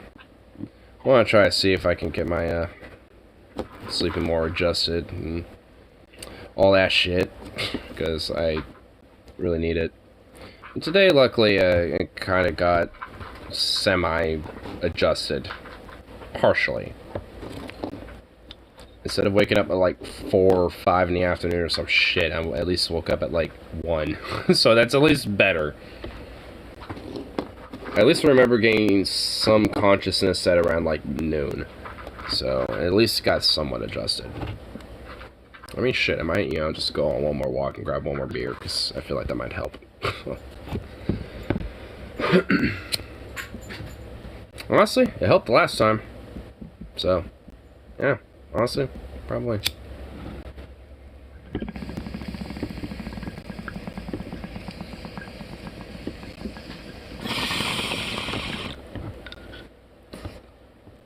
Man, I don't got like whiskey or something.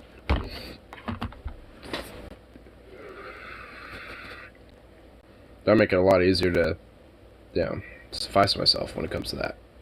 But no.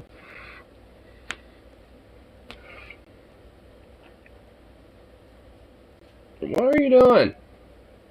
Oh, he ran outside. I don't even know. I don't even care. Oh, little goddamn goober.